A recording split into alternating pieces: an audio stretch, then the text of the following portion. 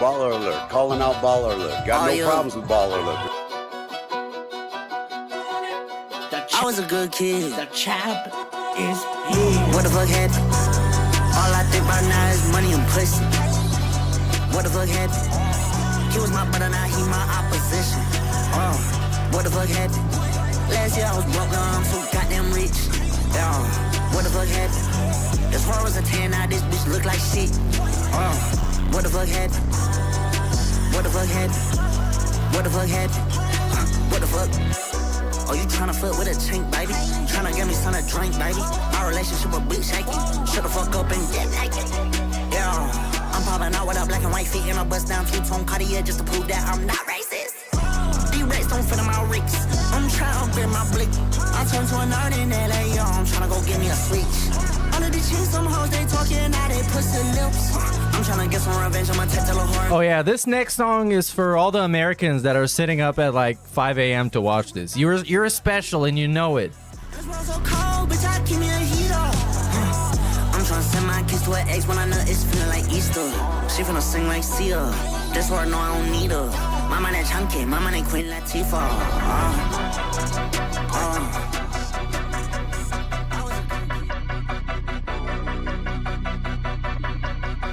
Yeah, let's go.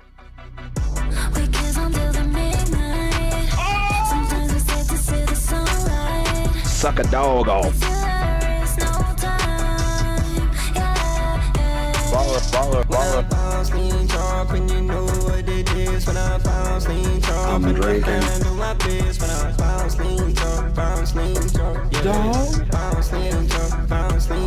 Oh yeah, let's go.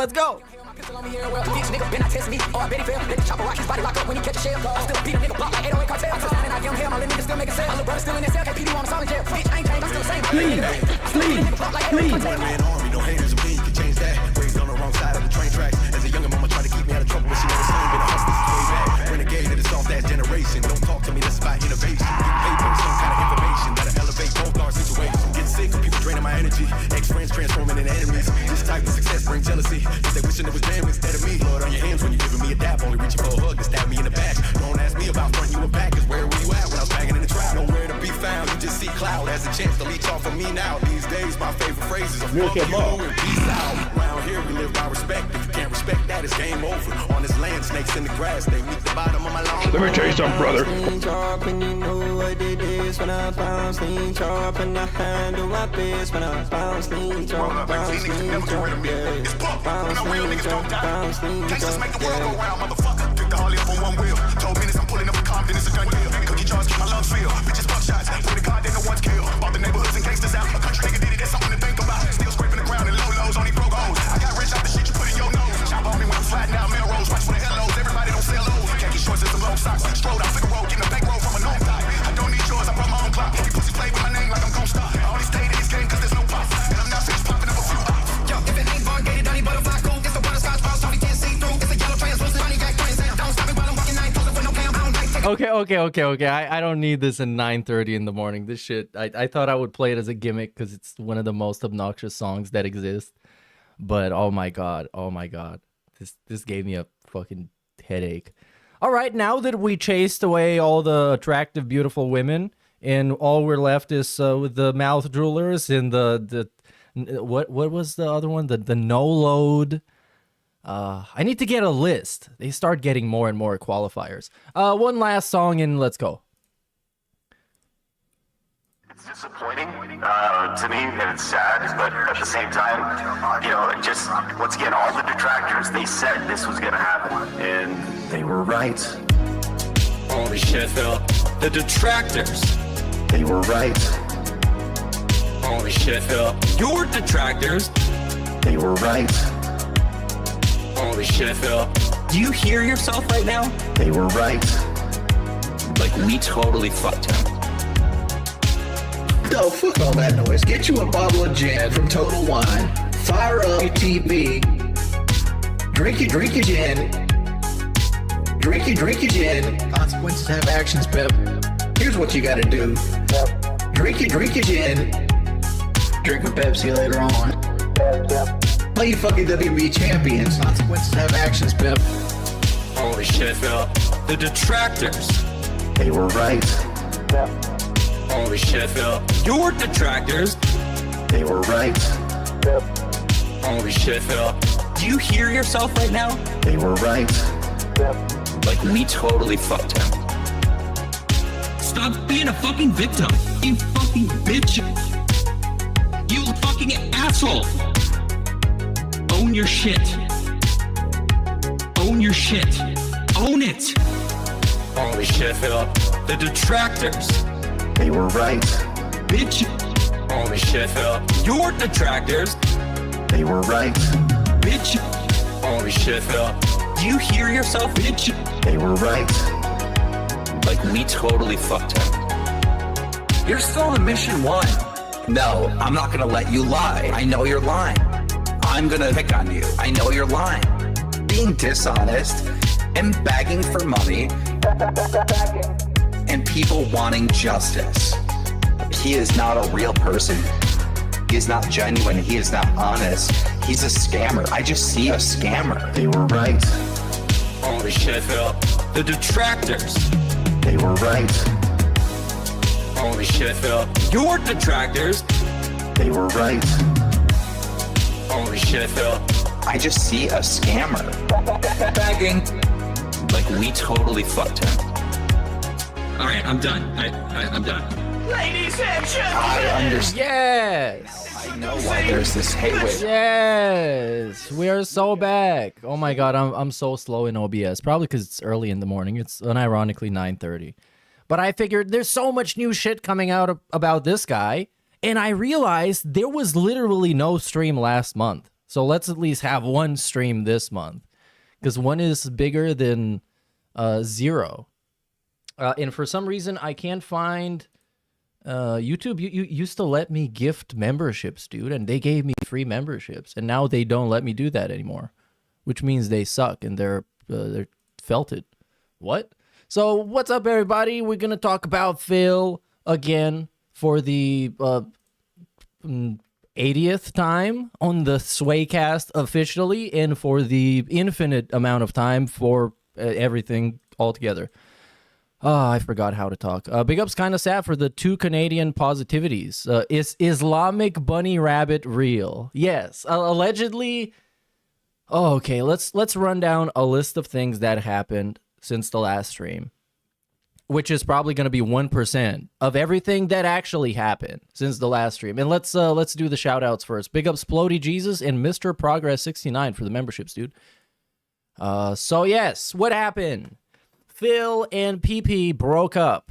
It's official, and it's final, and it's real, in all caps. Then, the Kino guys snaked him and are actively making fun of him now, and will proceed to make fun of him, and release information that he told them personally and privately, I guess, quote-unquote privately, about his wife, his life, and his pet rabbit that allegedly died.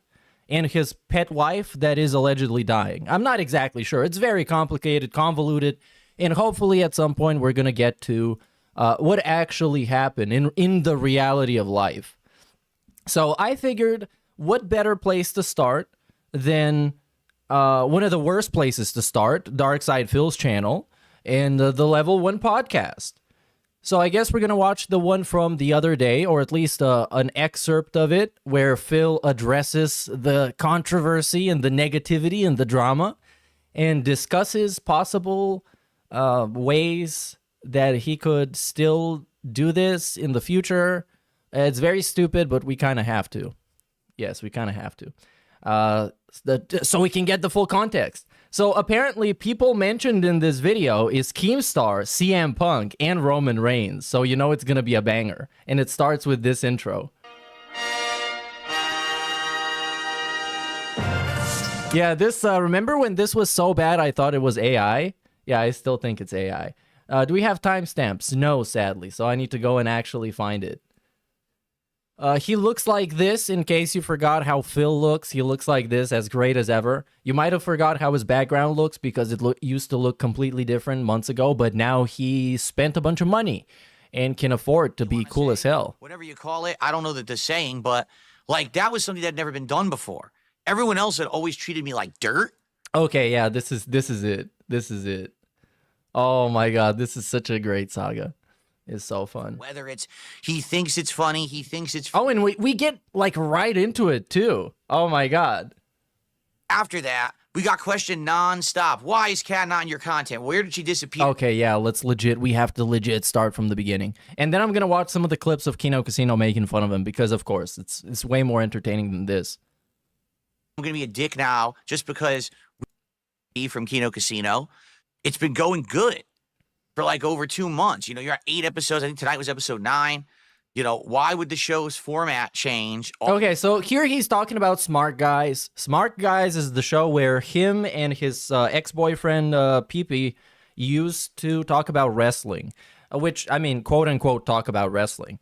Because the whole purpose of the show was to make fun of Phil under the guise of talking about wrestling. Because otherwise, DSP wouldn't agree to doing this if it wasn't specifically made to be kind of a weird gimmick like this. Right in the middle of everything. All right. Well, I'm going to give you the answer, but the answer won't make sense until you kind of go through the history.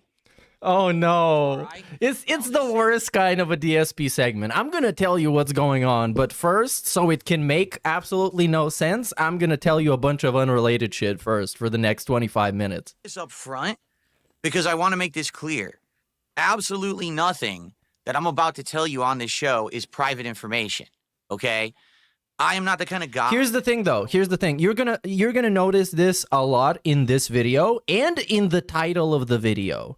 He is framing this situation as Triple P is unhinged. He went rogue. He betrayed Phil, and he's releasing private information. And Phil is doing the opposite. The opposite, because the title of this video is called A Calm Final Response to Triple P. He needs to convey to everybody that he is in fact not spurging out and this doesn't bother him. Of course, because nothing ever bothers Phil and he never spurgs out. Like, oh, well, all this stuff was going on behind the scenes, private, and you guys don't know about it. So let me just spill all that shit right now and be a complete fucking dick and violate trust and stuff like that. I'm not going to do that.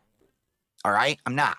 I'm just going to tell you. I'm not going to tell you private stuff about me and this random guy on the internet. I'm going to tell you private stuff about my wife instead.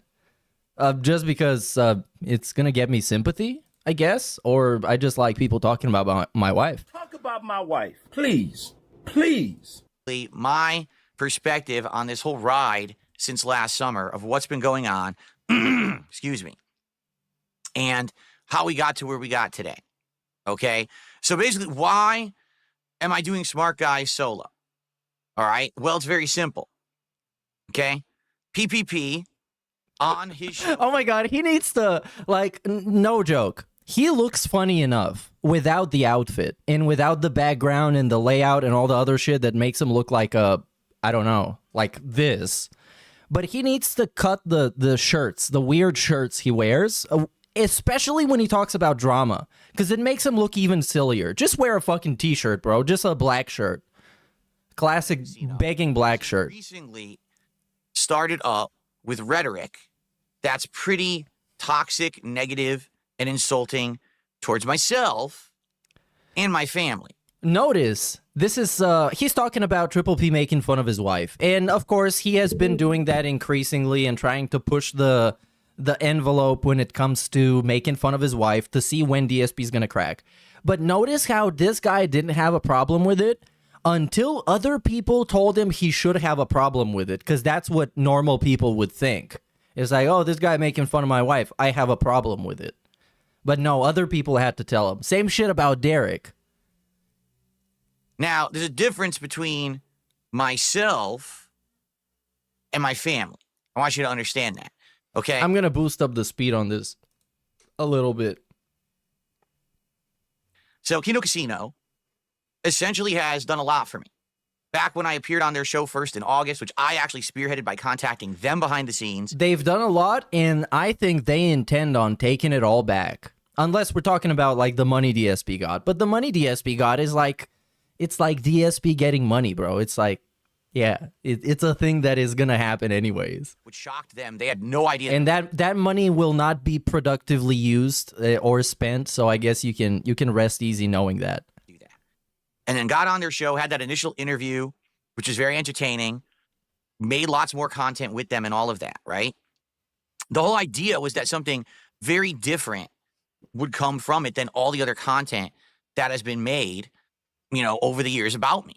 And that it would actually like turn into something very different and interesting. Why? It was literally the LolCow podcast that you agreed to go on. That's the only difference. It was the LolCow podcast without Keemstar.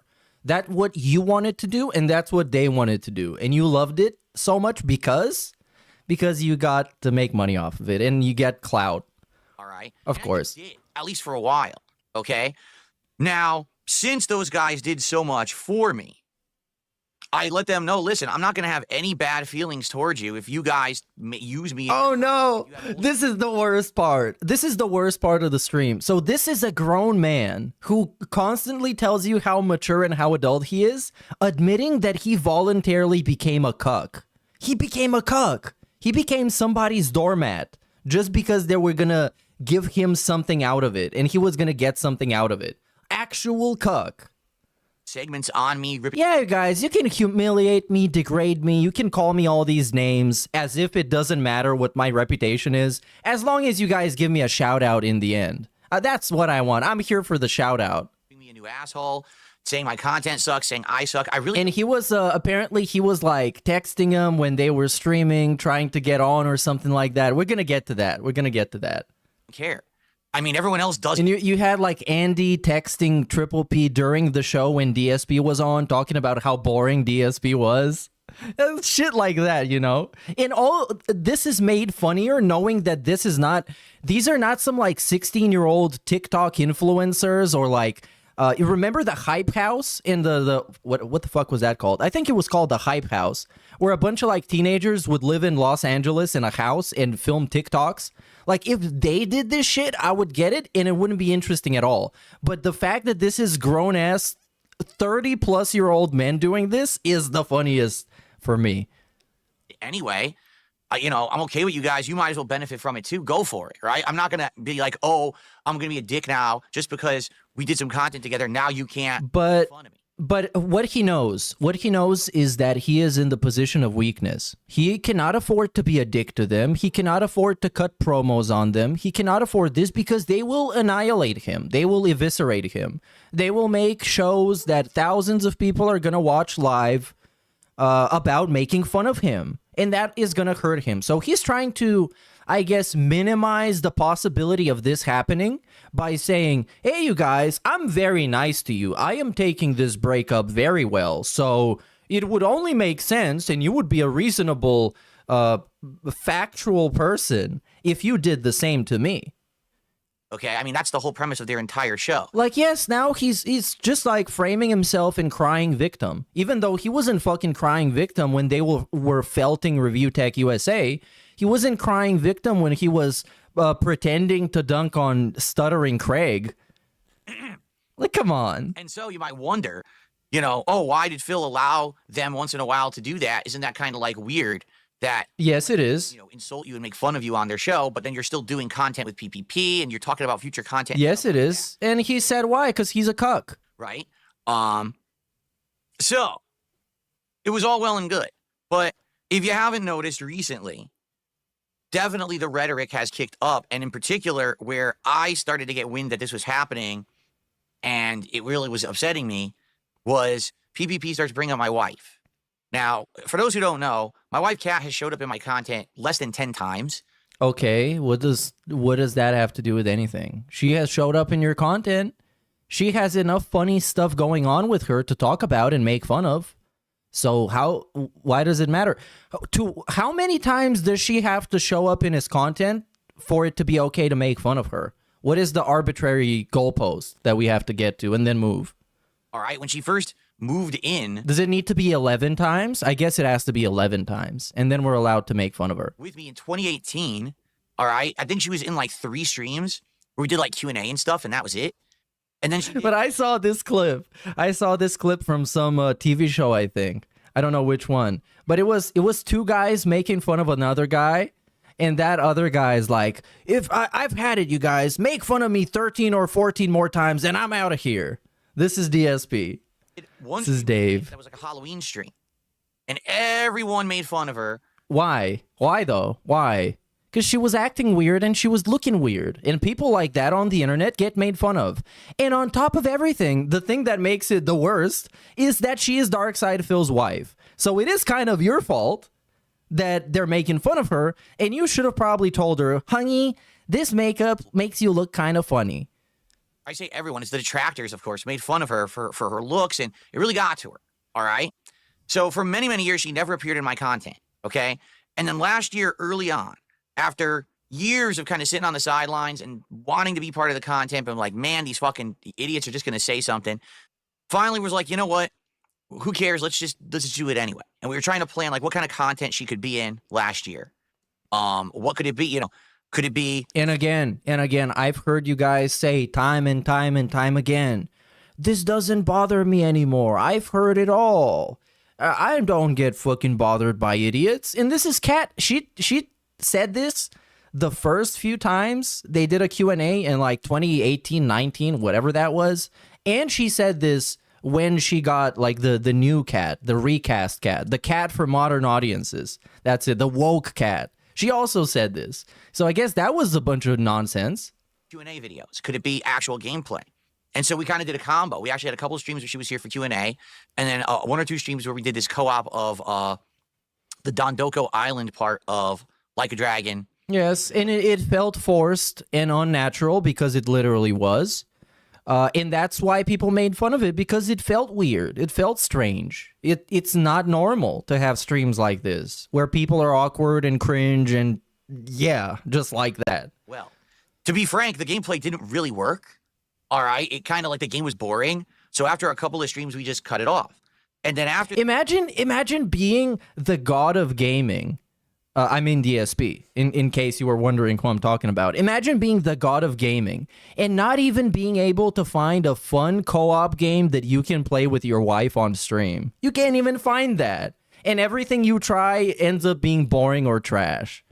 Wow. After that, I'm going to tell you something that I've kind of alluded to, but haven't really talked much about. Kat started to experience some health problems. There we go. The shield is out. The shield is out. Not even 11 minutes into this video. 10:51. Kat is dying, guys. Feel bad for me. I'm a victim here. Do not insult my wife. And because of that, her health took a turn for the worse, and it wouldn't have made sense for her to start coming on stream with the levels of stress and stuff that she was going through. Okay, you don't have to say this. You don't have to say this. Just say she didn't feel like it. She didn't want to do it. Okay? Just say it's not for her. You can just say that. You know, Kat, she was on stream a couple of times and she found out, you know, it's not for her. It doesn't make for great content, I guess. That's it. You can just admit that. That's okay. We don't need to bring up weird health issues to make people feel bad for you. So that's why she just disappeared from my content. It wasn't that, oh, there's no content or anything we want to do. In fact, I had bought Beyond Two Souls to actually play with her and do a whole co-op playthrough of. All right? But then because of these circumstances going on, we just said we can't do it. All right? Now, over the course of the year, the good news is stuff got better. Oh, so she's not dying. I guess that got debunked. She's not dying, you guys. Stop being panicked. All right? It improved. And as you know, would improve though. Talk about it all year. That's private shit. You know, no. But you're talking about it now. Wow. I hate you, dude. No one really needs to know. He's talking about it now because now we need sympathy. Now he realizes he's back to being the whipping boy, and he wants to protect himself from being the whipping boy by having a cat-shaped shield in front of him. And that shield, I'm telling you, the coverage is huge. About that, but. That's why that shit absorbs physical damage, absorbs all kinds of damage. Think about it. Pierce damage, slash damage, blunt damage. He disappeared from my content. I absorb blunt damage too. So many blunts. Hasn't come back because we're in a situation where we're already so stressed out about all kinds of stuff going on. And that is one of the many things going on in my private life right now. It's not everything. It's not everything. Yeah, tell me all your drama, bro. I promise I'm going to feel bad for you. Tell me everything that's going on badly in your life. And I'll talk about that in a second. Or maybe we can have a victim off where he's going to tell me all the bad things that are happening to him, and I'm going to tell him all the bad things happening to me, and we get to compare who is the bigger victim. We can have the Victim Olympics. That's going to be awesome. We can have Boogie invited. We can have Wings invited. We can have a bunch of obscure lolcows. It's going to be so much fun. Second. But... shout out Ninstar Rune for the $5. The lessons Phil should learn from this is never trust anyone and become a hermit. But that's kind of the thing, dude. That's kind of the thing, that he already knows this lesson. He learned this, and he knew that this was going to happen. But he couldn't help himself. He couldn't help himself. As LTG would say, he couldn't stop tasting the syrup. So he came back for more syrup, time and time and time again. And he knew that this show that is specifically based around making fun of people was going to make fun of him. It was kind of worth it because he was making money and his ego was stroked big style. So yeah, that's what we got. He couldn't help himself. Yet again, the king has felt it, sadly. Big ups A-Mac Uno for the 5 gifted, dude. Let's get some subs. One of many things. All right, and stupid camera, stop doing AI bullshit. So now, yeah, we have an AI camera now. Everything is smart in that office except for Phil. That's the gimmick. After that, we got questioned nonstop. Why is Kat not in your content? Where did she disappear to? And people speculate, oh, you got divorced. She's not there with you anymore, and all this bullshit and nonsense, right? It's all the same detractor crap that they all say. What is the same detractor crap? You make a big deal about something, and then it stops being a thing, and you start telling people to shut up about it and not mention it. That's attracting more attention to it, and that's making it look very suspicious. So of course people are going to ask about it. Because I remember very, very vividly when that happened. And I remember how much he was hyping it up, as if it was like, whoa, it's so cool that Kat's going to play games with us, dude. And he was talking about fucking Dondoko Island for weeks. No joke, weeks straight. And then Kat stopped being a thing after that one stream, and then no one was supposed to talk about it ever again, ever, for any reason whatsoever. All bullshit, okay? It's kind of sus. So, finally, you know, fast forward to this year and today and all this stuff going on. And all of a sudden, after weeks of PPP escalating this rhetoric on his show, this toxic stuff about me, which, again, I don't give a shit. You do give a shit, though. What do you mean you don't give a shit? Somebody is insulting your wife. You should. You should. This is the wrong answer here, buddy. You should give a shit. Thick skin. I don't care what you say about me. Say it. Get your rise. Get people to toss you money for it. I just don't care. I don't. But when you start bringing up my face... Oh, so he doesn't care when people say stuff about him, even though he does. Members... Like, this whole segment is because he cares. Really no reason. Besides, oh, maybe this will also get something out of the audience. Maybe this will get a... No, it was literally... He was doing it, and I guess everyone knows why he was doing it except Phil. He was doing it so Phil can fucking have some backbone and defend his wife. That's the only reason. That's the reason. Because if you want to know the truth, I think that's what this is all about. No, it's not about getting a fucking rise out of the audience. Because guess what? The audience knows that Kat is fat. And they know she's stupid. And they know all this stuff. It's like when someone insults her to your face and you do nothing about it, it's tempting to just keep going and make you feel uncomfortable. And that's exactly what happened. I think that PPP wants to get a rise out of me. He wants to have me here freak out and start going full path number 2. The return of the king of hate, the angry man who just wants to rage against everything and burn everything down around him and hurt everyone around him. Oh yeah. So this is something also I have to talk about because this happened in the previous episode, but it's being referenced here because obviously continuity. So Phil has 3 paths. This is the new born again Phil. He has 3 paths he can take. They say this in the Pig Roach Bible. So path number 1 is become an online blood sports maniac and transform himself into Dark Side Phil. You just straight up transmogrify yourself into your dark side. Unleash the dark side. And start going after people, harassing them, doxing them, doing gay ops, finding them and stalking them in real life, camping in the bushes in front of their house, trying to break into their house. That's path number 1, Mr. Bloodsports. Path number 2, I already kind of forgot what it was, actually. But it was something that also sucks. And also is super extreme. I guess he's gonna become a domestic terrorist or something. He's gonna become like Ted Kaczynski. That's path number 2. It's terrorism. And path number 3 is to beg for money. And I'm not joking. This one I remember very well.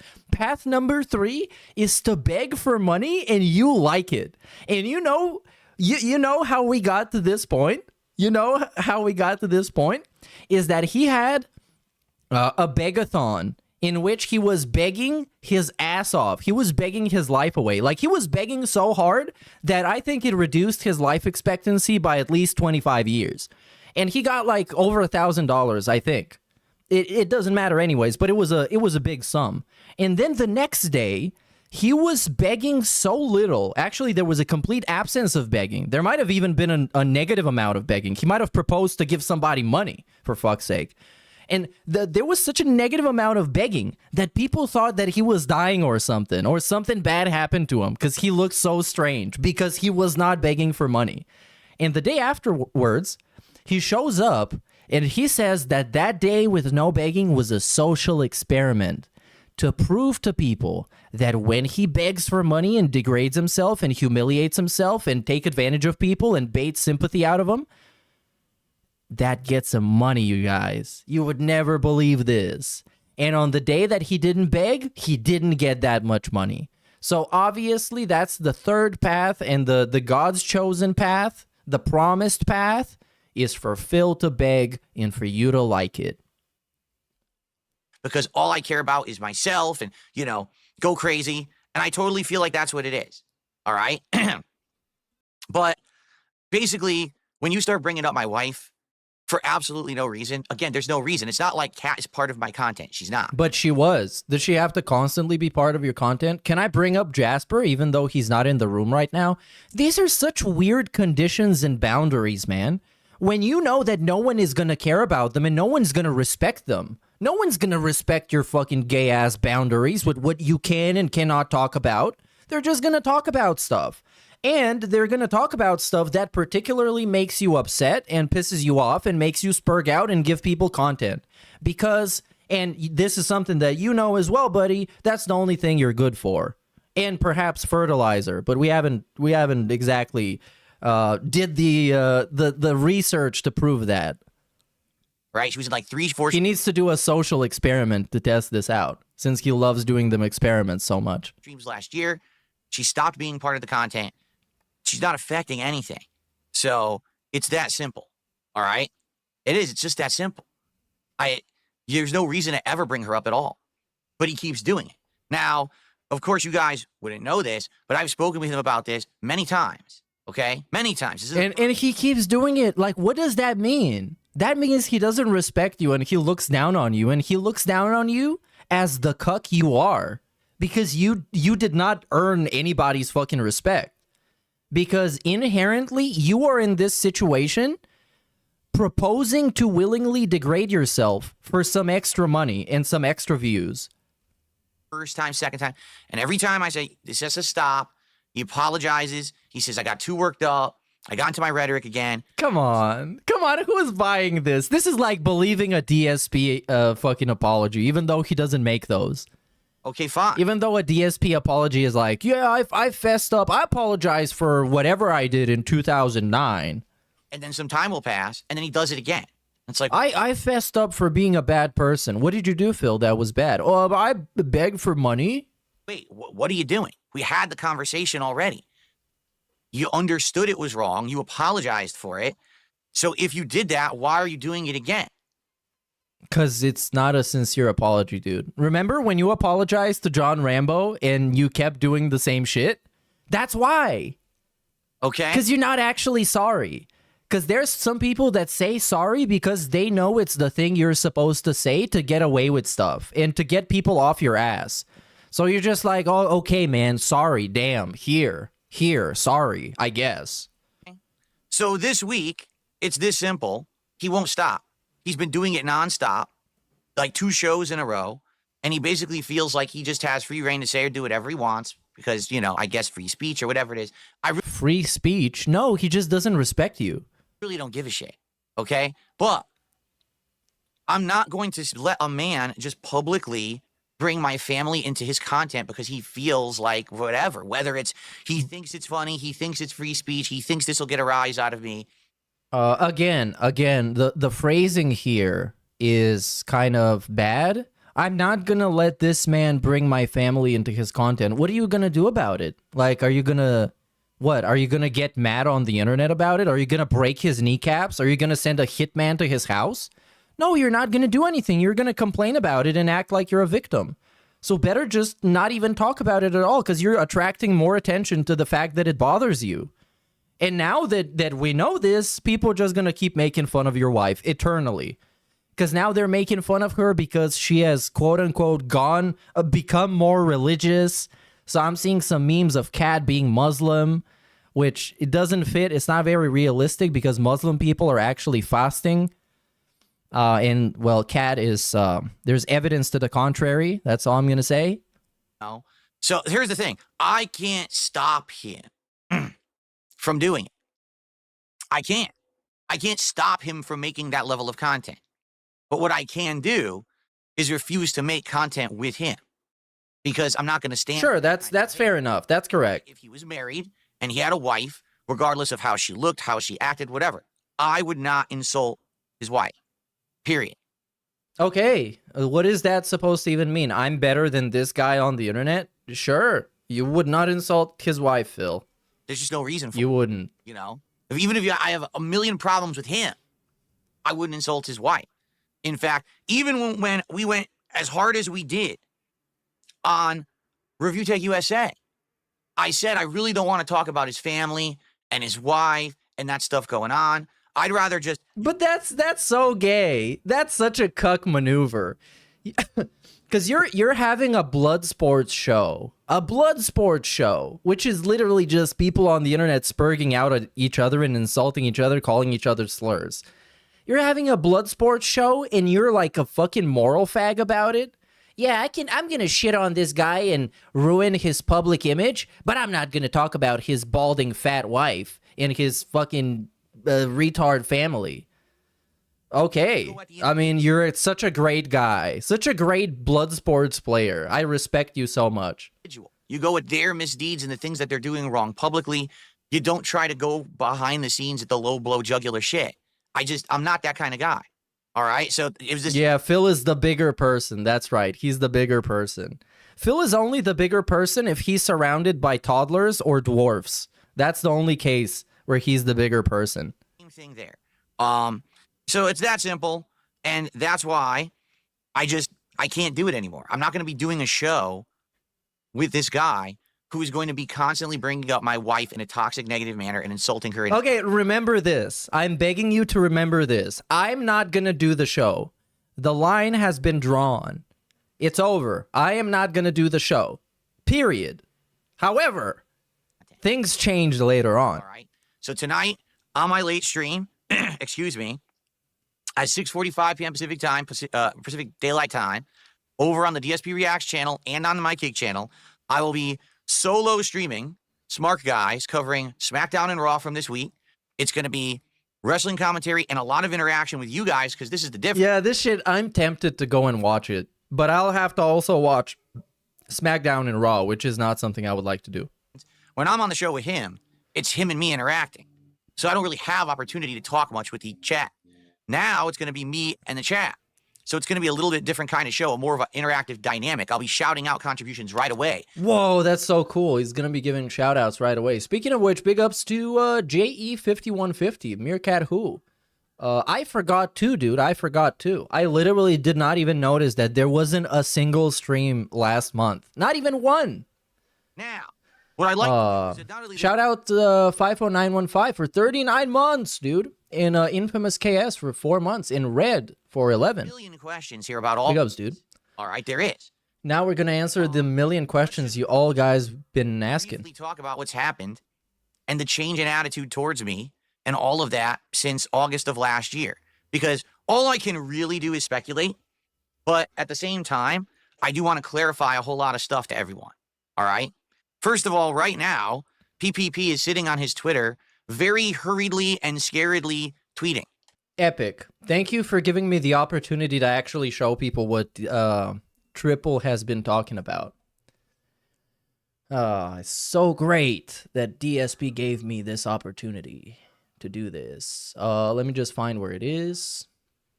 I think I put it in my bookmarks, but I put too much shit in my bookmarks, so I might have not. I might have not.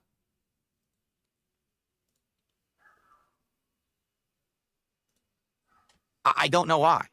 It's like the guy's terrified about what I'm going to say or something. I don't. The guy is terrified of what Phil's going to say. Dude, if you thought the guy was terrified of you, would he be treating you this way? Would he be calling your wife fat and humiliating you? Oh, by the way, Kino Casino yesterday on Kick, 4.3 thousand viewers. Darkside Phil, DSP Gaming Real on Kick, 71. And you can bet what percentage of those people watching were actual DSP fans and who is a LARPer with a fake name. Oh, it's so based. So this is what's been going on here with Mr. Triple. This shout out to Sav for this. And this is the clip basically that I just watched. Terrified about what I'm going to say. He's so terrified of what Phil is about to say. He's going to destroy him. And I guess these are the tweets that he was talking about. I guess we can start from maybe here. Oh, these are nice. These are nice. We're going to have quite a bit of reading. But I guess we can start. Okay, we'll start from here. So King Jad says, to be fair to Triple P, Cat is a big fat fucking bitch. You said it, brother. Just a factual observation. And then Triple says, it's a fact. I'm not sure why there's so much hostility surrounding observing reality. Maybe it's because he lives in a walled-off fantasy land of his own creation, where black is white, up is down, and it's mature positive content, dude. Oh, Phil's snaked, man. Phil's snaked for real. Then we keep going. So last week, for the first time in 10 plus years, was the closest thing to Phil having a friend tell him some truths and advice. His only reply were lies. Fuck the fat bitch.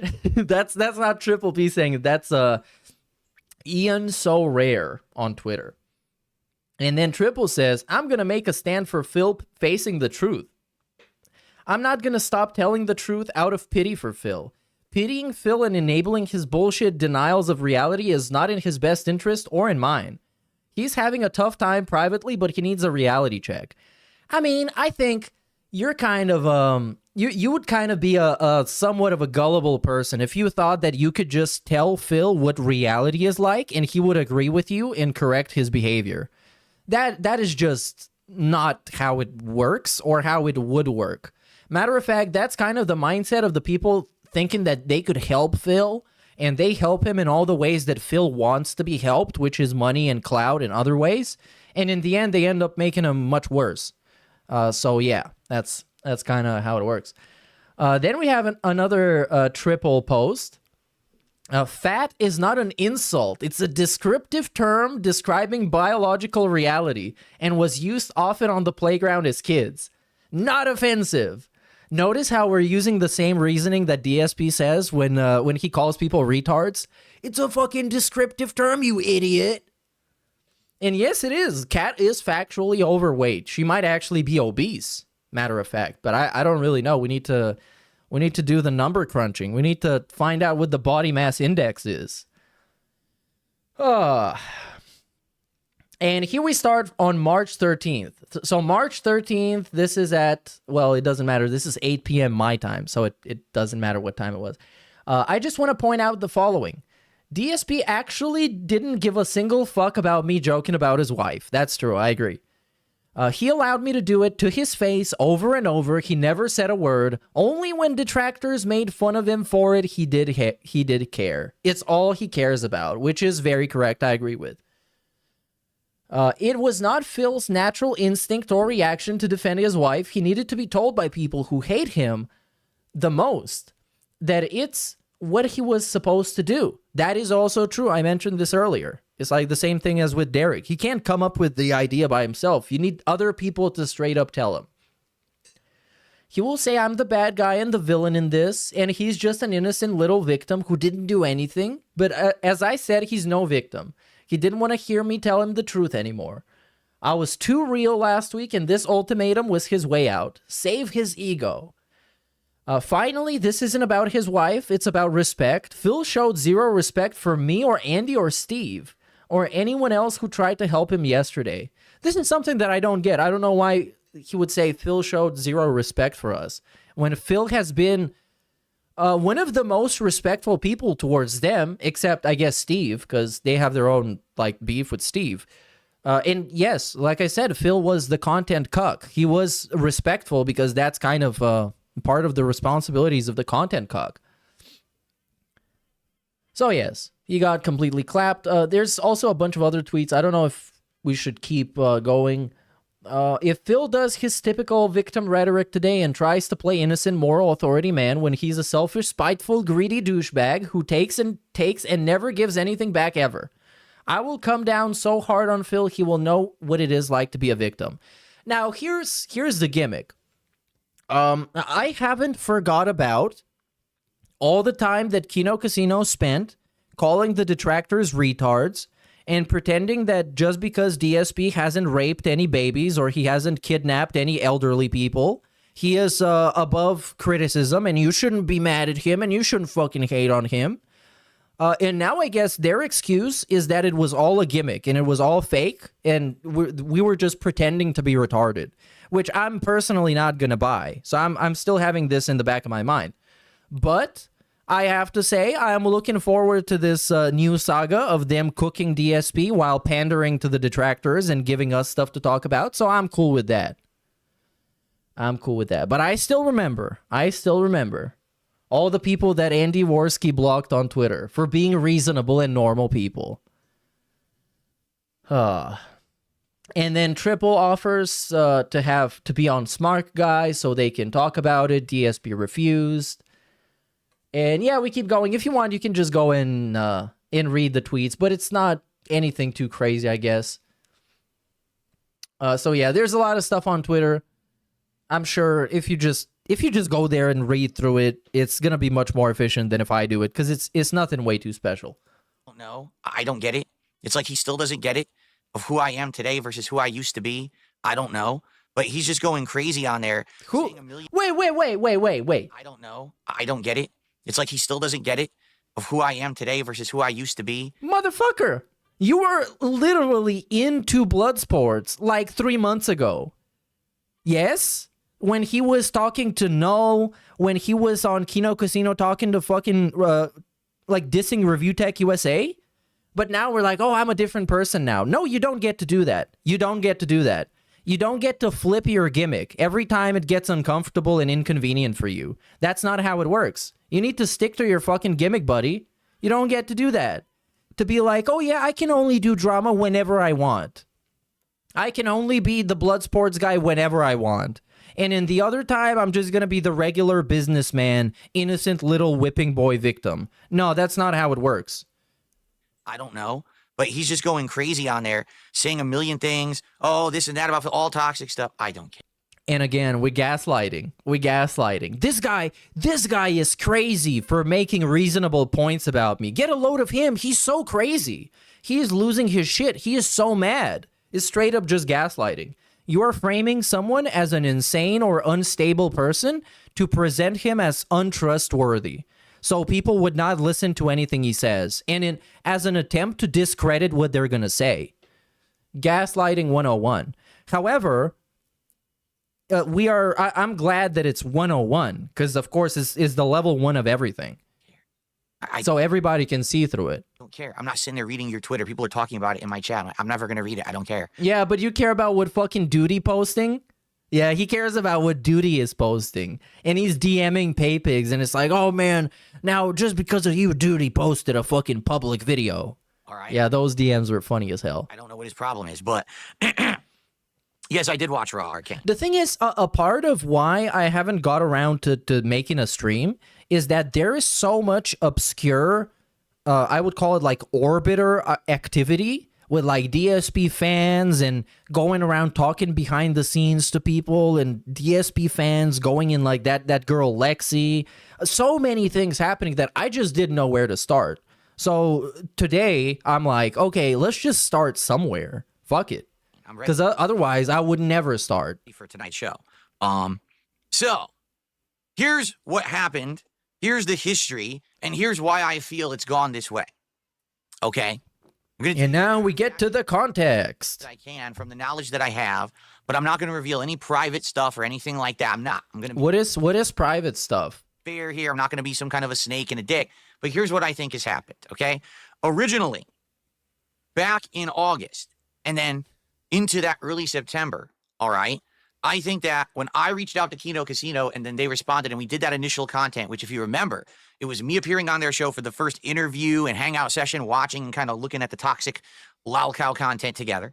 And then it was us doing the... You know what? Before we get into this whole thing, because this is going to take a while, I want to read through a specific Kiwi Farms post that was posted here that I sort of agree with and make some good points.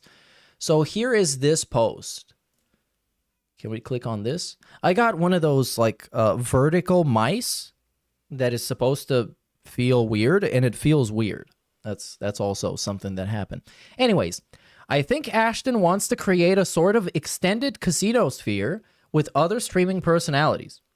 He wanted to bring on Phil as a joke, but also as a part of the Kino Casino crew like they did with Steve Cambion.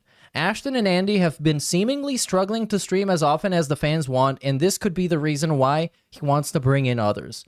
I think Ashton is getting frustrated with Phil because Phil doesn't understand this isn't inside the actor's studio with James Lipton. Nobody is interested in getting to know the real him and listen to him talk about himself. This is a fact. Like, I don't think DSP realizes that he's a fundamentally uninteresting person when he, like, in his regular way of presenting himself. Like, he's just not an interesting person. He doesn't do interesting things. He doesn't know interesting people. He doesn't have a history of doing funny and meaningful things that I guess you can talk about as, like, a story. Everything about him that is interesting is unintentionally interesting and for bad reasons. Also known as a lolcow. So, the deal with collabs is both sides get a bump. Sure. Phil brings in viewers for the casino, and well, what kind of viewers does Phil bring for the casino? I guess the troll viewers. I guess that is correct. Yes, that is. And the casino sends over some pay pigs to Phil.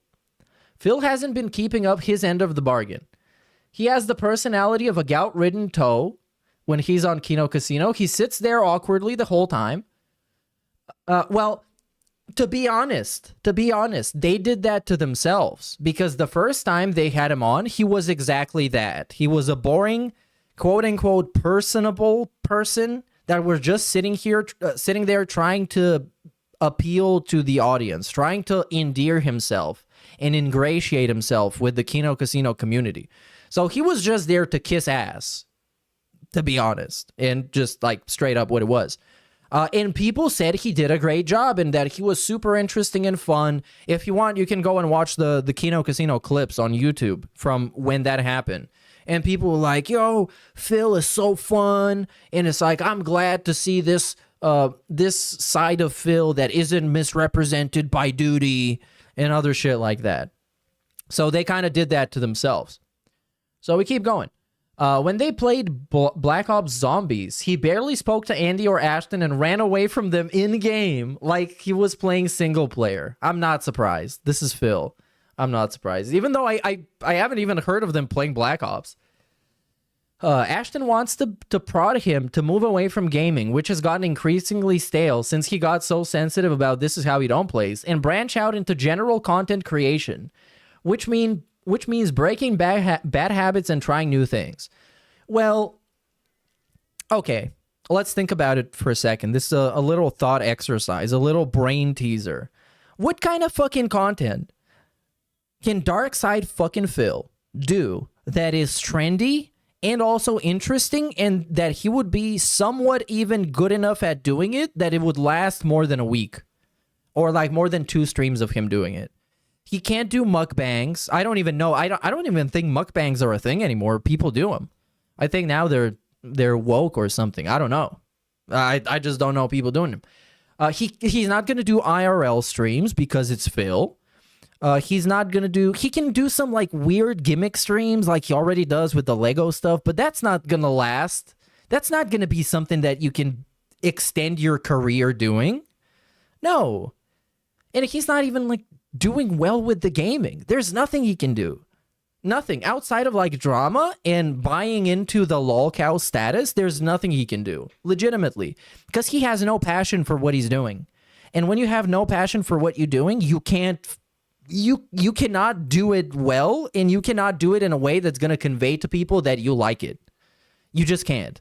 And his passion is for getting money for doing nothing. That's his passion. He's passionate at getting money. And not even in the way that hustlers are, because, you know, there's people hustling who are passionate.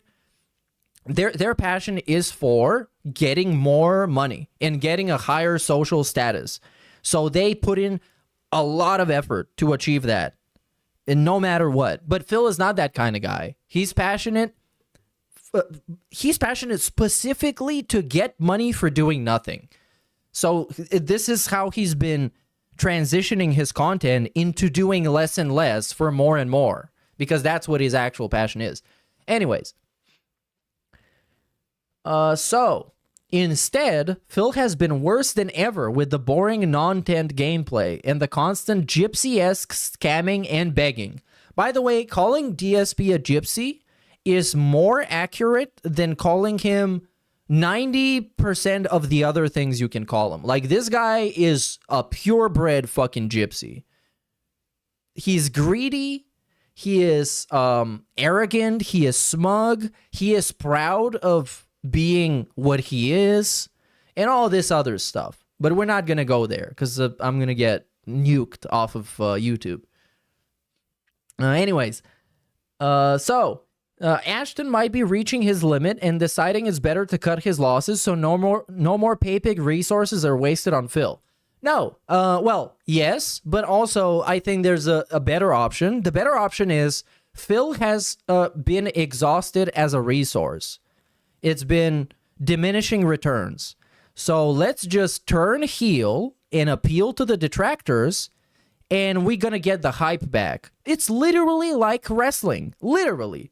When a wrestler's gimmick becomes boring and he's no longer over, what does he do? He switches the gimmick, and he starts appealing to a different subset of people. And then he hopefully goes over with those people, and he becomes a more popular wrestler. It's sort of mental on Phil's part because Ashton is giving him a real opportunity, and Phil has said he wants to move away from gaming content and try something else, but Phil's been playing a game about digging a hole in real life his entire life, and he's really good at it, and he's not about to stop just because someone dropped down a rope ladder. But here's the thing, though. Here's the thing. What kind of a real opportunity is Ashton even giving Phil? To make more drama videos, to make videos like reaction videos like Asmongold, to make political videos. DSP knows that this is not in his best interest, and this is not content that people are going to be happy with, and this is not content that's going to get him to go over, quote unquote, you know, to get him hype. So I don't think like Triple P has much to offer DSP outside of temporary benefit. Not much of a long-term solution to any of DSP's problems. Yes, you can become a blood sports whipping boy, and you can go on other people's streams so they can embarrass you. And you can make videos, I guess, If you want to become a grifter, you can just become a grifter and pick a topic. You can pick any topic. You can, I don't know. You can be anti-woke. You can be woke. You can be political. You can make fun of people that do political stuff. You can make fun of people that do gaming. You can do whatever, dude. Literally whatever. But the problem is that DSP doesn't really want to do anything. He wants to do Q&A every day, all day. That's what he wants to do ideally. Because it's fucking easy and it works. So yes, I don't think, no matter what the opportunity was, this guy wasn't taking it because it's too much risk involved. Interview with Josh Moon, the owner of Kiwi Farms. And then it was the co-op gameplay of Chained Together, right? I feel like we struck a hot iron or whatever the hell you want to say, whatever you call it. I don't know the saying, but... No, it was just novelty. It was the novelty of DSP talking to other people that don't like him. That was it. I'm not going to say that content was bad or I didn't think it was entertaining. I did. It was very entertaining to me. But it was a novelty thing. And the Kino audience knows it and Kino Casino know it as well because the more and more they had DSP on, the more the diminishing returns were. And that's just how it is. Because he's just not an interesting guy. The gimmick wears out quickly, and then we're back to doing this. Like, that was something that had never been done before. Everyone else had always treated me like dirt and never even giving me a chance to speak. And they did the opposite. And because of that, it actually exploded. Everyone was talking about it. Everyone was excited about it. Like, holy shit. But were they excited about it in a nice way? Or were they excited about it in a way that it makes you look bad and they make fun of you? Because, yes, he just mentioned, no one let me speak before, and they did the exact opposite. What, they forced you to speak? They put you in a situation where no matter what you say, you're going to end up looking embarrassed and like a cuck? Because that's exactly what happened, buddy. DSP is actually interesting and entertaining when you give him the opportunity to do these kind of interactions instead of just completely just fucking, deriding him, which is all people had done for like a decade. But that's what they're going to do now. And probably for another decade. Right? Then they went on vacation for a month. And I'm not going to fault them for that or anything like that at all. Okay? They went on vacation for a month, which had already been pre-planned and all of that. And I do feel like that sadly kind of stifled that momentum that we initially had. No, they let you do your own thing and you failed. Because you can't do it without them. That's kind of the thing. That's what he's trying to say without actually saying it. Because when they went on vacation, Phil was still doing drama shit. He was still trying to make up some random gimmicks and weird fucking blood sports shit. It just didn't work. Because what he needs really and what made those times when he was on Kino Casino entertaining is he needs someone to hold his hand. Like, he is legitimately this much of a fucking 220. He can't diss somebody by himself. He can't felt Review Tech USA by himself. He needs two mature adult men to help him and to give him their platform and to put words in his mouth so he can felt somebody. That's why. When you're sitting around for a month and you're like, gee, what content will come next? And there's none. Now, I did my best during that month to maintain, if you remember. Yeah, literally. That's what I was just saying. I did my best to maintain. What? To just keep doing drama shit, and it failed. The month where I interviewed Keemstar. Whoa. One podcast right here. And that went really well. Again, that kind of exploded, right? It went crazy how popular it went. And did it really explode? Let me fact check this. Let's see what is exploded. Are we talking about 12 views or maybe 1,000? Let's go DSP Gaming. Keemstar interview, perhaps, maybe? Yes. Well, 17,000, which is, I guess, yeah. It's huge. It's massive. It's massive. Super viral. People loved it. Oh, did people actually love it? Let's see the top comments. I'm pretty sure the top comments are going to be positive. Keem and DSP having a civil conversation was not on my 2024 bingo card. Very, very befitting that Keemstar is the first guest given the history. It's surprising seeing Phil jumping through the level wrap portal to get all these things done. Let's hope the king doesn't stop. Well, your hope dies here, buddy. Your hope dies here. Or give us more of this kind of content. So then I had Stuttering Craig on the show. And the guy literally exposed himself. Oh yeah, this is the best narrative I've ever heard. The guy literally exposed himself. The most I think anyone has ever exposed himself completely. Well, did he show you his cock? What do you mean? Mask off, freaking out. Oh no, he took off his mask. He's low-key reptilian under the mask. Saying crazy stuff. I want to donate the money I made off your detractors. Wait, I want to give it to you. Wait, what? No, fuck you, Phil. Like, wait, what? So that was a wild interview. It really was. It was crazy. I think DSP is the only person who thinks that Craig exposed himself in any way in that interview. Because Dave is the guy who ended up looking like a petulant child. Like a little crybaby. Never expected. And Craig just went on to do his own shit. Which, by the way, his own shit is kind of shady. That Game Awards event, the thing that they did is kind of shady. But that's a discussion for another day, because that's a deep rabbit hole. Essentially, they wanted to make their own Game Awards show, which there's nothing bad in that. I encourage that, because the real Game Award, well, the actual Game Awards, you know, the Jeff Keighley show, that shit is full of ads and product placements and sponsorships and trash. So Craig wanted to do his own alternative, which is great. But then he was charging people like $30 just to vote. And he claimed that the money would go on like a venue and a bunch of other shit. And then eventually the thing was just like a kind of like a PowerPoint presentation. So very shady indeed. Did it to go that way. That was good content, right? Then I had the interview. Well, then I reacted to my documentary by June the King. And then I had the interview with June the King. Admittedly, I don't think the interview with June the King went the way anyone wanted. Because you are bad at talking to people. It was pretty darn boring. Why? I thought, bro, I thought you were supposed to be the guy asking the questions. My brother in Christ, you made the interview boring. Why wasn't it boring when June was on TBS? Why wasn't that boring? That was so much fucking fun. Thought that maybe he'd have stuff to say about, you know, researching me and stuff like that, right? And it just ended up being kind of a blah conversation. Oh, is it because it made you look bad? Until we actually started talking about other creators, for example, Wings of Redemption. Oh, of course, of course. Gossiping about others is much better than talking about stuff that makes you look bad. I agree. I mean, I see where you're coming from, Phil. Then finally, there's a little bit of redeeming qualities in that interview and stuff like that, right? But then after that, when the casino came back, we kind of tried to resume and pick up where we left off, but this is where things fell apart.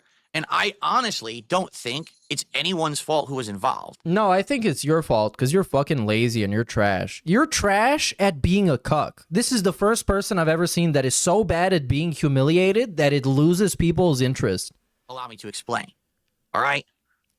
For many, many, many, many years, every single person on the internet wanted to use me as their easy, low-hanging fruit. They literally still do, and they literally will always. Their easy payday, their target where, hey, if I have a day where I just make fun of Darkside Phil, I'll make profit. Because he's the meme that everyone likes to make fun of, right? And again, profit. And this... Like, dude, unironically, I watch a lot of YouTube, and I can tell you that you can make a low-effort, shitty-ass video, kind of like my last two videos, about insert current dramatic YouTuber here, and you can get at least 50K. At least 10 times the amount of views I got on my previous videos you can get off of talking about whoever the fuck, who is not DSP. Just whoever the fuck. You know what? Go on Kiwi Farms and look at the top bar where it says the community happenings, and you can see what the hypest thing going on right now is, and read the thread and make a 10-minute video about it, summarizing what you read in the thread, and you're going to get 10 times the amount of views that Darkside Phil is going to give you. 10 times. Just persisted for the longest damn time. Well, all of a sudden, now that I was actually getting positive attention. Matter of fact, I can tell you what you can do. You use Microsoft Copilot. Of course, I'm going to plug Microsoft. You use Copilot, and you give him the link, and you tell him, summarize me this page. And he's going to summarize the whole drama, and you can make a 5-minute long video that's going to get 50K views. People were listening to what I had to say instead of just deriding. And you can actually take the summary that Copilot's going to give you, or ChatGPT, and run it through a text-to-speech, and now you have narration for your video. So there you go. It's really not that hard. In writing me off, now was the opportunity to clap back. Take a look at the interview with Josh Moon. It went really well. How did it? He said, What do you mean it went well? The guy, like, the first thing he said after the interview is, "I understand why people troll this guy." What do you mean it went well? We didn't really come to an agreement or a middle road, but it was still fascinating content, right? Fascinating.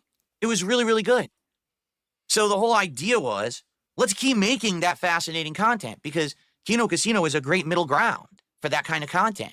You could have me on versus these other people who... He literally just described LOLcow Live. He wanted his own LOLcow Live. That's what he wanted. Always been... That's what he wanted, LOLcow Live. Toxic or accusatory towards me. And let's hash it out. Let's actually see what your real problem is with... But he wanted it to also be on the Kino Casino platform because they already have an instilled viewer base.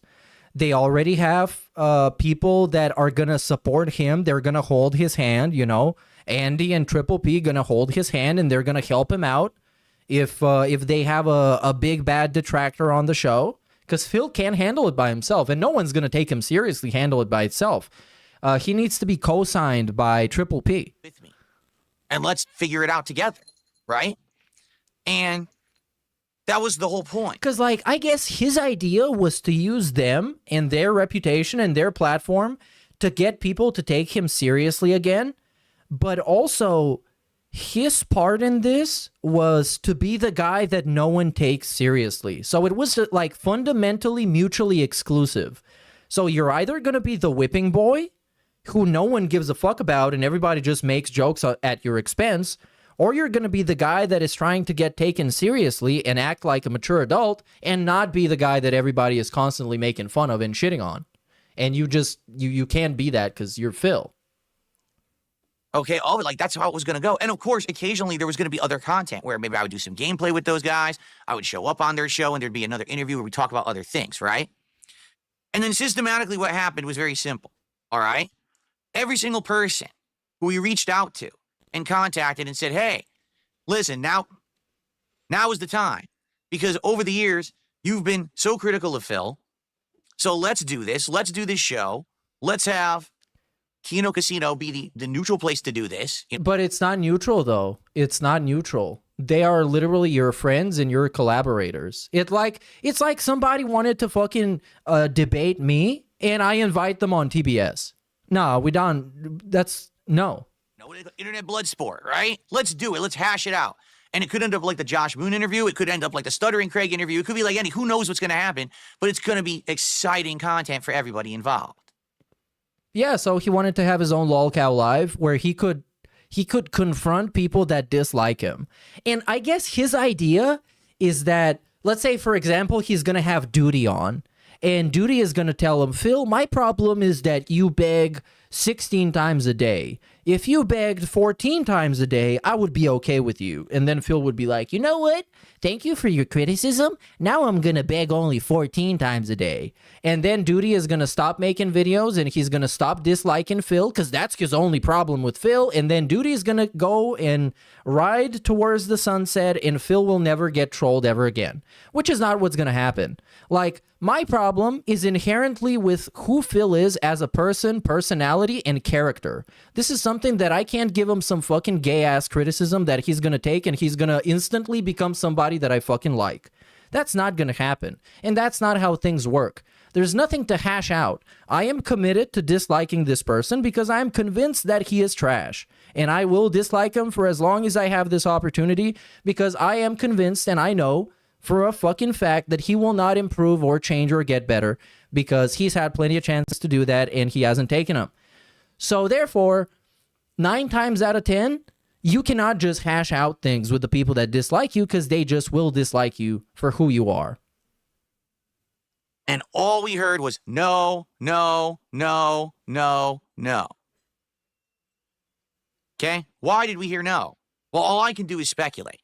But my speculation is pretty... because they're scared. Because they're scared the DSP is going to felt them and discredit them.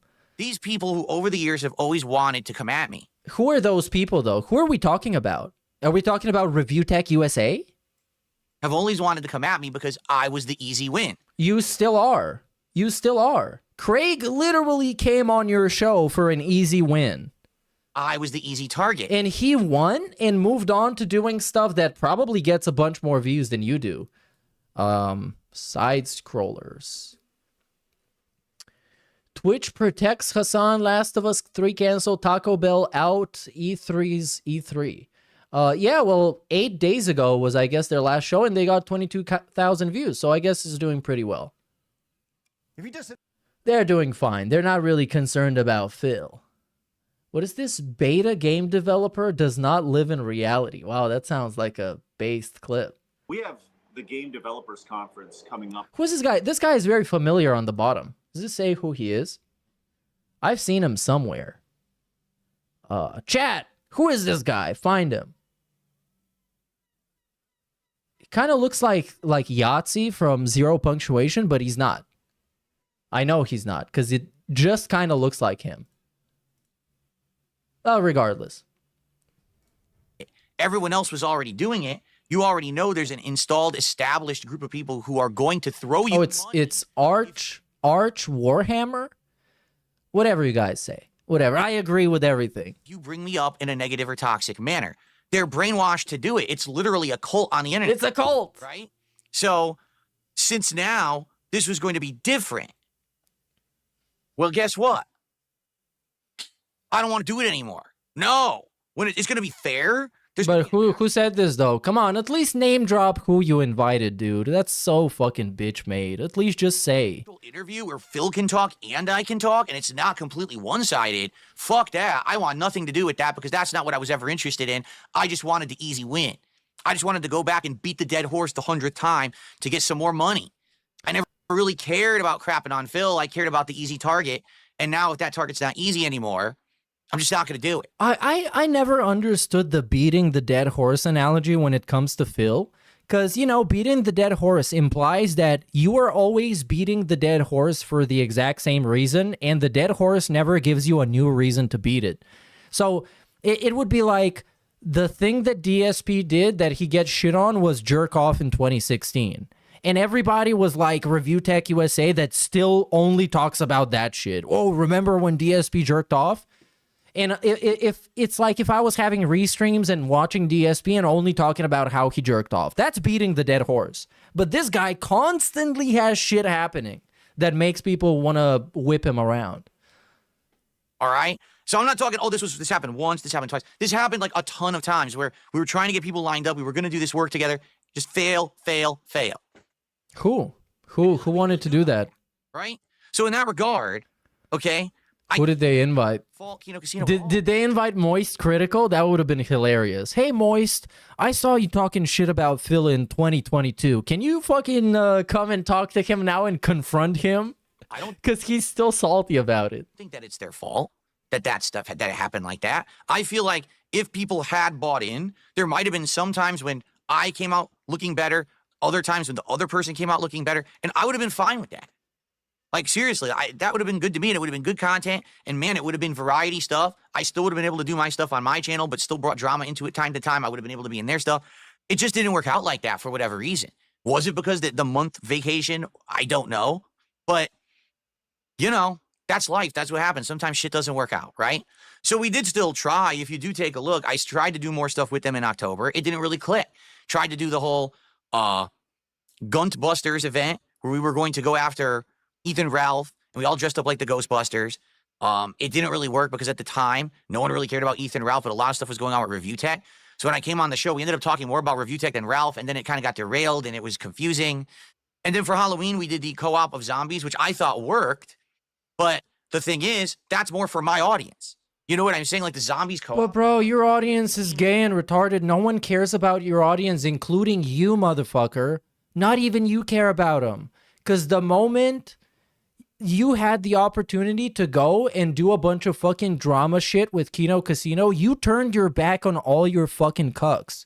You turned your back on poor little Jade, who's just sitting there and crying because he doesn't like drama.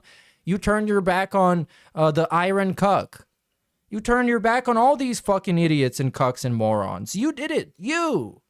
And now we're gonna pretend like you want to care about appealing to your fucking audience. What a fucking retard. It's not for a casino audience. The casino wants the drama. Where was the drama in that? There was none, right? And then the last thing that I really did with them was the election special, which honestly I thought was fun, but I was already doing my own content and I couldn't just drop everything to be on their show. And I did jump on for a little while and I enjoyed what I did when I was doing it, but I just couldn't be there all night. Okay?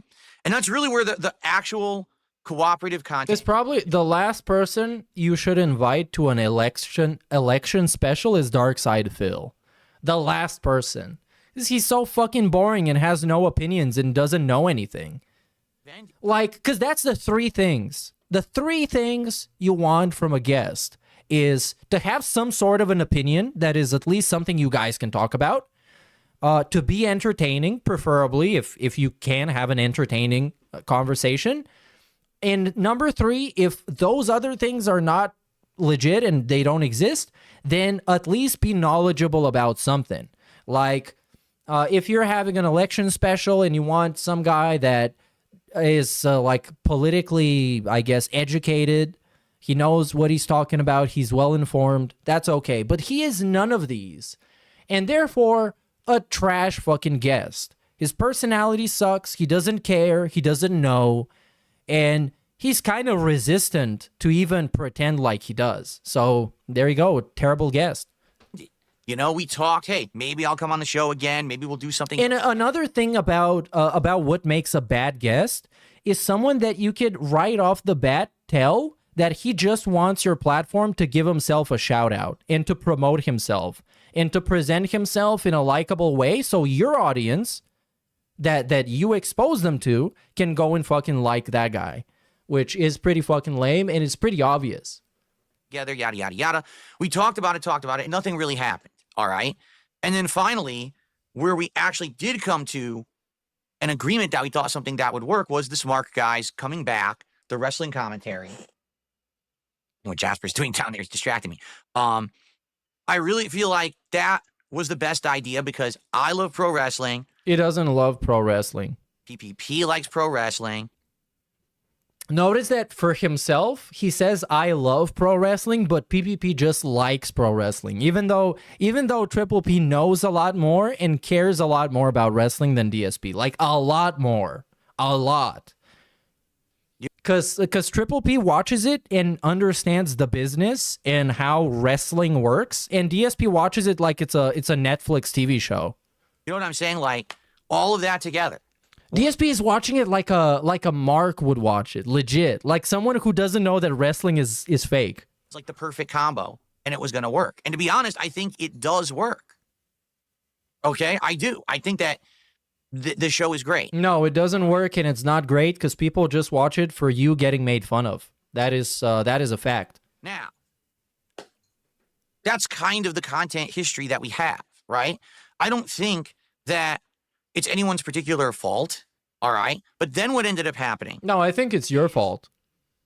This year, basically. Because this fucking piece of shit is so pathetically low effort that it makes you give up. It makes you give up. It's like, you know what? It's like having a group project. And you did so much shit for the group project, and you call the other guy and you're like, yo, what's going on with you? How's your status? And he's like, oh yeah, I'm just waking up, man. I didn't have time to do it, so I guess I'll get around to it at some point. When someone shows so little commitment and so little care for what they do that it demotivates you. It legitimately, it pisses you off and it makes you less likely to actually keep going with it. Okay, I really have to be fair here. I pretty much talk with PPP directly. That's it. I've had some conversations with Andy about stuff behind the scenes, but not very many. It's mostly me always talking to PPP. We're the ones who are planning, brainstorming, having the discussions about stuff, content, and stuff like that. Andy, I don't know to what extent he is involved in the planning of the show, all right? But for the most part, I'm always talking with PPP. So I just want this to come off fairly. I don't want to be like, oh, the casino. Not really. It's really PPP who I talk to when it comes to this. I hate it when he calls it the casino. Andy, you know, it's fun because... And, you know, I think the saddest part of all of this the truly, genuinely saddest part, and if you said that you feel bad about Phil for that, I would understand, even though I can't relate, is that from the beginning, from the very, very beginning, it was obvious, and they just admitted it. They straight up admitted it. I'm getting ahead of myself. I'm sorry. It's been a while. They admitted that this is their way of trolling DSP. Because we had, like, Triple P was talking about this even before they do their first collab. And he was talking about it like, okay, we saw what's going to happen if we have an interview and we grill him and we ask him about champions and blah, blah, blah. We saw what's going to happen when people outright just fucking troll him and make fun of him. So now we're going to do our own thing. And they did. Very successfully. But Phil thought he had actual genuine friends. And even though it was so obvious that they just pretended to like him and pretended to defend him and were making sometimes backhanded compliments and comments like that are meant to make fun of him, he still fell for it because he's so needy. He just needs someone like that. He's lacking a support system. He's lacking friendship. He's lacking that connection to other people. And he legitimately fucking fell for it. And now he's straight up just feeling heartbroken. A couple times we've talked and we're like, man, we should do some gameplay together and we should do some stuff like that because we're gamers. It just never happens. Like I've expressed interest in that. I said, sure, let's do some co-op gameplay. I think my viewers would like that. Your viewers would like that. Yeah, he called Worski his gaming soulmate. And he was sitting in their chat in the middle of the night, giving him compliments and cucking out and telling him to go and watch him eat food because it's so disgusting. It doesn't happen. Holy shit. Okay? I don't know why. It just never came together. I was still, to this day, I think it would be awesome if we did some co-op gameplay. Okay? But it just never happened, right? No, it wouldn't be awesome. It would be fucking boring as fuck. Like the last time you did co-op gameplay, where the only highlights were Triple P low-key sneak dissing you. When they played Chain together. That shit was boring as hell. So, this year, discussions began about more content for me to be involved in, you know, crossover content with the casino and stuff like that. But, sadly, all those ideas that we had last year are pretty dead. You know, there's no one who wants to come on the show and do a interview/internet blood sport with me. Instead, it's got to be, you know, other stuff. And we definitely tossed around a lot of different ideas. Okay, we did. But most of them sound... How many ideas, how many of those were his ideas? That's what I want to know. Because he's not even the idea guy. He's just the guy that wants the lowest effort imaginable guy. And we don't need guys like this. No one needs guys like this. That's why he's a failure, because he's a guy like this. Have to do with pure drama. And if you were on the show yesterday or you watched my podcast yesterday, I told you that I feel there's 3 routes I can take forward as a content. Oh, yeah. So I talked about them earlier. What was it? The first one is for him to become a blood sports beast. The second was for him to become a radical Islamist and start like driving his car into groups of people. And the third one was to beg for money until you like it. Road number 1 is be a complete shill sellout. Take every... Oh, no, it was a shill sellout, not a terrorist. I'm sorry. I got him mixed up. Sponsorship opportunity, kiss every game's butt, say everything is good, give you referral links, ads out the ass, be a complete shill. And I would definitely make bank doing that. I legitimately want to slap him for these 3 options because this is the most like mouth drooler contemplation that I've ever heard. Yeah, so the 3 options are these 2 of the most extreme options you've ever heard, put in the way that is gonna make you disagree with them the most, and 1 option that I intentionally frame as being the good option. Which one are you gonna pick? Road number 2 is to be a complete drama queen asshole, to regain the King of Hate title, attack everyone. I thought you already did that. Oh no, it was just the king.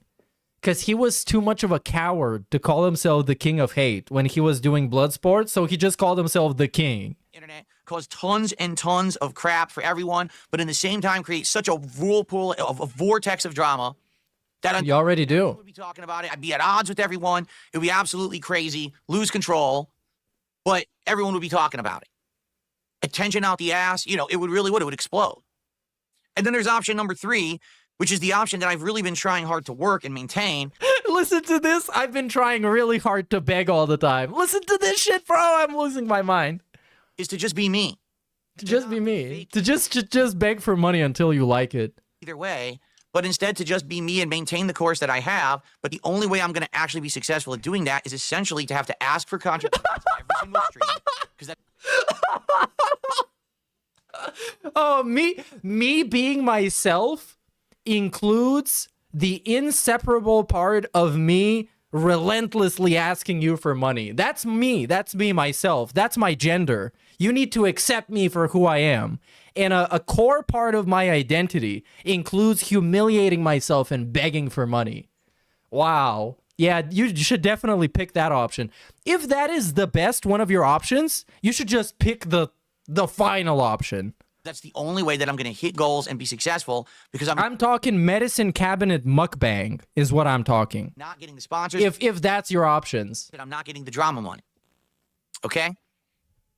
So I'll tell you right now, PPP absolutely thinks the best course of action is the drama route.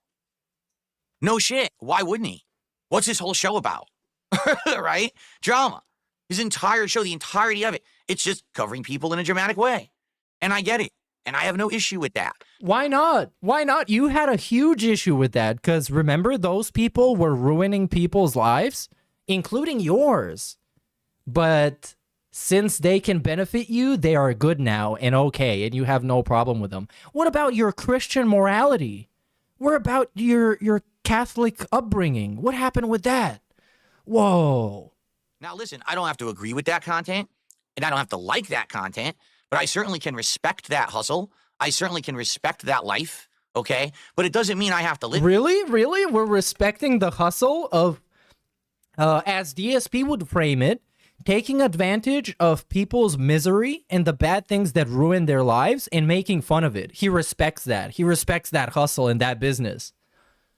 Hell yeah, Phil. And basically, that's why I love DSP, because he always comes through with the morality. He is the moral YouTuber. PPP this year wanted to get me heavily involved in all kinds of drama and stuff. All right. But that's as far as I'm going to say. I'm not going to tell you anything because that's private shit.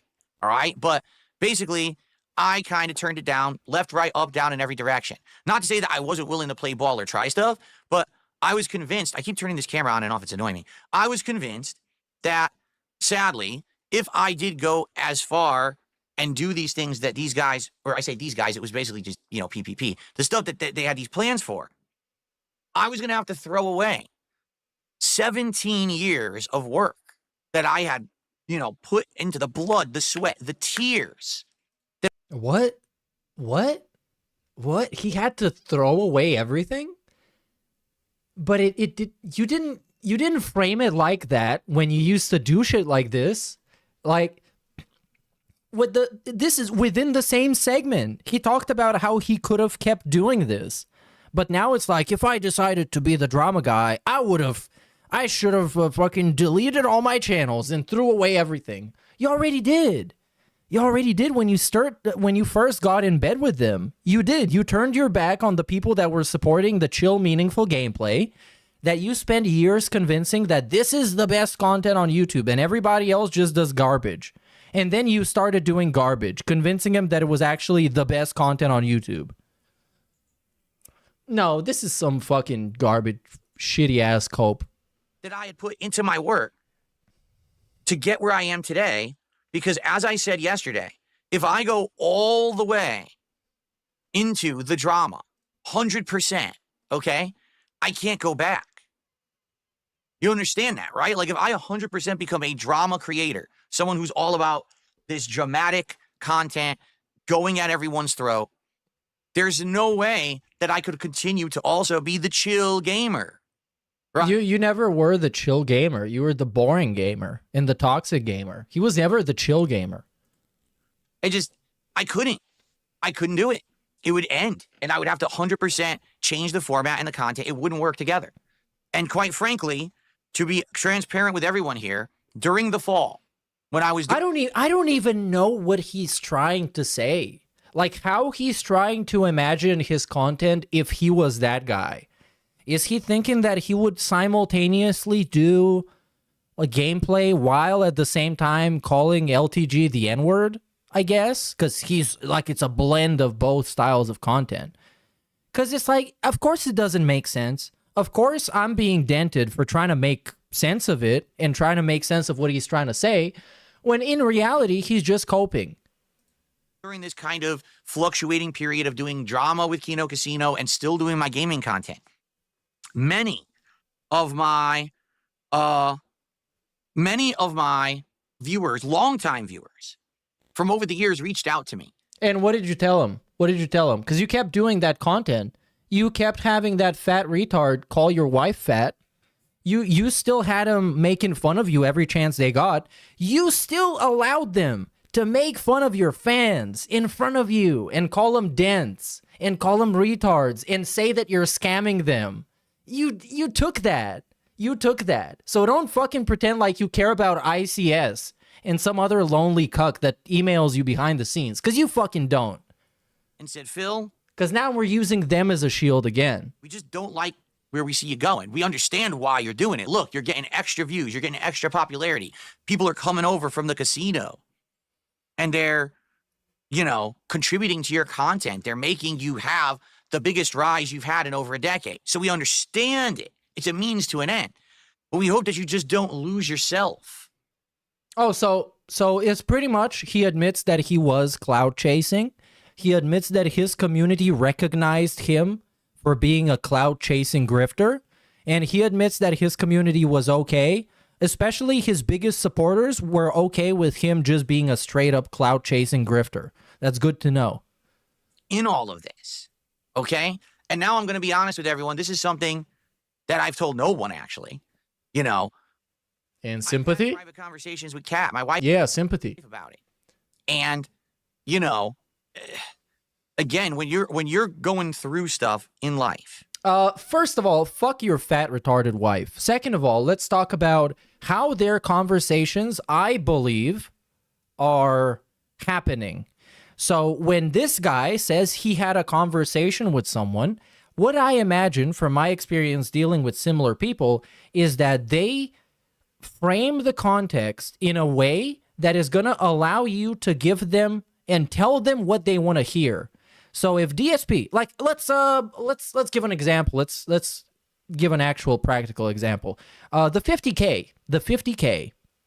So the reality is Keemstar offered DSP $50,000 as a sign-on bonus to start LOLCow Live.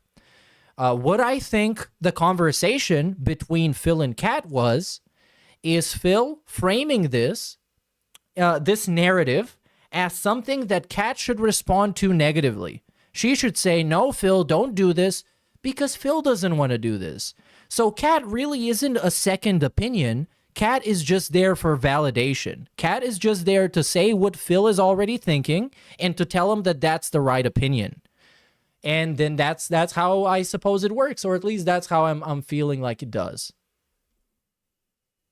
That's way more dire and serious and fucked up stuff, okay? And then you're going to go to the internet and you're going to do drama content? It's kind of like, what? But does Kat watch this? Like, why are you making it seem like she's following drama content?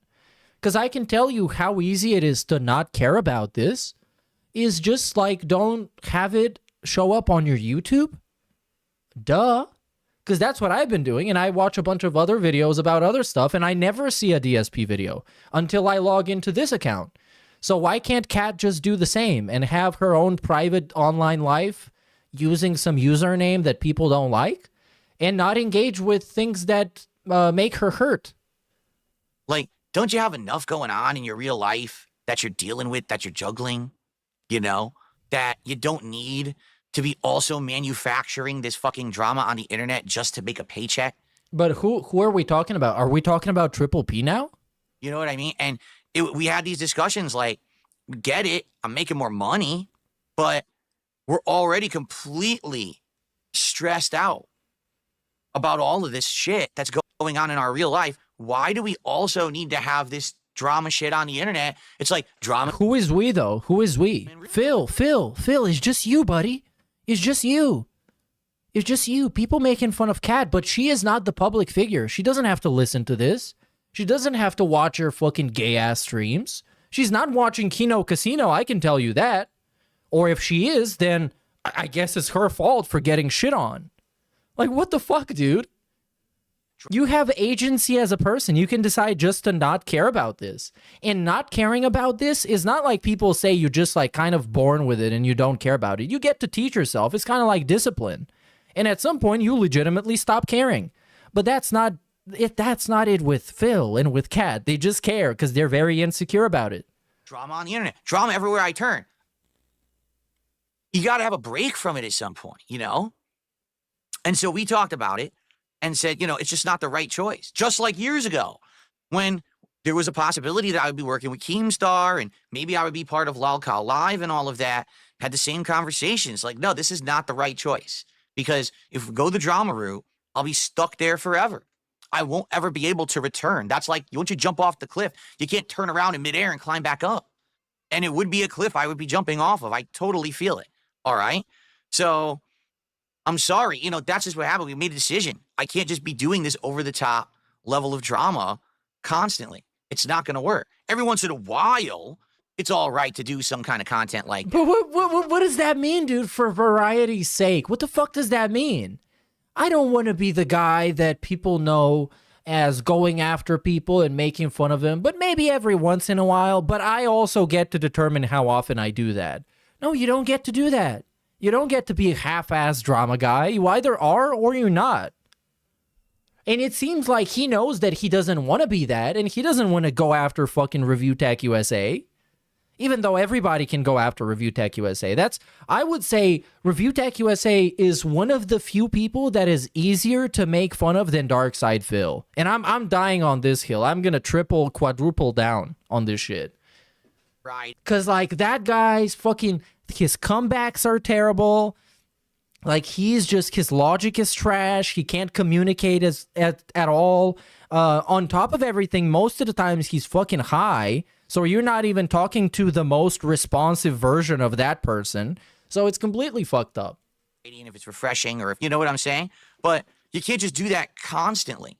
Right. You know what? Someone actually just brought up my own line that I forgot about. Once you put on the clown makeup, you can't ever take it off again. But you've put the clown makeup a long time ago. I don't know why you're acting like you haven't. You are a content cuck, buddy. That's when you put the clown makeup on. So if I jump fully into this drama content and this is who I am and I become the villain of the internet and I'm just, you know, sure, I get popularity. Sure, you'd have places like Kino Casino and Lolcow Live and everyone talking about me and covering me. But are those the places you want to be covered on? Is that who you want to cover you instead of like going on gaming podcasts and talking about the industry or funny things or fun things like movies, TV shows, comic books, Legos? You want people to talk about you on Lolcow Live because that's so fucking hype? But you want people to talk about you on the equivalent of the internet's trailer park? Is that what you want? Wow. And that's it. It's like you're giving up. I've given up at making any kind of stuff that I feel good about or meaningful about. And listen, other people probably do feel good about that content. And that's okay if they do. Oh no. Now we grandstanding. After he said that all this content was great for him and it gave him a lot of money and he liked doing it and he still wants to do it every once in a while, now we're gonna grandstand because it doesn't make him feel good anymore. Because guess what? Now his boyfriends are shitting on him, making fun of him, and calling his wife a fat whore. So I guess now he doesn't like it. Now he's gonna take his ball and go home.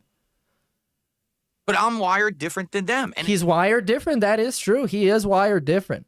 He's built different. Okay for people who are in different walks of life, of different age ranges, of different experiences, to have different opinions. Different age ranges, by the way. This is the middle-aged 43-year-old man who called a 20-something-year-old girl a whore.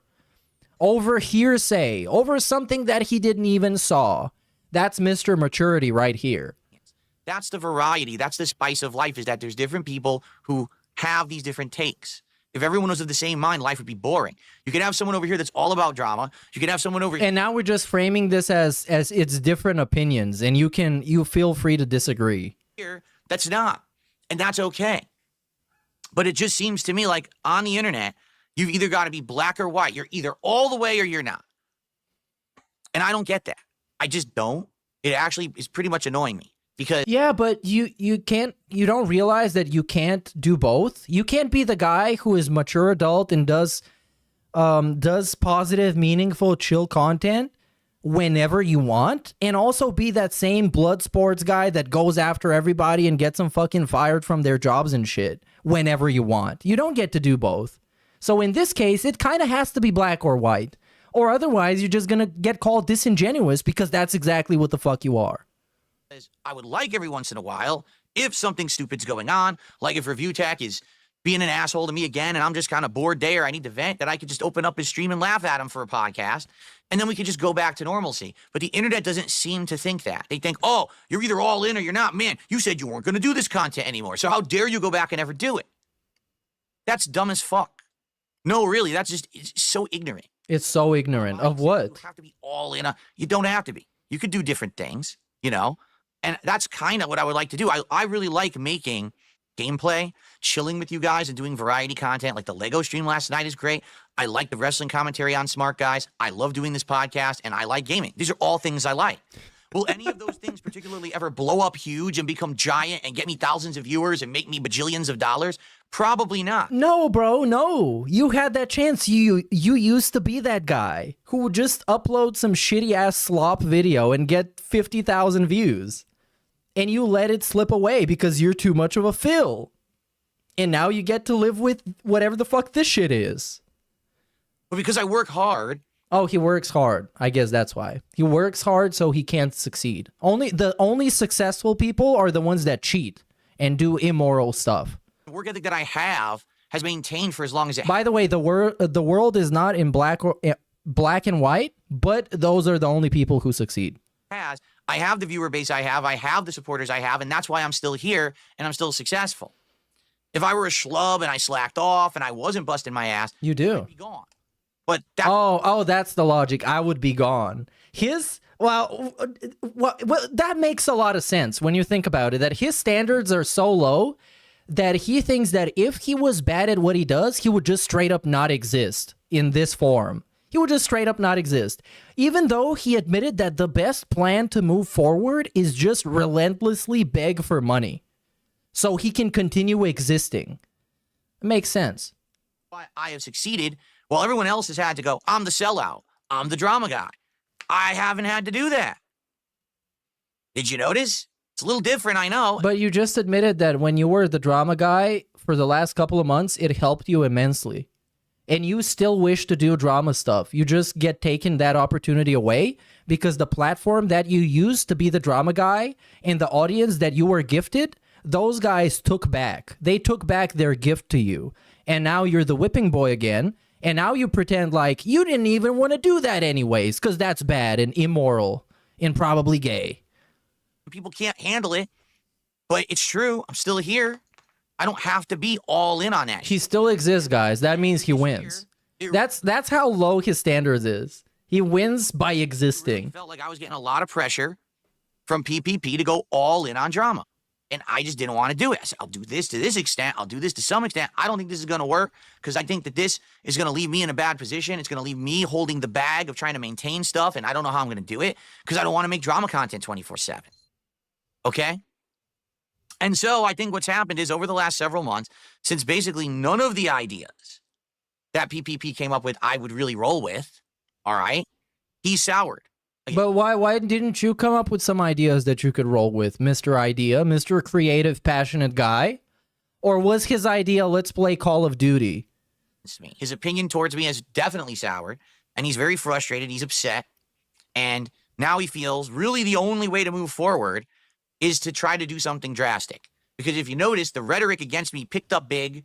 All of a sudden, he's still bringing up my wife every stream. It's like, why would he do that all of a sudden out of nowhere? Because he feels like he's going to force the hand. He's going to push he's going to push that envelope. He's going to make Phil play his hand of cards, right? He wanted me to come out today and just explode. But I'm not doing that. I'm just very calmly and Yeah, this is obvious. As I mentioned earlier, the title of this video is A Calm Final Response to Triple P. So he's doing intentionally the same shit he's done when the detractors think he's going to spurg out about something and he's going to lose his shit. He does that same thing. He overplays it and like hams it up to the point where he needs to convey to you how he has not felt it, how much this does not bother him, as he talks about it for an hour and a half. of factly explaining to you what's happened, okay? Now, it sucks because here's the thing. I feel like we work together well, and I feel like Smart Guys is a great show. I do. But at one point, you've got to put your foot down, and you've got to have some kind of self-respect. And I'm just not going to allow that. Oh my god, to hear DSP say this. At some point, you need to have some self-respect, which is implying that so far, he just completely had no self-respect because it benefited him. The profits were too good to have self-respect as a middle-aged family man with a business degree. But now is the time to have self-respect. You called my wife fat for the 43rd time. And until now, it didn't bother me, but now it does, because people are saying it should. I do. But at one point, you've got to put your foot down, and you've got to have some kind of self-respect. And I'm just not going to allow the guy to just say and do whatever he wants and think that he has free reign to disrespect my family just because I want to have him as part of Smart Guys. So that's why I made the decision. All right? And it's that simple. Doesn't matter what he says or does. It really doesn't. It doesn't matter how he kinds to cope, because that's what he's doing. He's coping. He is coping. He is coping. But what does he have to cope with? This is the best outcome for him. This is the best outcome. As I said many, many times, Triple P is a triple agent. He used to play for his own audience, the Kino audience. He used to play for the detractor audience, and he used to play for the dents. And now he doesn't have to play for the dents anymore. So he gets to do whatever the fuck he wants. And he's taking the more entertaining and pleasurable outcome, which is to make fun of Darkside Phil. Because more people are going to like that than if he pretends to like Darkside Phil.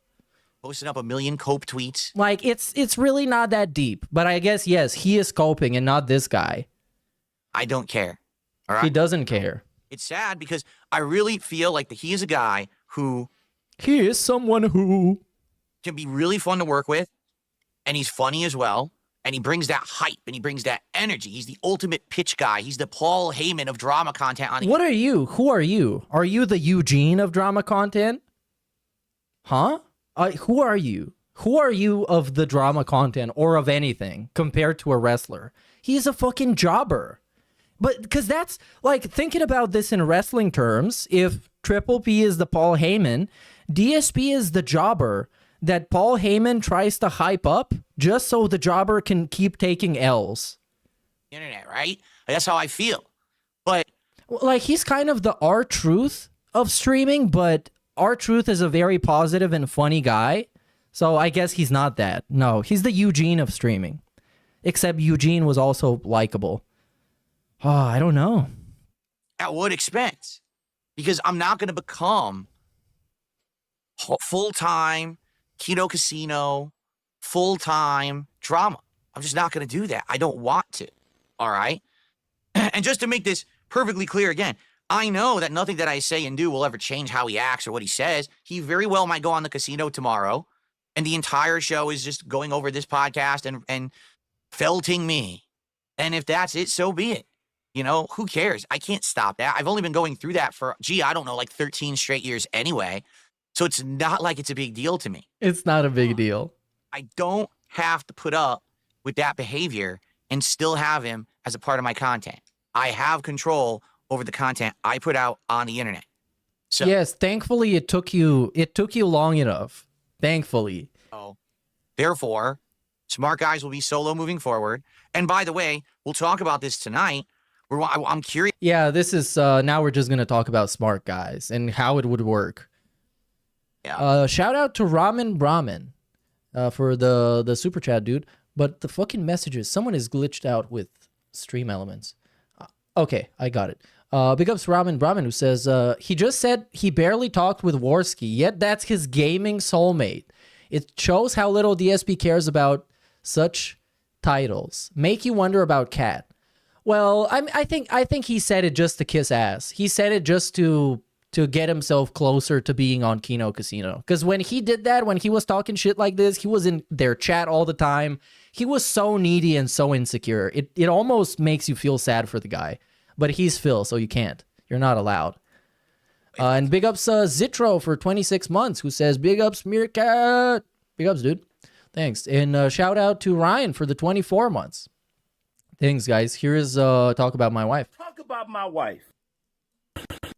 Please. You really want to handle it. Or we could have just said, hey, let's just spin it like this and that'll be the end of it. But, you know, he acts how he does. He makes his choices. That's life. And I'm moving on from it now. He is so upset over this. It's crazy. I liked doing stuff with them. I enjoyed being on the show. We had plans. Here's the sad part about all of this. Excuse me, because now I'm finally going to take a sip. My mouth is so dry.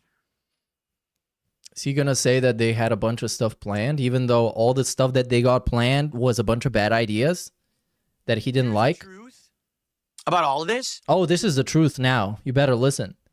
It's important.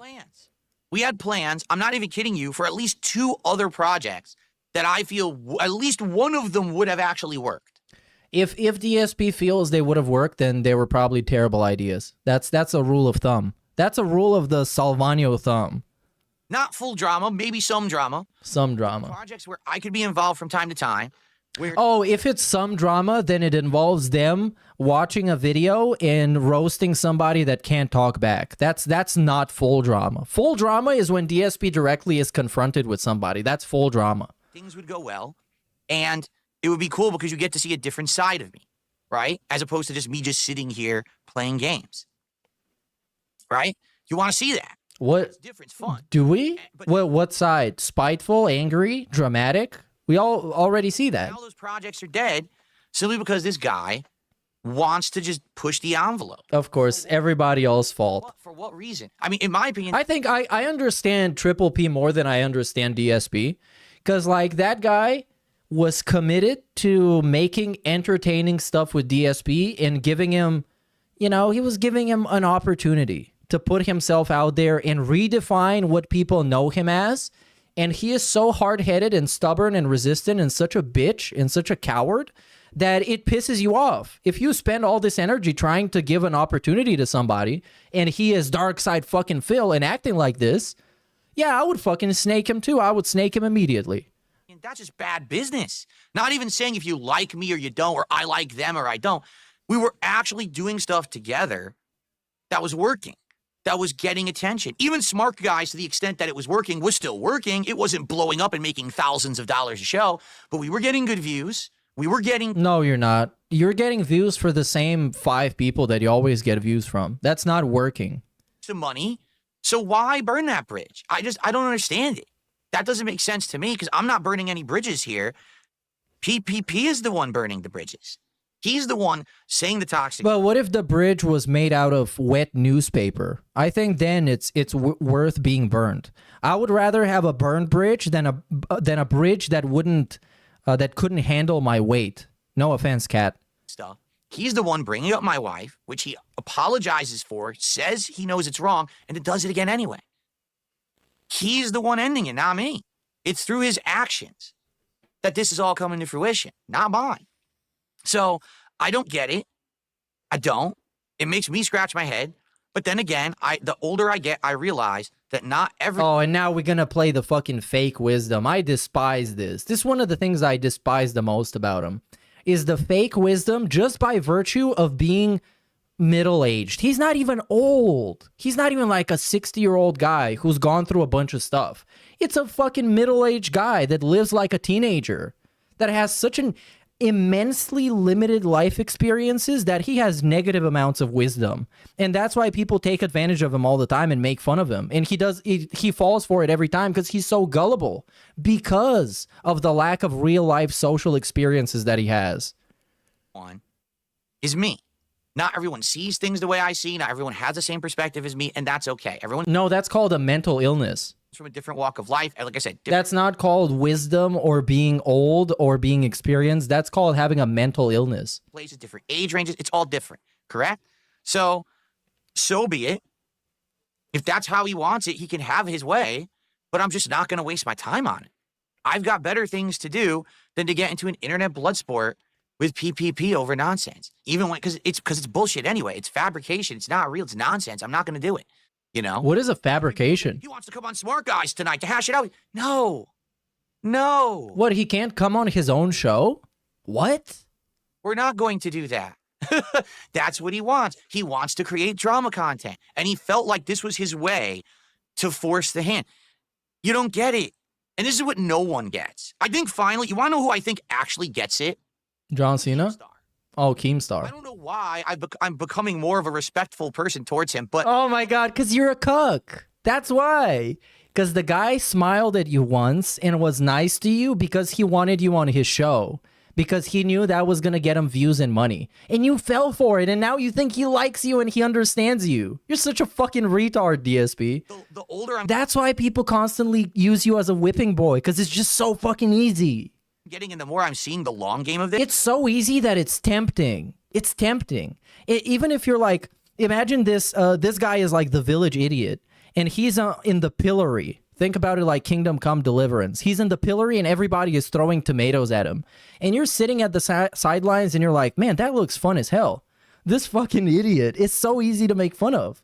I might throw a couple of tomatoes myself just to see him splat. Just to see if I'm going to hit him. This Keemstar gets it. Like, after that interview with me, I think he understands me now as a person. He's like, nothing I do is going to make Phil do shit.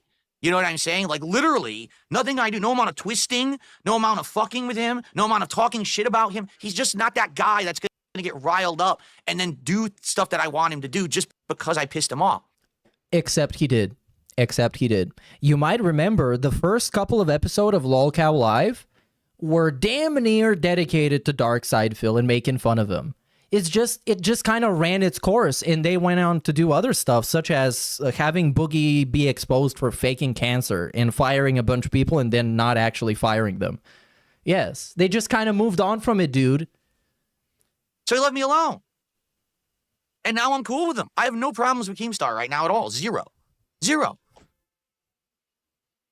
And I think that PPP thinks, no, I'll do it. If I can't get it this way, I'll do it this way. Then I'll do it this way. No, let's try this way. And then finally, when all those ways didn't work, let's do it this way. Finally, just talk enough shit about Phil, he'll explode, and then we'll get the content that way. You're still not going to get the content. I don't want to do the drama content. But you did, and you liked it, and you still want to do it, though. You just want to do it on your own terms, which makes it supremely gay, because that's not how you do drama. I don't want to do He only wants to do drama when he wins, when he gets the win. The drama content. Okay, I don't want to do it. I don't want to do it. Are you ready? And now we're going to get clown mode. Gee, do you think I want to do drama content? No. Yes. I don't want to do the drama content. That's not me anymore. All right? It's not me anymore. I'm not the same guy I was 3 days ago, you idiots. Reached out to me 10 years ago. Oh, and again, it's 10 years ago. What a fucking joke. What a fucking joke. And said, Phil, we want to... He talked about Review Tech USA like a week ago. Involve you in the drama content. And it wasn't even talking about him like in passing. It was literally, I'm going to advertise my podcast as if the podcast is going to revolve around making fun of Review Tech USA. And that's what he did. I might have said yes. But instead... But again, that's drama that he thinks he's going to win. So again, we only like the drama when Phil wins. For 10 years, the internet beat me up. And then I said, I don't care about this shit anymore. You do, though. I've evolved. I've become... I don't do the kind of commentary anymore that everyone says they want me to go back to. But when I did it back then, everyone said it was wrong. I have to change. All right? I'm married. I'm happy. I'm chill now. I don't get upset about every... What do you mean you're happy? I thought your wife was dying and having horrible things happen to her. How are you happy when that is going on? Or you're just personally happy by yourself. You know, you don't exactly care about your wife. She can't ruin the vibe. Shut up, bitch. I don't care if you're fucking dying. You're ruining my vibe. I do get upset, and when I do, I lose my cool, and everyone laughs and thinks it's entertaining, right? Phil's unhinged again. And No, that means you're a lolcow, not unhinged. That's why I kind of ham it up half the time. Oh, he hams it up now. Did he ham it up when he told the guy to lick shit out of his ass? I'm just not. That was fake, you guys. You should not find it as entertaining anymore because he intentionally made himself look like a retard. That person it was on purpose. Anymore. I'm not the king of hate. I've changed. I feel for the better. Others say for the worse. I guarantee you, PPP would say, man, you changed for the worse. You're a pussy willow now, right? You're a sissy. You are a sissy. But even worse, you're a sissy that calls other people sissies. I work 6 days a week full time. I bust my ass. And for the content that I put out for as little views as it gets, I still make a living. So I would say that's pretty successful, although it's definitely a different kind of grind that a lot of other people don't understand. Yeah, they don't understand the begging grind. They don't understand the third path, the path of begging. It's only for the chosen ones that can't do anything else because they are too pathetic. Okay? And a nice felted sip. So there you go. And that's it. I don't really have much else to say. Oh, this guy, man. This guy is something else. Kind of where I'm going to leave it. I have nothing else to say. And he had a bunch of other stuff to say. And he responded to like super chats about it and shit about it, but we're not watching that right now. Because we do not care. We got the actual majority of the content. Big ups Redbird for the $2 who says, are you bi? Asking for the simps, not myself. Okay. No, I am straight. But even if I was bi, I would not hook up with you. Or your simps. Or anyone. Because I'm independent. I don't even know where I'm going with that. There's no punchline. Big ups Parbs who says, and again, the whole message doesn't show up, so I'm going to take a while because I'm a geezer now. Cat wears the pants. Well, I would argue Cat wears everyone's pants. I don't know. She's fat. That's the joke. She yelled at him for going on Truth Seekers. He has to appease her or she'll divorce and take what he actually cares about, money. I don't think she's going to divorce. Where is she going to go? She's dying, bruh. Allegedly. Allegedly. Or if she's not dying, then she might be. You're never going to know. It's secret stuff behind the scenes no one knows about. Big ups Candace Douglas, 23 months, who says, we are so back. We're eating good detractors. Are we eating the good detractors? Are we eating them? Is this where we are now?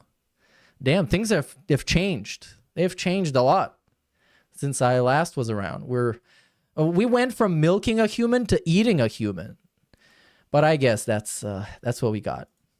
So, anyways, I'm wondering if that dude, what was his name? Was it Dingus? Dingus? I think that was the guy who uploaded the Kino clips. This is a great channel. Swollen Dingus? Swollen Dingus? Expand Dong. Yeah, but it's the same guy, though. It's the same guy. I got one of his names correct. But last time we got something was 3 weeks ago. So I guess that guy, we ate him. Because we're eating all the good detractors, so we ate him. I'm sorry. But yeah, we had a feast with Dingus. So I guess here it is. Here it is, the Snort Hogan video. But I want to watch the first one with Triple P on the Truth Seekers. Hopefully we got it here. Yes, we do. It's from 1 day ago. Oh my god, so much shit. So much shit. We got so much. Yeah, this one is an hour long, so I'll try and skip a little bit. Hopefully I get most of it. Well, let me tell you something, bro. Welcome. Finally, PPP has come to mark no true seekers. Oh yeah, and there's this other thing with August the Duck, and then DSP responding to him, and then him responding back. But this, I'm not gonna watch this today, because it's just, otherwise this is gonna be like a 12-hour stream. I can't do all this. Tonight, huge support in chat. And we're gonna skip the hype. We're gonna skip the hype. Pete, we're on YouTube, dude. Watch those F-bombs. Rolls on his belly like a swine in the dirt and the muck, lets me kick fucking sand in his face.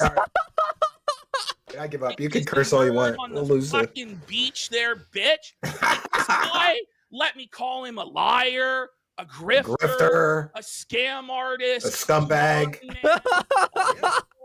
a prostitute. Like, He let me go out. Like, it's okay. At what point? Oh, fuck, dude. Fuck you, chat, for saying that the August the Duck reply was brutal. Fuck you guys. Oh, it's worth watching. Okay, then I'll go watch it. Hopefully it's like 5 minutes. Now you got me curious. There it is. Oh, it's 17 minutes. But I wonder what he says. Okay, it's gonna be cool because you get to see DSP's response and you get to see what the guy he's calling all these names has to say about him. So to sum it up, the original video was about DSP doing like currency conversion on super chats and tips and making fun of people for how little money they gave him. Namely one Nigerian fella, shout out to Nigerian fellas, who gave him like a dollar or something, and DSP was like, yeah, this is like $1 in American money, so I'm not gonna respond to it because I only read stuff that is like over $2. Some shit like that. Anyone else to exist. I am going to ask for contributions, and you're gonna like it because yeah, this is godlike. This is godlike. He had because the context is he had one day that he did not beg. And the previous day, he made over $1,000. And on the second day that he didn't beg, he made a lot less. He made like $100, let's say. And that's his science experiment to justify that the truth is that he should beg. Matter of fact, begging is good. And begging is healthy. I don't need anyone else to exist. I am going to ask for contributions, and you're going to like it because you're going to like it. And you're going to like it because I'm successful. What a... Oh, no. You're not. July the cock. I'm going to break all the TOS. All of it. I'm successful. Oh, no. We're getting that whole intro again. I don't need anyone else to exist. I am going to ask for contributions, and you're going to like it because I'm successful and you're not. July the cock. I'm successful. Well, guys. And bro, this is... No. I can't believe he thought this was a dunk, calling him July the Cuck. July the Cuck. Today we are once again talking about one of my favorite guys on the internet, and at least today I actually kind of have an excuse as to why I'm going back on my second promise at this point, that my last video on him would, be my last. That's right, people. We are once again talking about the world's most grateful streamer, DarkSidePhil. Now, I really wasn't planning on making this video. I got tagged in some clips on Twitter of DSP responding to me, calling me out, whatever you want to call it, and I was out and about, so I didn't sit down and watch them, and I sort of just forgot about it for a while. But then, later that night, I was like, you know what? Let's take a look. Let's see what he has to say. And, shit, he sucked me back in, guys. He got me. I'll admit it. So here we are. Now, if you're unaware of the context, by the way, great super chat message on the screen. Being honest, when you begin your streams answering detractors and drama and engaging with negativity, I hate it and leave. I was hoping maybe you woke up to that. Sorry, this is my last dono, King.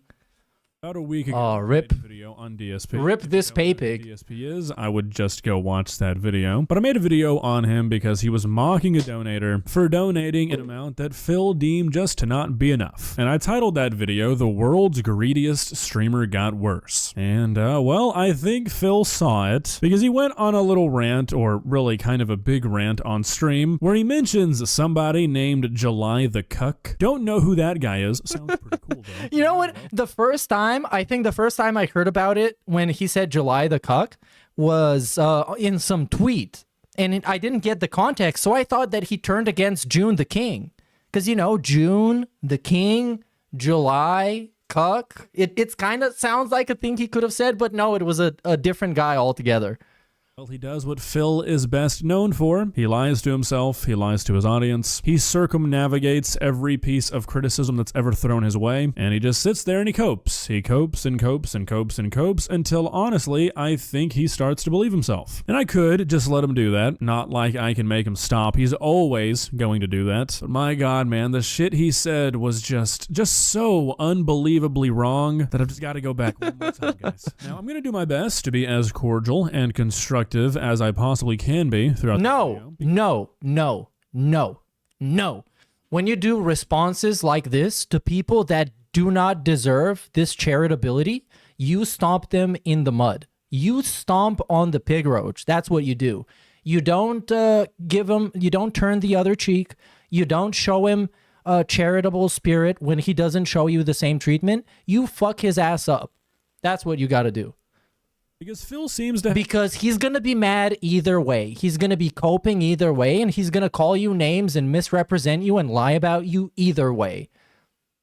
Have a habit of downplaying literally anything that is ever said about him that has the slightest negative connotation as hate, as people being mean to him, not understanding him, content farming him. So I'm going to try and be as constructive as I can be. I usually am pretty constructive on this channel, so it's not going to be like a challenge, but it is Phil, so, you know, we'll see. Let's not waste any more time, though. Let's take a look at this rant. Please subscribe. Okay, so real quick, I'm not going to show it because it's like 20 minutes, but what seems to have led Phil to talking about me was he poses this like thought experiment where he says, okay, I have 3 paths in front of me, like for his future as a content creator. He says the first one is where he becomes a corporate shill, he sells out, he takes sponsorships, he has to completely change his content style, he can never be honest again, because I guess Phil thinks if you take like a Raid Shadow Legends advertisement or something, they're gonna like monitor your stream for the rest of your life and never let you talk bad about a game or be honest or be edgy or anything like that. Obviously, that's just an excuse to not go down that path. Phil doesn't really think that, but he says he doesn't want to take sponsorships because he doesn't want to sell out, because it's somehow going to completely change every single thing about his content if he takes an occasional sponsorship. Then he says path 2 is full. But again, I don't even think it's worth mentioning it that he is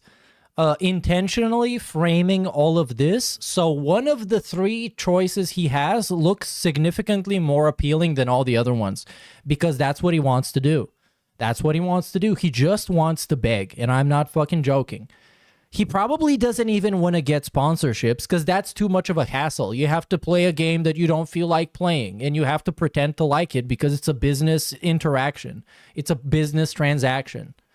So yeah. He doesn't genuinely want to do anything else but sit there and actually beg. The drama going on podcast, addressing all the hate, attacking. Yeah, it is. You're right. It is the illusion of choice. It's kind of like what a video game would do if they wanted to give you the illusion of choice. What some kind of a Telltale game would give you. Let's say you have 3 choices, but 2 of them give you an end state. They give you a death state. You just die immediately. And the one choice lets you continue the game. I wonder which choice you're going to make. Attack him, attacking people who didn't attack him, you know, really diving into the drama-heavy side of the internet. Now, while he's saying all this, his chat is like, yeah, those paths sound great. Sound a lot better than what you're doing right now. Of course, he just completely ignores that because he's not actually considering these paths. He's just trying to excuse his behavior. Yeah, there we go. There we go. Perfect. This is it. Because he says this, and I'm glad that this is so transparent to people that don't know all that much about Phil, because this completely validates the thought that Phil's content is scientifically designed to filter out all the normal people. I don't think it's designed to attract the dense as much as it is designed to repel everyone else who is not a 220. That's pretty much it. And yeah, you're right, dude. You're right, Havoc. This is the Fallout 4 dialogue is like this. Third path is basically just continuing to do what he does, listening to the constructive criticism of his audience, which he is actively ignoring as he's talking about this, doesn't address a single thing anybody says about these paths, and guess what? Continue doing what he's doing. He won't take sponsorships, and he won't dive into the drama, so what does he have to do to make money? Oh, he has to beg his audience. Then he says, is that really that big of a deal? Is it really that bad to ask his audience for money? He says, is what I'm doing that bad? He doesn't mention them by name, but he brings up, I'm pretty sure, Logan Paul and his crypto scam, then Mr. Beast and making the Lunchleys and the Feastable bars, and then Boogie for faking cancer. As like a comparison, I guess, to say, look at what these guys did, it's a lot worse than begging your audience for money. Which, like, and guess what? That is true. And guess what? People make videos about that. And guess what? Those videos get 10 to 100 to 1,000 times more attention than your average Dark Side Phil video. So I would believe the criticism is pretty proportionate and pretty accurately distributed. Like, yeah, obviously it is. And that's how we got to this. We've got actual creators on the internet making documentaries about me saying I'm the greediest creator. Are you fucking kidding me? Have you ever watched anyone else, you pathetic fucking schlub? And again, if we have to use the DSP semantics, that video is not a documentary. If anything, it's just a reaction video. So that guy is just telling you his opinion on what happened. Much like when DSP tells you his opinion on the latest June the King video. It's just that guy's opinion. Why do you have to call him names over it? Come on, Phil. I thought when you had an opinion, people had the right to disagree. You can just disagree and go your own way. You are so lame because you take the low-hanging fruit, the easy target that everyone's already targeted, to make a worthless fucking video that rehashes the same shit and just ignores the fact that there are people 47 times worse than me who actively hurt people on a fucking daily basis. Okay, so let's talk about this criticism. So it seems like what Phil is implying here is because he's not the worst human on planet Earth, that he should never be criticized. He falls into the mind. But you know what? That's the same shit that Kino Casino enabled him to do. That's what they put in his head. That's the whole narrative that they started with. That is the narrative they used to get close to him and to get him to like them. Because they were like, well, Phil didn't fucking rape any fucking woman and he didn't kidnap the elderly, so you shouldn't criticize him because there's people that do that and you don't criticize them. You should do that instead and leave Phil alone. Mindset that a lot of losers like this tend to, where they think that as long as they're not like the worst person walking the planet, criticism against them is not valid. That as long as there's somebody worse to criticize, that none of it should be directed towards them. Now, if I need to explain to you why that mindset is not a good one, you're a lost cause. I'm not even going to waste my time. But I find it funny that DSP brought up crypto scams, Mr. Beast and the Lunchleys, and Boogie, because those are three topics I have talked about endlessly. Boogie, not so much as the other two, but influencers and content creators who resort to crypto scams and Mr. Beast. I have criticized those two things far, far, far more frequently than I've criticized Phil. And I've gone into depth on those. The few videos I've made on Phil have been like half jokes. I don't think what he's doing matters that much in the grand scheme of things compared to like a big content creator pulling a crypto scam or Mr. Beast hiring criminals or exploiting people. DSP pathetically begging for money is not nearly as big of a deal as those two things, but that is true. Phil is ridiculously greedy. This might be a hard that is also true, Phil, but just because you're not the only greedy content creator doesn't mean you're not one. Also, since this is obviously what you're hung up on, I'll address it. And also him using that defense kind of means that he admits he is like that. He admits that criticism is true, but you shouldn't be making that criticism because there are worse people out there, which objectively doesn't make sense because you can still criticize him while recognizing that, yes, there are a lot worse people out there. There are human traffickers. There are people in governments, in every government, that are insanely corrupt and harmful and hurt people. And they hurt hundreds of thousands, in some cases, millions of people. You can have these two thoughts simultaneously. That DSP has gout and is a fat retard, and so is his wife. And also there are people that do a lot worse that also should be criticized. Calling you the world's... and should be criticized a lot more. Greediest streamer while those people exist. First of all, Mr. Beast isn't a streamer. Most of the crypto scam people I've talked about aren't streamers. And, well, I think you're greedier than Boogie, so, there's that. Obviously, you're probably not the world's greediest person, Phil, but I think of known content creators, like people who actually have somewhat of a name on the internet. I don't know, man, you're up there. Not only have I never seen another streamer beg like you do, I've never seen somebody be so fucking ungrateful when their begging works. People on chat and people on Twitter were talking about how you made like... That's a godlike point. Godlike point. And the most important part of this is when the begging works. Because like this guy's whole fucking gimmick is to sit there and ask for money until you like it. And you like it. You like it enough so where it actually fucking works. And he's still gonna fucking spit in your face and call you a retard and tell you to go away. The first chance he gets. The moment you become uncomfortable for him. Like $1,200 in a single stream this week, and you're still complaining about not hitting goals? Yeah, dude, you're pretty fucking greedy. To get ahead. But somehow I'm the greediest person on the internet. Get fucked. And also with this, I know it bothers him because of course the title says the world's greediest streamer, but people make those titles to get attention because there's like 50 million DSP videos, and if you want yours to be watched, you kind of have to play the YouTube game. Do you think I think that DSP is dying when I make my fucking, like the last video I made when in the thumbnail it said, is he dying? No, I don't think he's fucking dying, but I thought it was funny because it kind of serves the point of the video that it's something super non-dramatic happened that is being interpreted in a super dramatic way. And he just doesn't get it. Because he just doesn't get it. Because it's Phil. Genuine fucking loser who has no idea. Fucking loser. Actually make a documentary. Phil, where the fuck are you getting the word documentary? I made like a 10-minute long video on you where I talked about a 3-minute clip. I didn't make a documentary on you. Why can you never just address the point? Because he didn't watch the video. He doesn't know what the video is about, so he thinks it's a documentary, and he's gonna say the word documentary because it makes you look bad. It makes you look bad. Like, are you even aware that you're doing this? You attack things or you address things that don't actually exist, that like can't be argued, instead of addressing what I actually said about you. What are you talking about, man? What a fucking loser schlub. What a fucking loser. And say, I'm the greedy guy. You're nuts. I pulled your name. By the way, yes. Like that's the crazy thing is this guy calling everyone else a loser while also admitting that the best way for him to be successful at his business is not even making good content, is straight up just explicitly asking people to support his business. And that's what he believes is the best thing he can do for the rest of his life. And he's calling people losers. That's fucking incredible. It's so rich.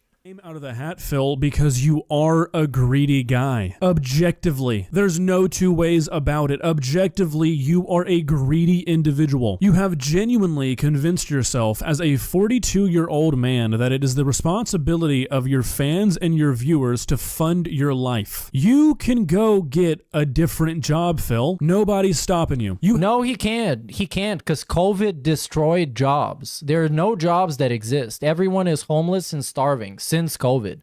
For the last 5 years, we've been completely cooked. There are no jobs that exist. Convinced yourself that you are entitled to the life of a man who sits on the internet all day and demands money from strangers. I don't know how you've done it, but you have. You are greedy. Can you imagine if somebody walked up to you on the street and said, hey, I want to get your opinion on something. I'm thinking about quitting my day job. I'm going to go to Best Buy, buy a camera, and then I'm going to go onto the internet and hold my content, hold my gameplay hostage. I'm going to say, look, guys, if we don't hit the goals for today, we're not playing games, we're not doing streams. People would look at you like you lost your fucking mind. And that's what you do for a living, Phil. You are not entitled to these people's money, but you have tricked yourself into thinking you are. Maybe that's why you don't think you're greedy, because you're living a fantasy. The more I watch you, the more I begin to think that you actually believe that somehow you are entitled for this lifestyle to continue in perpetuity, that it's genuinely somehow the responsibility of other people to pay your bills. Sitting here with a straight face as a grown man saying how you only have 3 paths in life, and they're all on the internet streaming. Dude, you have hundreds. and the best one is begging for money. No, that's the good part. The best path you have in life as a middle-aged dude is for just a straight up beg for money. That's incredible. I've never heard anybody said anything like this. Even fucking Boogie and even Wings, when Wings says, yeah, I'm going to be sitting here streaming until I die. Even when he says shit like that, it's not as pathetic as this. It's fucking incredible. Big ups Anubis the Wicked for the $2. Says, because he talks tough when he thinks he's safe. That is very true. That's why there's a complete difference in the character of Darkside Phil when he's on his own show as opposed to when he's on somebody else's show. Because he has some idea that he says a bunch of shit on his stream and no one will ever find out that he said it, even though people regularly, literally, religiously clip everything he says. Oh.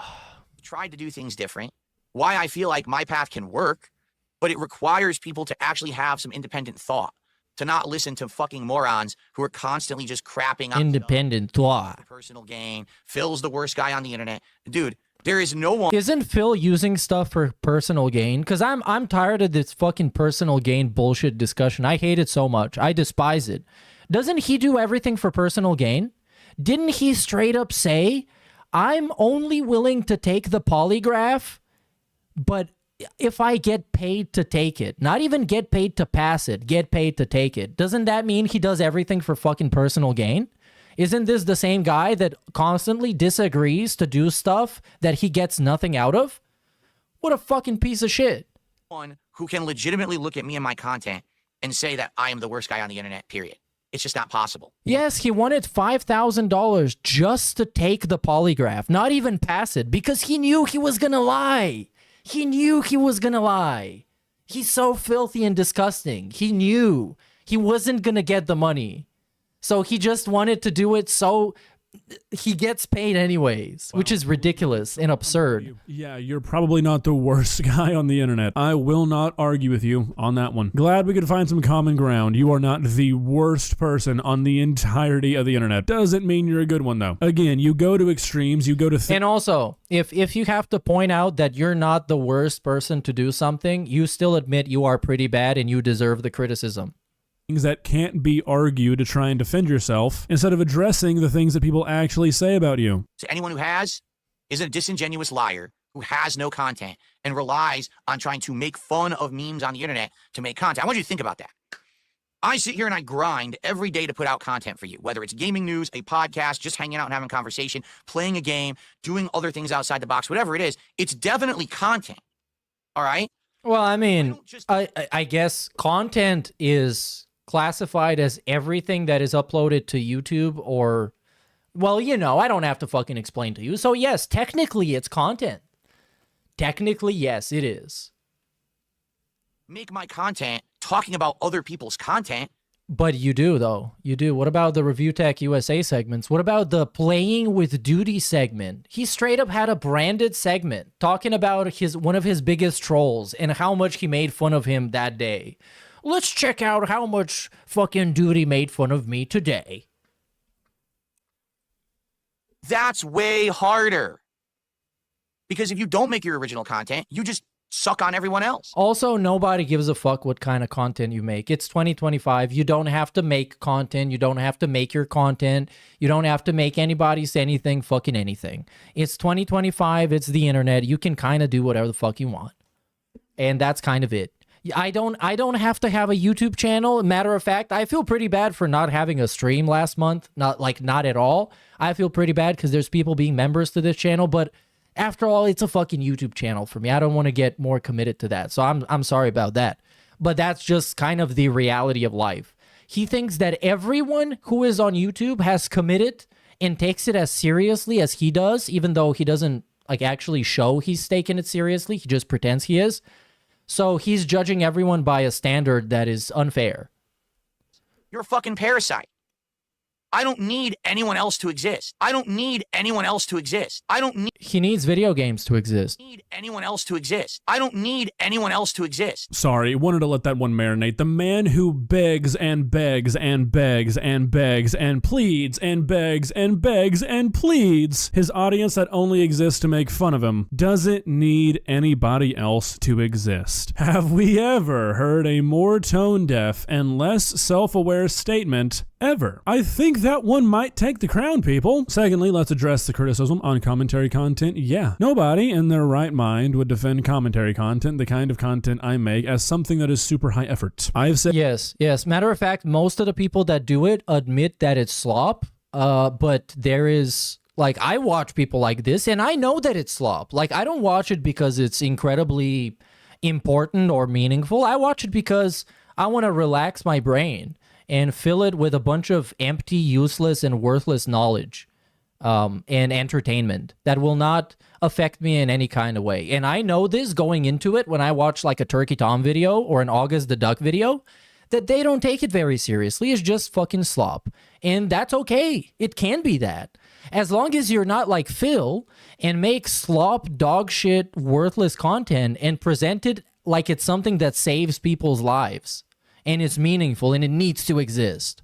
Said many times before, what I do for a living is pretty easy. I'm extremely grateful and I'm extremely happy that I get to do what I love for a job. And yes, objectively making original content, as in content where you bring a brand new idea to the internet all on your own, a video where you do everything from scratch, you bring the idea to fruition all by yourself, is way harder than me talking about a TikTok video or Twitter drama or a streamer like Phil. What I'm not gonna let you say though, Phil, is that what you do is somehow harder. Sure. sure, we can say that you make original content and that you just don't talk about other people, even though you do that a lot. We can ignore that though. If you're gonna sit here and tell me that sitting down and giving your reaction to a video game is any harder than sitting down and giving your reaction to a video, you're lying to yourself. They are basically the same thing. And I'm gonna be honest with you, Phil, after watching some of your streams, I'm gonna say that what you do is easier. It doesn't seem like you even take the time to get good at the games you play. You're subpar at basically everything that I saw at best, and 9 out of 10 times the only thing you're doing is sitting there in complete silence or complaining about how it's the game's fault that you died. I clicked a random stream on Phil's channel. I'm gonna pick a random 5-minute segment from the stream, and I'm gonna show you guys every time he says something in 5 minutes. I will give you Are we gonna watch that? give you the time. Oh, that's godlike. Go check me if you think I'm lying. This is best kill streak ever as I grind for the Splinter. Oh my god, look at this thumbnail. Look at his face on the thumbnail. Oh my god. It's dog shit. In Part 74, Call of Duty Black Ops 6 multiplayer, 9 minutes to 14 minutes.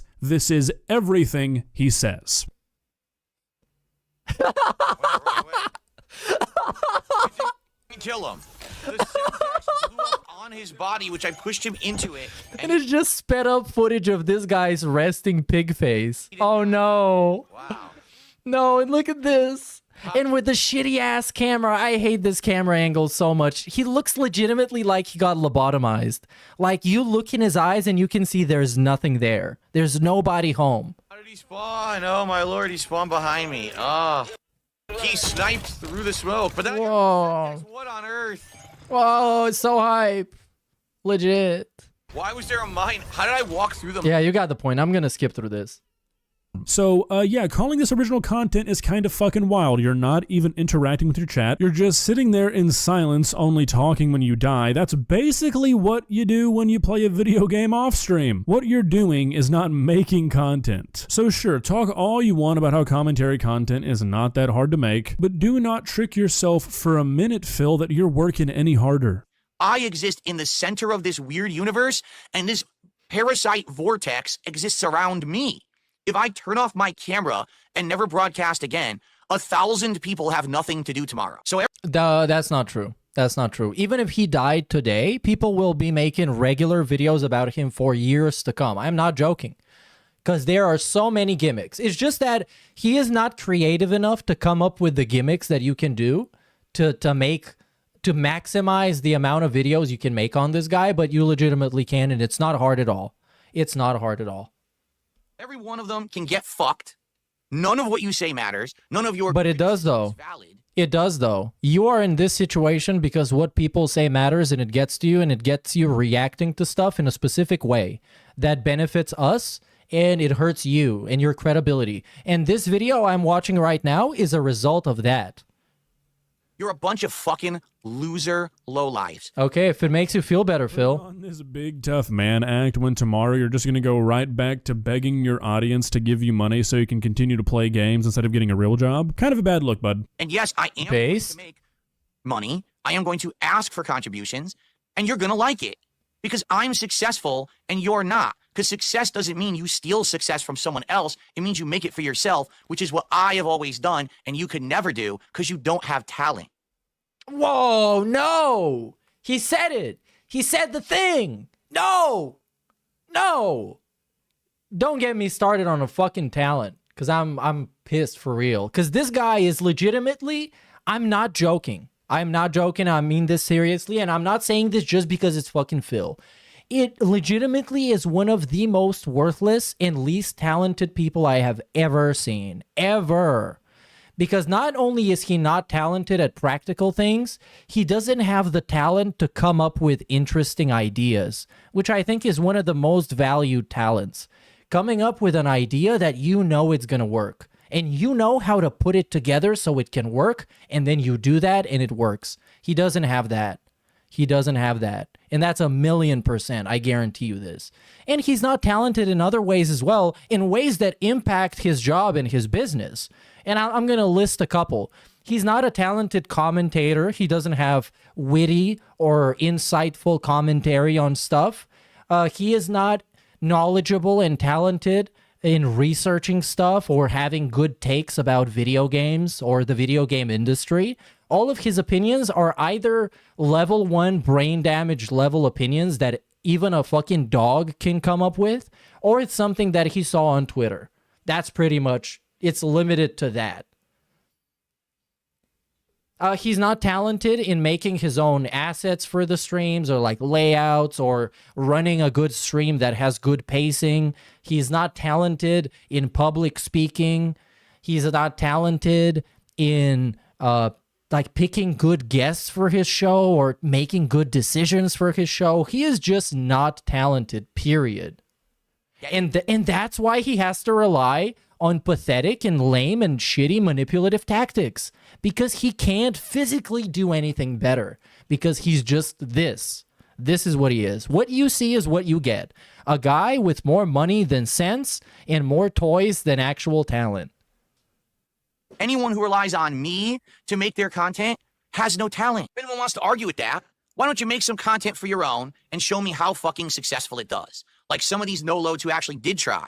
Oh, I'm going to play games like Phil does. Oh, I'm going to do a stream like he does. Oh, I'm going to do this. And then you fail, you fail, you fail, you fail. Yes, but here's the difference, buddy. I don't have to succeed. And you do. To me, it's nothing. To me, I don't give a fuck. I can play a game or not play a game or watch Phil or not watch Phil or make a fucking song or whatever the fuck. And I don't have to care if anybody shows up. Because I don't do it for people to show up. I do it because I feel like it and it's fun for me. And you do it because you have to. So you kind of have to. Good luck with that. And that's because of your choices.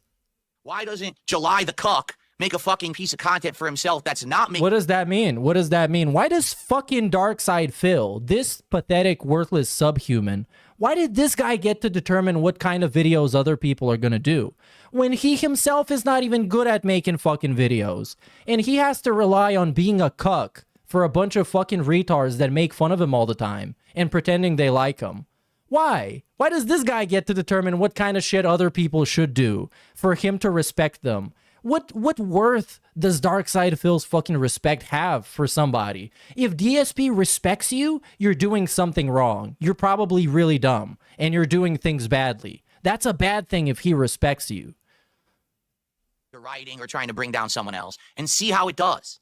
Because it ain't gonna fucking work. You know, for a whiny man baby who spends a lot of his time complaining that people don't do enough research or really know what they're talking about before opening their mouth, you sure do it a lot, Phil. Now, we don't have to go view for a view here, buddy, but I actually do have 2 other channels other than this one. One is a gaming channel called Duck the August, and one is a channel where I shoot guns and shit called The Ballistic Bird. I uploaded the gaming channel like once every 2 months, maybe. I don't upload to the gun channel anymore because where I used to film them, the zoning laws changed, so I can't shoot there anymore, unfortunately. But I think these 2 channels would fall under your definition of original content. And not to be that guy because it's kind of a douchey thing to say. Oh, he's about to do it. He's about to do it. Yes. Yes, this is gonna feel so good. Listen. My videos on those channels outperform yours hundreds of times over. Not to mention, you know, the countless number of non-commentary videos I've made on this channel. So what now, Phil? How are you gonna weasel your way out of this one, pal? You stay. He just won't. He just won't because he's cooked. He's not going to weasel it. He's going to say it's stupid drama. Let's not talk about it. And that's it. And then he's going to get drunk tonight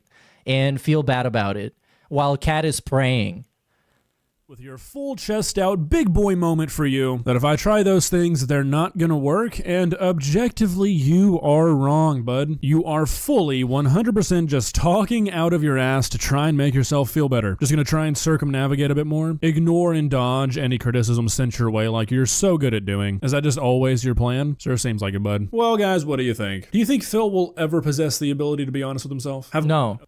It's he would kill himself. If he was honest with himself, he would kill himself. So he can't.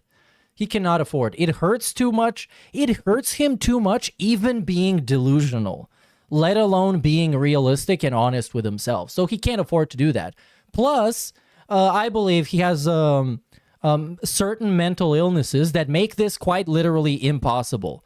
So you could do what Triple P wanted to do, and you can give him a reality check, and he's going to sit there and nod his head and said that you're right about everything. And then 30 seconds later, pretend that you said nothing and that nothing that you said meant anything to him, because it doesn't. He genuinely doesn't. He knows better than you, and he's going to do whatever the fuck he wants because of some contrived reason or an excuse or a weird mental gymnastics justification. And this is why you shouldn't even try to get to him. He has lost, I guess, he has lost his privilege to have rightful criticism, and now all he can expect to get is people shitting on him and calling him names, because that's the bed he made for himself, and that's the bed he has to sleep in. Not my fault, but I'm very glad that this is the outcome. So big ups Amac Uno, who says, Sir Duck, please forgive Phil. He's experiencing the worst breakup of his life. Yeah, he might be depressed too. Damn, it sucks when that depression comes back. I hate it, dude. I hate that depression. It creeps in and it makes me lash out and spurg out at people. Big ups JE5150 with the $2. Don't do this to me, Mr. Duck. Mr. Cuck, don't do this, July. Big ups Anubis the Wicked, who says, said that a lie was still an answer. Yeah, that's all you need to know about the guy, really. That's all you need to know about the guy. If someone, like a complete outsider, heard about this, just hear about this one thing. That it was like, Craig was like, hey, Phil, but you lied to me for 5 hours. And Phil was like, yeah, but you asked me questions and I gave you answers. It doesn't matter if they were real or fake. Just this one thing would make somebody dislike him. Anyways, let's go back to the triple threat. At what point are you going to be a man? At what point are we going to have a back and forth that fucking entertains people? You know what I mean? You know, and he doesn't understand the busting balls. It's like me busting balls. Remember when I was busting balls on Worski, I was saying that his gaming streams were boring. I was just busting his balls. I have genuine affection for Worski. I wasn't being serious. I was busting his balls. Like, he's not a man. He's like a gay man. He doesn't understand men. He's like a gay man. I agree. Very much so. What do I see? I see Kane Gain send me $1 super chat, but it doesn't. Of course it doesn't fucking show up in stream elements. Of course it doesn't. Why would it? It's not like this is supposed to show me stuff. Fucking damn it, dude. Okay, I'm gonna try and fix it. Just busting his balls back and forth, whatever. Yeah. But ultimately, I'm just testing him to see where he's at as a man, to see where the resistance is at. Where does it stop? It never stopped. I could have come into his house and fucked his wife. And oh, okay. This is too good. This is too good. I found it, by the way. Big ups Kane Gain 666 says, it's just like me when I don't have to get likes, retweets, or anything, and people will still say, where's Kane, because of the charisma, and I'm entertaining. DSP will never be that guy at all, but he thinks so throughout his entire life. And I guess that's a curse. I guess I would like to say it's a gift and a curse, because there are many people that don't have the confidence that DSP has. Many people that have a lot more capabilities than Phil, but they don't have the level of confidence. But then I start thinking about, is he really confident? I don't think he is. I think, matter of fact, he is very insecure in his ability to entertain people, in his ability to produce good content, but he aims all these insecurities externally. So it's not like he's using this to motivate himself and say to himself, you know what? I know I'm shit at making videos. I know I can't edit for shit, but every couple of days I can spend an hour or two trying, and eventually I'm going to get better and I'm going to notice how my videos become better. No. We just admit, well, I don't have time to do this, so I guess I'm not going to edit videos at all. And the only thing that this does is get you more insecure, because you're just avoiding. You're not confronting something. You're just getting more scared about it. I could have ate the food from his fucking fridge. Well, fuck his wife and slapping his cat's son around. Yeah. Fucker, as long as he was getting paid money. You want to let it happen? He doesn't give a shit about anything other than money and his ego. And the only reason he started getting upset about any of this shit was because he felt like it was giving the detractors a W. Yeah. This is what it is. It's his like sick fucking mental fixation on the and that's not even like a speculation or suggestion. That's just straight up a proven fact that he got so mad about the cat thing, not because he gives a fuck about if people make fun of Cat or not, because he knew people were going to make fun of her when he decided to reveal her again, and he knew that she looked much fatter and much less attractive, which is objectively a fact, let's be honest. And he knew that he was going to get shit for it, but he did it anyways. He used her as a human shield. He did it anyways. He didn't care. So in this case, he wouldn't care as well if somebody called her fat, because she is. She is fat. But he cared about people, like the detractors, taking this as an L. He didn't care about as a win. As a win. He didn't care about anything you said until the detractors started going after him. Like, why aren't you defending your wife like a man would? Well, Yeah, same thing with Derek. Comes down to it is it wasn't his instinct to defend his wife. Now they're saying my mic is really, really low. Is there any way I can fix it? Crank it up? Yeah, I'll crank it up. People are lying, dude. Look at them, how they're lying about this. The mic is fine. Okay. Test. Liars and trolls. 1, 2, 3, 1, 2, 3. Is it his stream saying all sorts of shit about his wife, about everything, and he never said a fucking thing? Most people's first instinct, yeah, you go after your wife, they say, "Fuck you, bitch. Let's fucking square up and fight." And the thing is, dude, he could have just straight up said, "Fuck you, bitch," because guess what? People talk like this to their friends. It's called banter. Legit. Fuck you, bitch. You can say this. And you don't even have to be like close friends or something. Like, I just don't get it. He's just so soft and so gay. He couldn't do that. Fuck you. You can't say that shit. Like, at least, like, do it even if it was, like, in character. Just as long as you do it. And they fucking check you. Yeah, I would. No, if you. He has no instinct whatsoever. Like let's imagine TBS. If I said something about Chew and ALT told me, "Fuck you, bitch, go fuck yourself, you're gay," that would be funny. That would be a funny thing because it's banter, and I know he's joking and he knows I'm joking. Defend his wife or care for his wife. The only reason he now suddenly has found this conscience for his wife is because... And obviously, I wouldn't say something that is hurtful and damaging and toxic. I wouldn't say that because I know that's mean to say to somebody that I like. Host told him he should. But it would just be a fucking banter. Gives a fuck about his wife. If he actually cared about and honored and cherished his wife, I would have honored his ultimatum. But I know it comes from a place of disingenuous fucking bullshit. Yeah, that's true. He doesn't actually care about his wife, because if he did, his wife wouldn't be in the condition she fucking is in. Let's be real. Phil kind of wrecked her. Let's talk about this, right? Because it's kind of distasteful to talk about people's wives, right? Like, it's not really like polite or nice. I agree. Yeah. But here's the thing. Dark Side Phil is no fucking babe in the woods. When Dark Side Phil put Cat on stream, this wasn't 2012 Phil. 100%. Phil, 2014, 2015, 2016 Phil. This was like 2023, 2020. And again, I'm gonna repeat this, so I'm not like I don't come across as like a ball hugger for Triple P. I still remember when he called the detractors retards for like 6 months straight, even if it was in character. But what he is saying here is just absolute truth and is good logic, and it makes sense, and I agree with it. Or Dark Side Phil. Yeah, he recent. He knew what sort of audience he had. He knew right well that when the detractors saw his wife, what they would say, how they would mock her, how they would shit on her, how they would cripple her self-esteem and confidence with what they said. And he did it anyway. He exposed his wife to all of that anyway, knowing what would happen. Yeah. And I think that's a fucking scumbag move, to tell you the truth.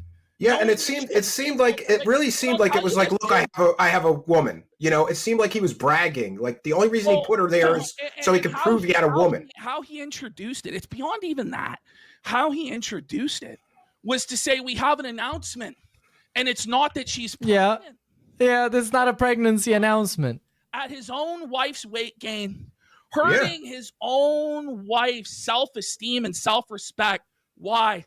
So he could more easily control her. So and he did this in the very start of the stream, which was kind of like the worst part about this, because he already set like he set the standard. He made her uncomfortable immediately. She would be put in her place easier so that she would have no options. This is a man who ordered. Now, this is the thing, though. What I want to say is that I cannot confirm nor deny that Phil is doing this on purpose. Like, he's trying to crush that woman on purpose so she can feel like shit and be depressed and stay with him forever. I cannot confirm or deny he is doing this on purpose, but what I can say is that it's working. Most probably, it is working.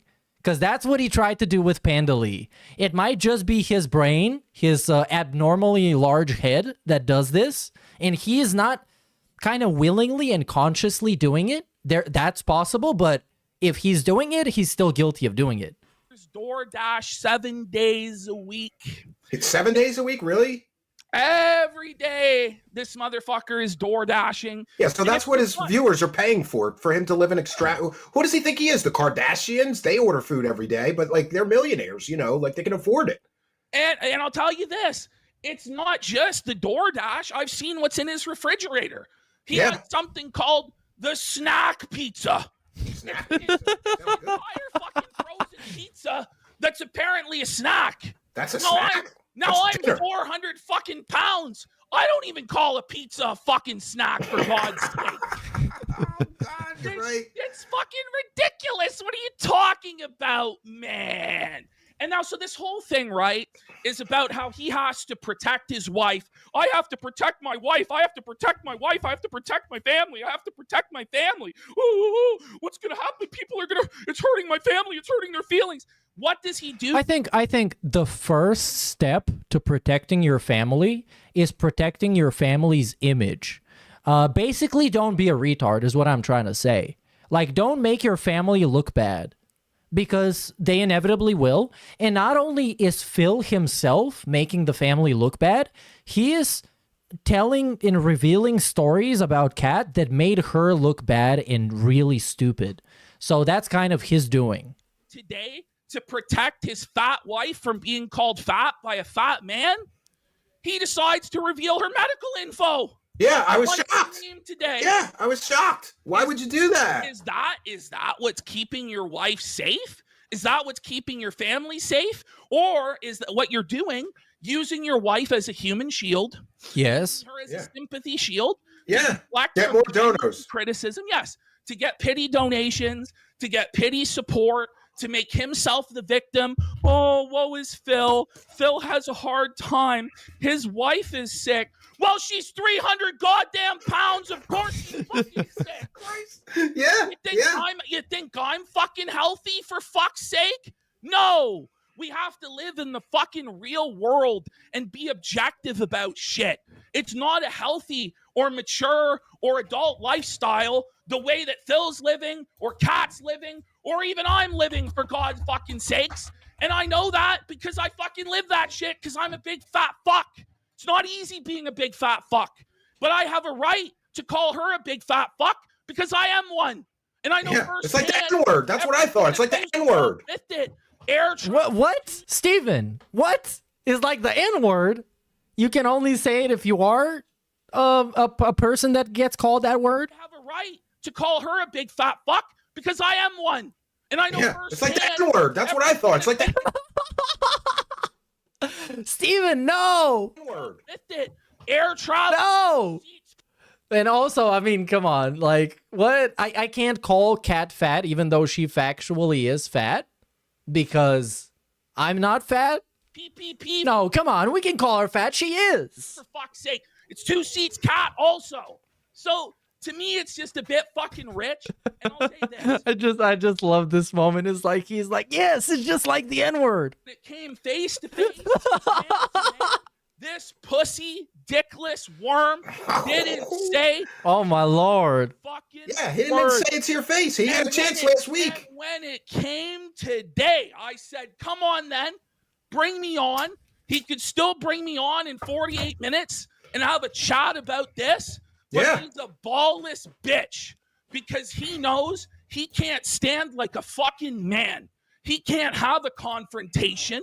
He can't have an argument because he knows he'll get blown out like the worthless bitch pussy that he fucking is. And that's just the bottom line because PPP said so. To quote the smart guys. And it's Hollywood PPP now. Look at this show. It's what? 8 times bigger in terms of viewership than Smart Guys was. You know, yeah. Donations are 10 flying times. in.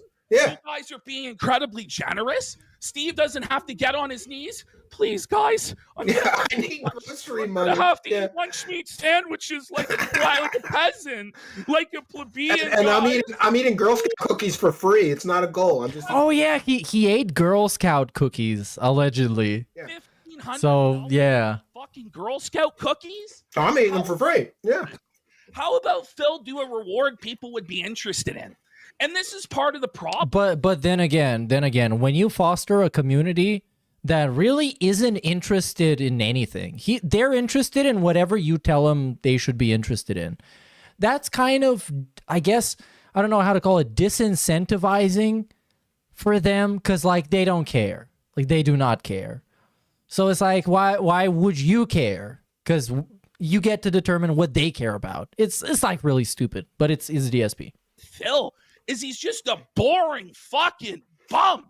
He's not willing to ever give back to the audience. He takes and takes and takes and takes and takes. It's not just the audience. It's his family. It's his parents that he takes and takes and takes. Yeah, he took money from them and he promised to get a job. Wife that he takes and takes and takes from. He treats her like a maid. He doesn't treat her like a wife. He treats her like a live-in maid. Just a trophy for him to show off his mature adult lifestyle. Yo, Pete, you're not married, but like, listen, I'm married. If I ever went on stream and complained about a meal my wife made, she would murder me. But that's, you know, like he complained that she made meals that were inedible, so he had to order food or something. Why? He's so comfortable. He's comfortable lying about everything else. He's comfortable about lying about WWE champions and spending tens of thousands of dollars a month. I like him. I saw on Twitter that people said the Triple was legit pissed, and he does actually seem like it. He's not just hamming it up, I feel. He's like legit pissed that this guy is so trash, and he tried to help him be a little bit less trash.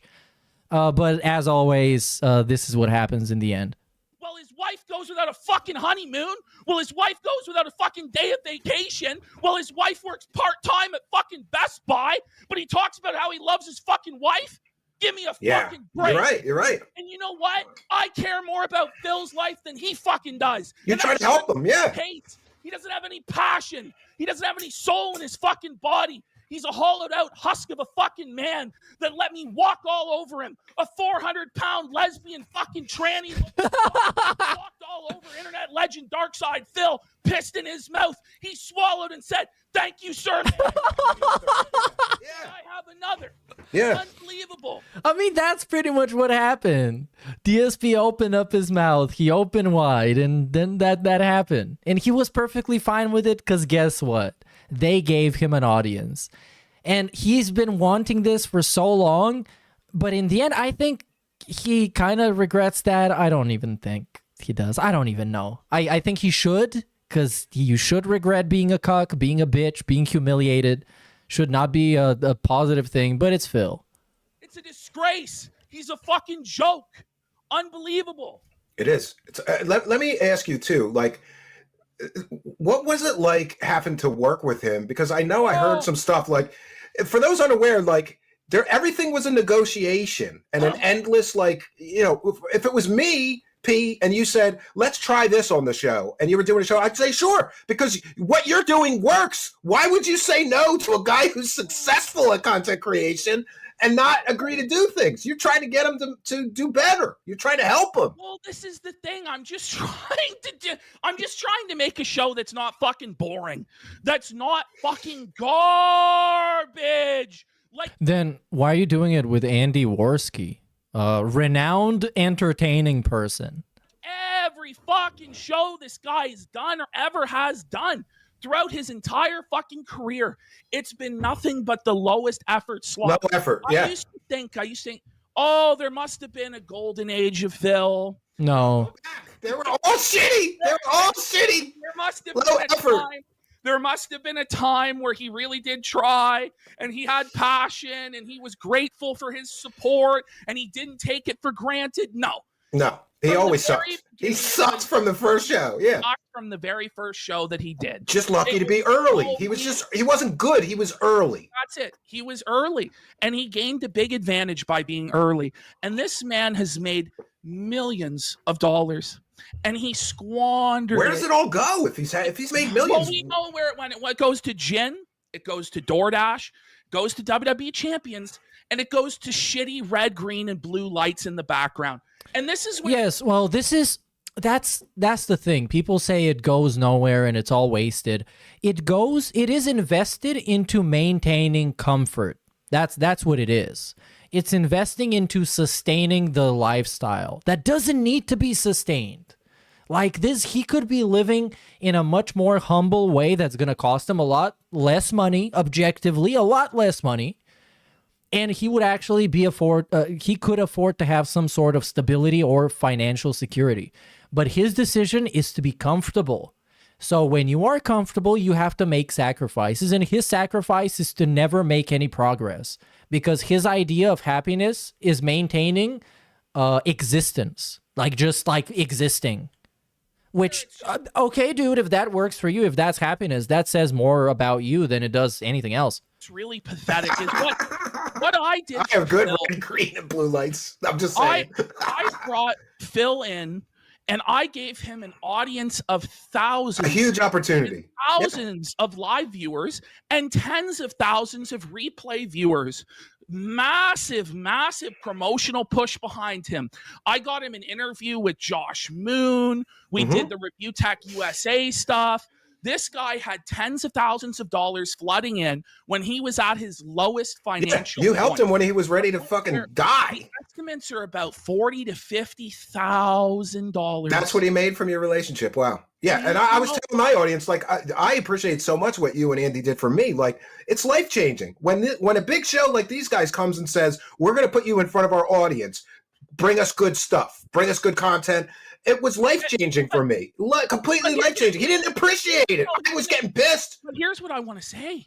The guy could have got a dishwasher for his wife. Yeah. The guy could have fixed his toilet, which doesn't work. The guy could have fixed his shower. What's he doing, shitting in a bucket or something?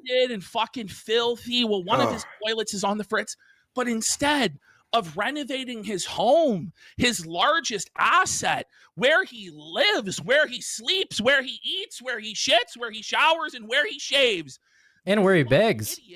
Threw all of the money on upgrades to a setup that were completely unnecessary. Yes. Flashy gimmicks that he didn't fucking need, that didn't lead to any more viewership. I don't even think he spent that. Oh no, this might, if DSP watches this, which I think to protect his ego, he will not watch this because he considered this person to be his friend.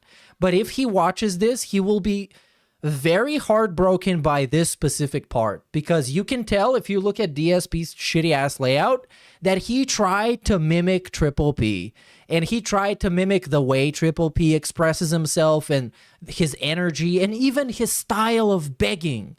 He tried to mimic this guy, and now this guy is telling him, you did this poorly, you made this trash, and that must hurt a lot.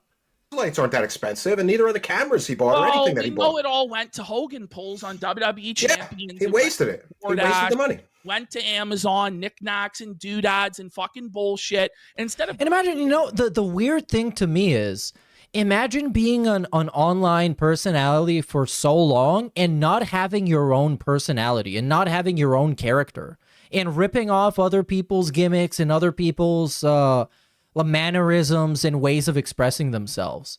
Because I guess yours doesn't work or you fail to develop one. Because in the beginning, I understand. In the beginning, you start by doing stuff that you would like to see, that other people do, that you enjoy. And you are greatly inspired by them, and you do gimmicks that they do because you like them. And you think that this is going to work for you. But as time goes, you find your thing, and you find your personality, and you develop that. No one expects you to have it off the get-go. But Phil still doesn't have it. I guess I wouldn't take it as an answer for you to say, well, his personality is just being trash and terrible and cringe. Because that's not really a personality. That's things that you do. But I don't know. I don't know.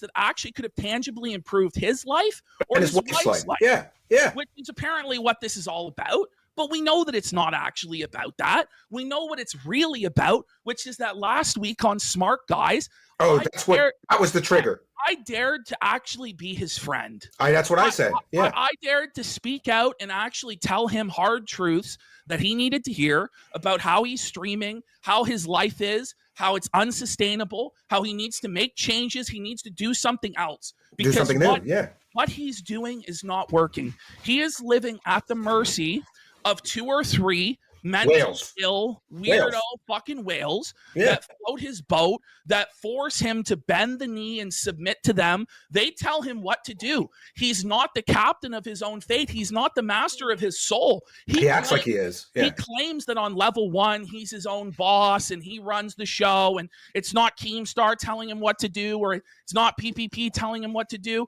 but it's worse. It's worse. It's these weird, nameless fucking psychopaths that handle his ability to live above his head and force him to beg on his hands and knees like a fucking animal. And he's so fucking run down and ragged and pathetic that he doesn't even realize that the first principle of this stuff is to entertain. He just thinks, oh, well, you know, I'm just going to show up with my fucking tin cup. Play Ninja Turtles. I'm going to talk in circles, and the show is going to be a fucking business meeting every fucking show.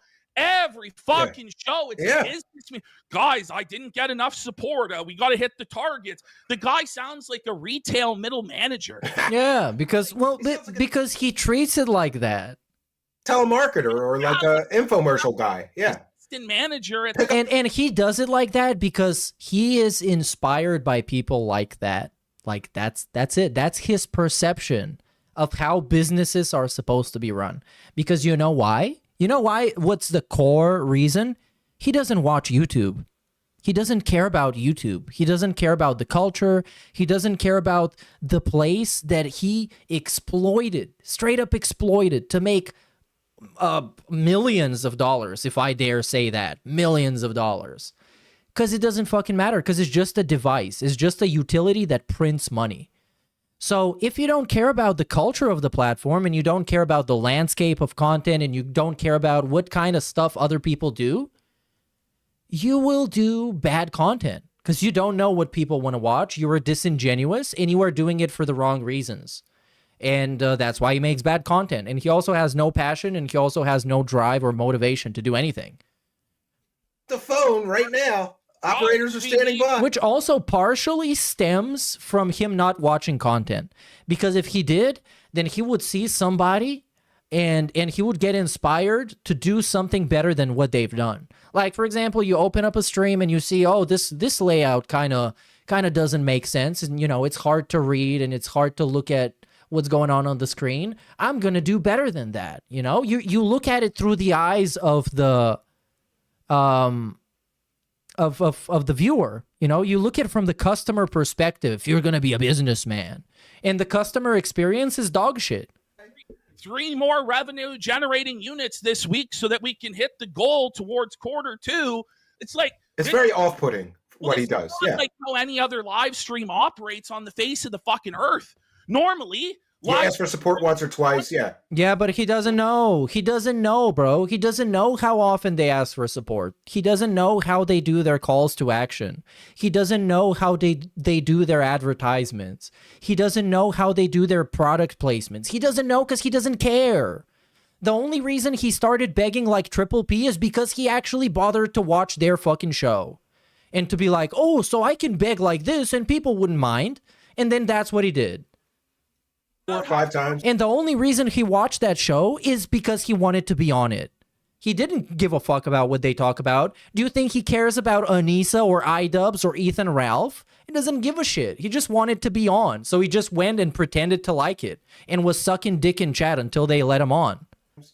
Like support, it's just pathetic because the entire show revolves around the support. There's nothing else going on other than enriching him with money. There is no content. You're right. He has nothing. The thing is, this is a guy who talks and he has nothing to say. Nothing to say. There's no points that he ever makes where you go, oh, that was a good take. Oh, Didn't hear that one before. Yeah, I didn't. I never told you. I never told you. Informational. I never told you, but remember, I came on Kino and I didn't know that you had started a show with him, and then so I started shitting on him, and then you guys did too. But I never told you. But like when I found out that you started a show with him, I was like, God damn! I was like a month late. Like I could have got that opportunity instead of this loser, and I was honestly jealous. I was like, this prick is talentless. Like he doesn't deserve the opportunities that you gave him, and then he squandered all that promotion, tens of thousands of viewers on him. He could have done something great. He wasn't ready to be great. He never will be. Well, I guess if we're gonna be honest, he did kind of try to appeal to those viewers. That, like I said earlier, in the flash, in the blink of an eye, he turned his back to his own dance and started appealing to the Kino viewers. It's just, I guess it didn't work. Or he didn't do it enough. Let me tell you the worst part about working with Phil. Yeah. It's not that he's like a total charisma vacuum, bold, which he is, on-air personality, because I could carry that bitch. You know, when we did Smart Guys, they looked it up, the stats. I would talk 75% of the show. Yeah. He would talk 25% of the show. Yeah, check the stats. He was a bad Ed McMahon. Let me sit here and nod along. I'm going to nod along. And then he would just repeat the exact same take that I would say, or slightly rephrase what I would say, because he sucks and he's talentless. He has no creativity. He has no original opinions of his own. That's bad enough. But the real problem with Phil is the behind the scenes. It's the autistic adherence to the schedule, the most sacred schedule, having to negotiate every single appearance, every single thing, running everything by him. Normally with a streamer like today, you DM me, hey, can you come on? Absolutely. We didn't game plan or plan anything. We don't need to. 3 or 4 days of schmoozing back and forth in DMs. You know, oh, how is this going to work out? Talking about every single aspect of a live stream. How's it going to play out? But it's beyond even that. Like, that's draining. That's exhausting. You have to treat him like a king. He's like very needy. Yeah. Prince of Siam. Super needy. It's every day at 4 a.m. This guy gets drunk as fuck on gin. Oh, wow. What? I don't know if he's next to his wife in bed while she's... Wait, is this based on what we say he does, or is this based on some insider info? Sleeping after her... Because, dude, I would not be surprised if it turns out that DSP is such a lonely and needy person and so much in need for human connection that he would admit all this shit to Triple P. I would not be surprised. Matter of fact, I completely expect for that. Hard day of working fucking retail and then cooking for him and cleaning for him and picking up after him. I don't know if he's in bed next to her or where he is, but he's drunk as a fucking skunk off gin, doing WWE champions polls, messaging me all sorts of sad shit about how about how this is going right. No, going right. Feel bad for me. Oh no. Oh no, I'm having a cringe attack. I'm legitimately fucking cringing that this guy is so needy and embarrassing. Like, bro, they pretend to like you. They don't actually like you. No. Holy fuck. Me. He's a taker. He's a taker. Legitimately got physical cringe reaction. He doesn't reciprocate. Can you book these guests for me? Can you do this for me? Can you do that for me? And then when it comes time for him to do his part, when it comes time for me to go, hey, man, this is a huge opportunity. How about you do this lie detector test with Steve? It's massive amounts of money. We would have broken the internet with that. Well, it's a huge spectacle. It's viral. People wanted to see that. Not everybody wanted to see it, but enough people wanted to see it where it would be compelling and captivating to see. Would Phil pass the lie detector test? Yeah, and by the way, Pete, let me just interrupt you. Pete, when he found out that I had a polygraph, he said, let me arrange this. And P was going to pay for the plane tickets, the hotel, everything. And I agreed. Like I said, I'm down. I'll get there. I don't want to take an 8-hour flight to Washington State, but I'll do it because P asked me to. I said, absolutely. Me and P were completely down with the plan. We were ready to do it. Phil, fuck. I'm not the biggest fan of calling him P because, you know, P Pooch, he fucked the whole thing up. He fucked the whole thing up. Kind of like there was this show on TV, I forgot which one, but there was a character called Sweet Pea. And I know it's like they're talking about like pea, like the Black Eyed Peas or something, but Sweet Pea, come on. You can do better than this. We can make out something else. All made some money. It would have been great. It would have been huge content. And there Yeah, that's some Diddy energy. That's we're getting into Diddy territory here.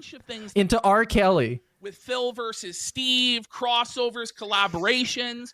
I talked about potentially doing, paranormal investigations with him, UFO type shows, all sorts of things I pitched to this guy. Yeah, but because this is kind of an appealing concept of the simpleton, the idiot, the village idiot that is getting presented with some new information that he didn't know about and seeing what his reaction would be. But Phil is so insecure that he's going to end up looking stupid, or he's going to end up, despite people already thinking he's stupid and he is incapable and he's the village idiot, he doesn't want people to keep thinking that. So he is cucking himself out of producing some genuinely interesting content. I've pitched him debate shows. He said no to everything, didn't he? Everything. What exhausting dealing with this guy. And it's like, okay, come up with a new idea. Then I come up with a new idea. I pitch it to him. He has objection. I overcome then it's another objection. It's always for him a reason to say no.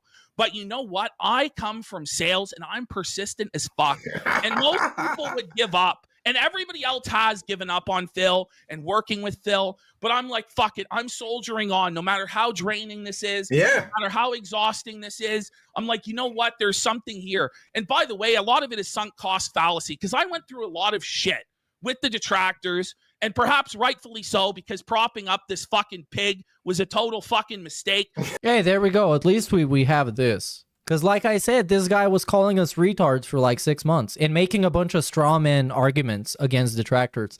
At least I'm glad he's acknowledging he did that. Oh, no. Total waste of time. Well, the detractors were right about it then. But, I had my donators doxxed.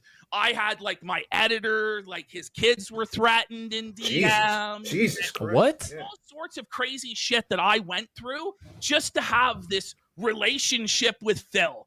And I just kept giving and giving and giving, just like the dents that give Phil money, except it was my time, my creativity, my effort, my charisma, my show ideas. And he'd just take and he'd just take and he'd just take.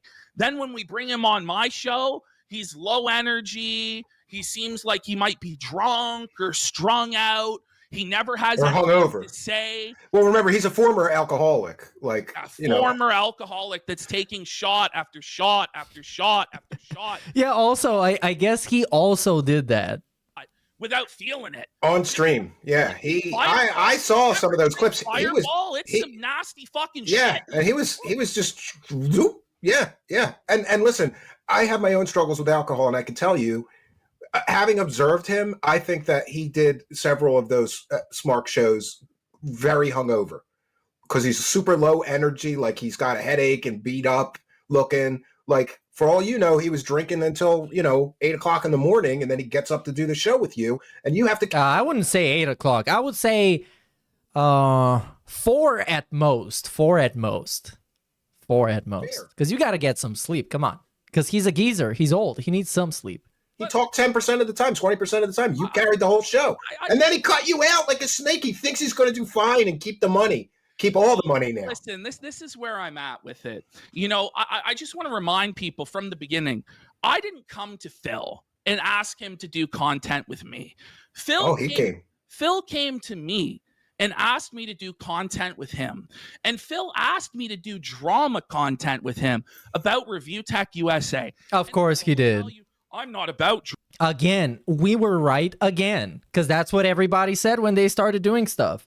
Because they said, oh, it's just about making fun of Review Tech USA. But since DSP can't do it on his own show and get people to care about him, then he's going to go do it on someone else's show that is much bigger than his own.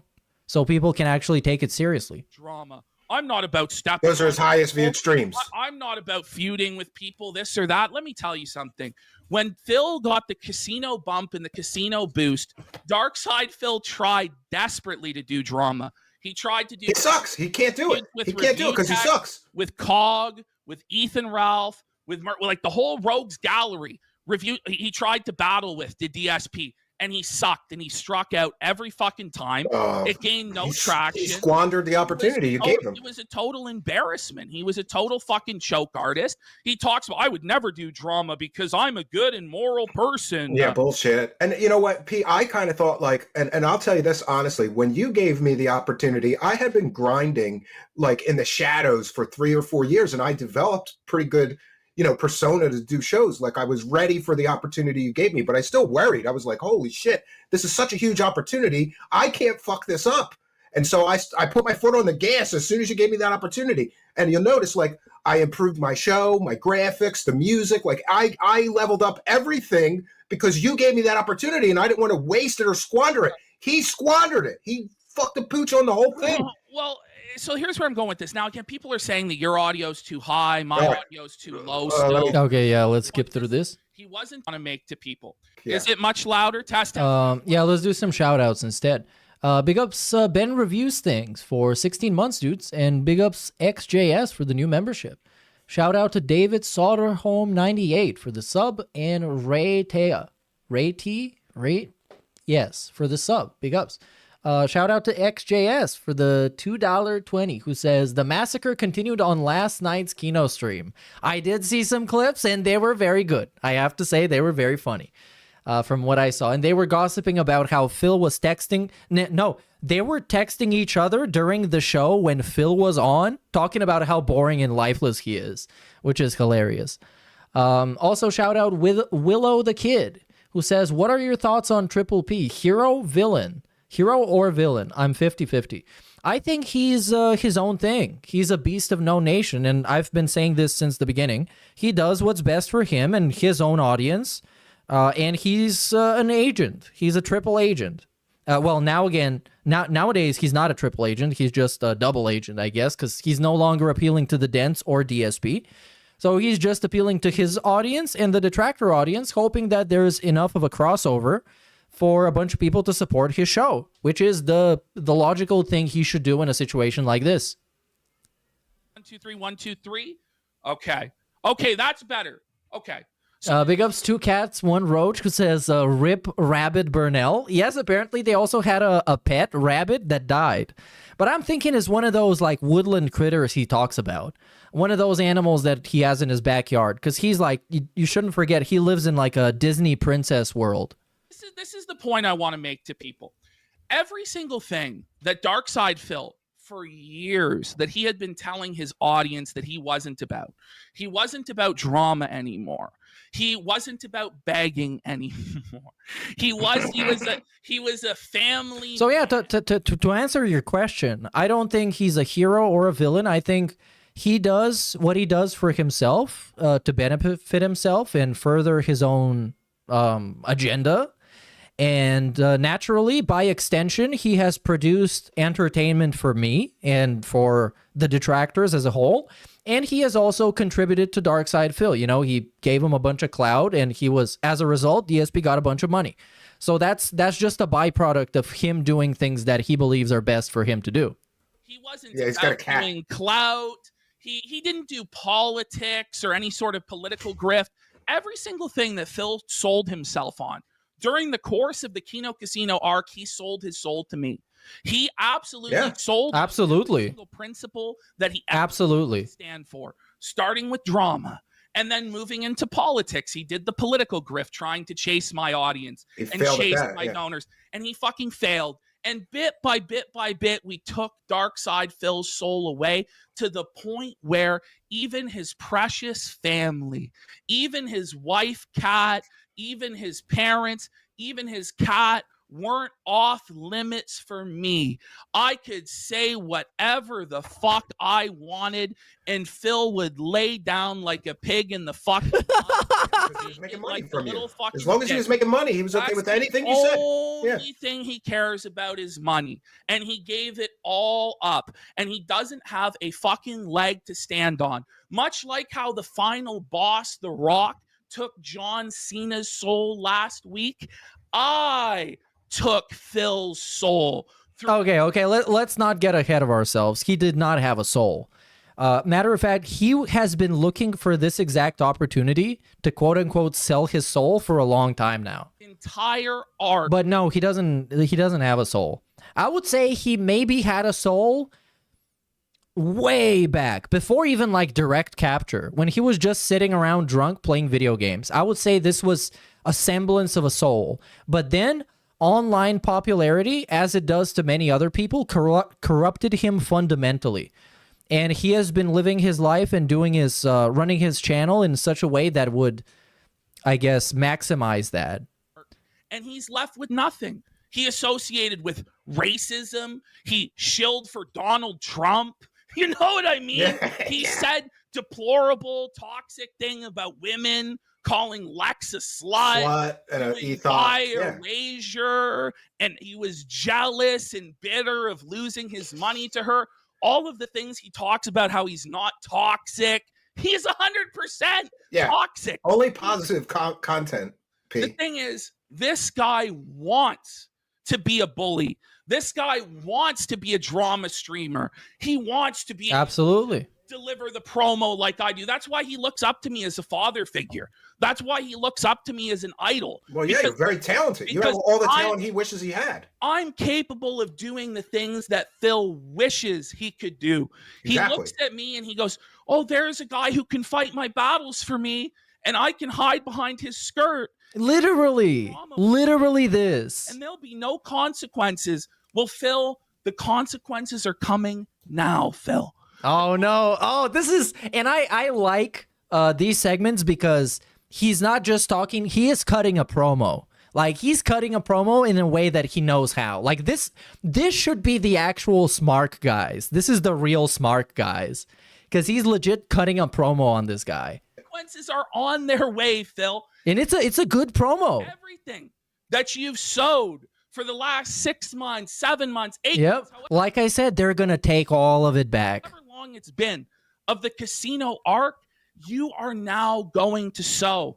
All of the old viewers that you alienated by trying to pander to my audience, which you could never have because you're not talented enough, intelligent enough, charismatic enough to entertain an audience as intelligent enough as the one that I have and Steve has.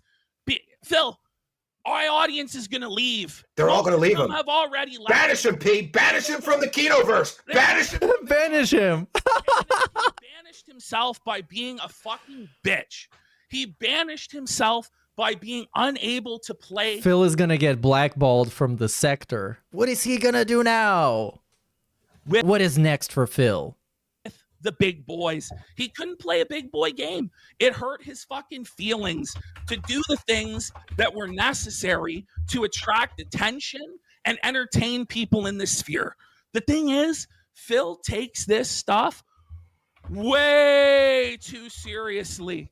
Way too seriously. He takes himself way too fucking seriously. He has the thinnest skin of anybody I've ever worked with. He's a total fucking diva. He can't handle being the nail. He wants to be the hammer, but he doesn't have the fucking balls to be either the hammer or the nail. And also you can't. Balls are not enough. That's what she said. Yes. So balls are not enough. You also need to be entertaining when you do it. So when you do like a blood sports thing, people are not watching it because you call somebody slurs. People are watching it because it's a scandal and it's entertaining and it's funny and it's fun. And if you can't make it like that and you're not talented enough to even get in fights with people, you should just get a fucking job at Walmart or something. Talent. Yeah, he just doesn't have it. What's fucked up about Phil is he's just a castrated bitch. Yeah, I'm going to be on TBS today. Afraid. I will. I just couldn't make it yesterday, even though I really wanted to. I had a lot to say about this shit, I guess. But now it's much better that I have actually watched it. Of being controversial, of drawing negative attention, that he makes himself a completely neutered, milquetoast, boring, horrible presenter. At least when he was the king of hate, and he was saying crass and crude and villainous heel things, at least there was something interesting to that. And at least he was sincere and he meant it. But what made that worse was that years later, he was backpedaling and saying that he didn't actually mean it. So it kind of negates the coolness of it originally happening. To go to the sort of character that's like that doesn't give a fuck what they have to say, doesn't care what people think of them. Because I said to Phil, you try to help them. Phil, everybody hates you anyway. Nobody likes you. There's a handful of special needs people. Morons. Yeah, he's got a few morons that like him. A lot of them are legitimately on like disability. A lot of them are legitimately in wheelchairs. People who would be entertained by Blue's Clues or fucking. It's the same sort of bland milk toast, no edges, sanitized garbage that Phil peddles. It's just full on slop. And it's slop that he delivers every single day. There's no effort It's that slop. goes into I can say it. I'm a content creator. He makes slop. His stuff is so. It's just you use the term like low energy, low. And again, slop is okay. Slop is a necessary. Like, our society needs slop. The internet needs slop. The internet needs second screen entertainment. But at least be self-aware that you are making slop and not changing people's lives or saving them or curing cancer. You are making shitty slop videos for YouTube. That's what I get. Just like me. When I look at Phil's content, I go, he's not even trying to make something good or entertaining. No. And just so you're aware, I sent him an invitation to this show, and then I said, or invite us on Smart Guys, or at least PPP. So, he's gonna be a big man and talk shit, but he doesn't want to confront you to your face like a man. So I'm giving him an opportunity to come right here, and you guys can talk it out. I'll try to referee it, or he can bring you to the Smart Guys and say this shit to your face. We know right well he never will, because he's a pussy. He doesn't want confrontation. And this is, so we go back to the interview that you were supposed to do with Phil. If we told Phil that in any way this interview would be hostile or confrontational or aggressive, he would have never agreed to do it, because he's a pussy and he's a bitch and he runs from confrontation. He runs from criticism because the lies that he tells are like the lies of a child. Any adult that's worth their salt, right through it, that has any sort of critical thinking skills, knows that he's lying and can effortlessly dismantle. Yes, exactly. In real time. And that's why there's so many people doing it, because it's easy and it feels good. It's it's satisfying, I guess, playing a puzzle game and solving the puzzle. It gives you that kind of satisfaction. Or watching a movie and finding out who the killer is before they reveal it. It's this kind of satisfaction to be able to be like, oh, he lied about this, and I caught him lying. I thought about the time where he contradicted himself, and now I caught him in a lie. It's very satisfactory, especially given the fact that he's a shitty person. Unless he's just talking to himself, it becomes readily apparent that he's just a fucking clown, that he's just a fucking joke, that the emperor has no fucking clothes. Every single time he exits that hug box that he lives in 24/7, 365, it's the hug box. It's a fantasy land where it's basically like North Korea, where any sort of dissent is banned. And Phil cries about Raw Phil. He cries about the restreamers. He cries and he cries about the stream snipers. But Phil, had you not turned your own chat into a North Korea hug box, there would still be 1,000 people there today watching.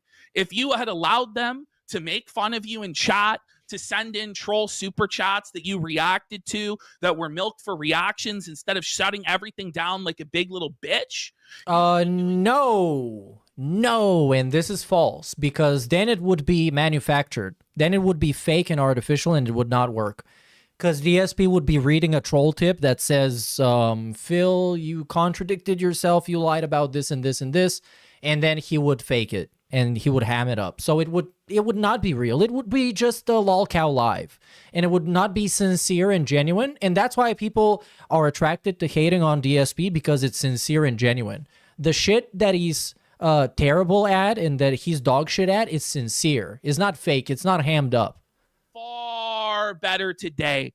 Phil wants to make himself out to be the victim over and over and over again. He cries and he cries. The detractors did this to me.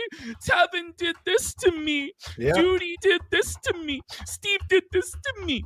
But guess what, Phil? Every single thing that you have done that has happened to you has been the consequence of your own actions.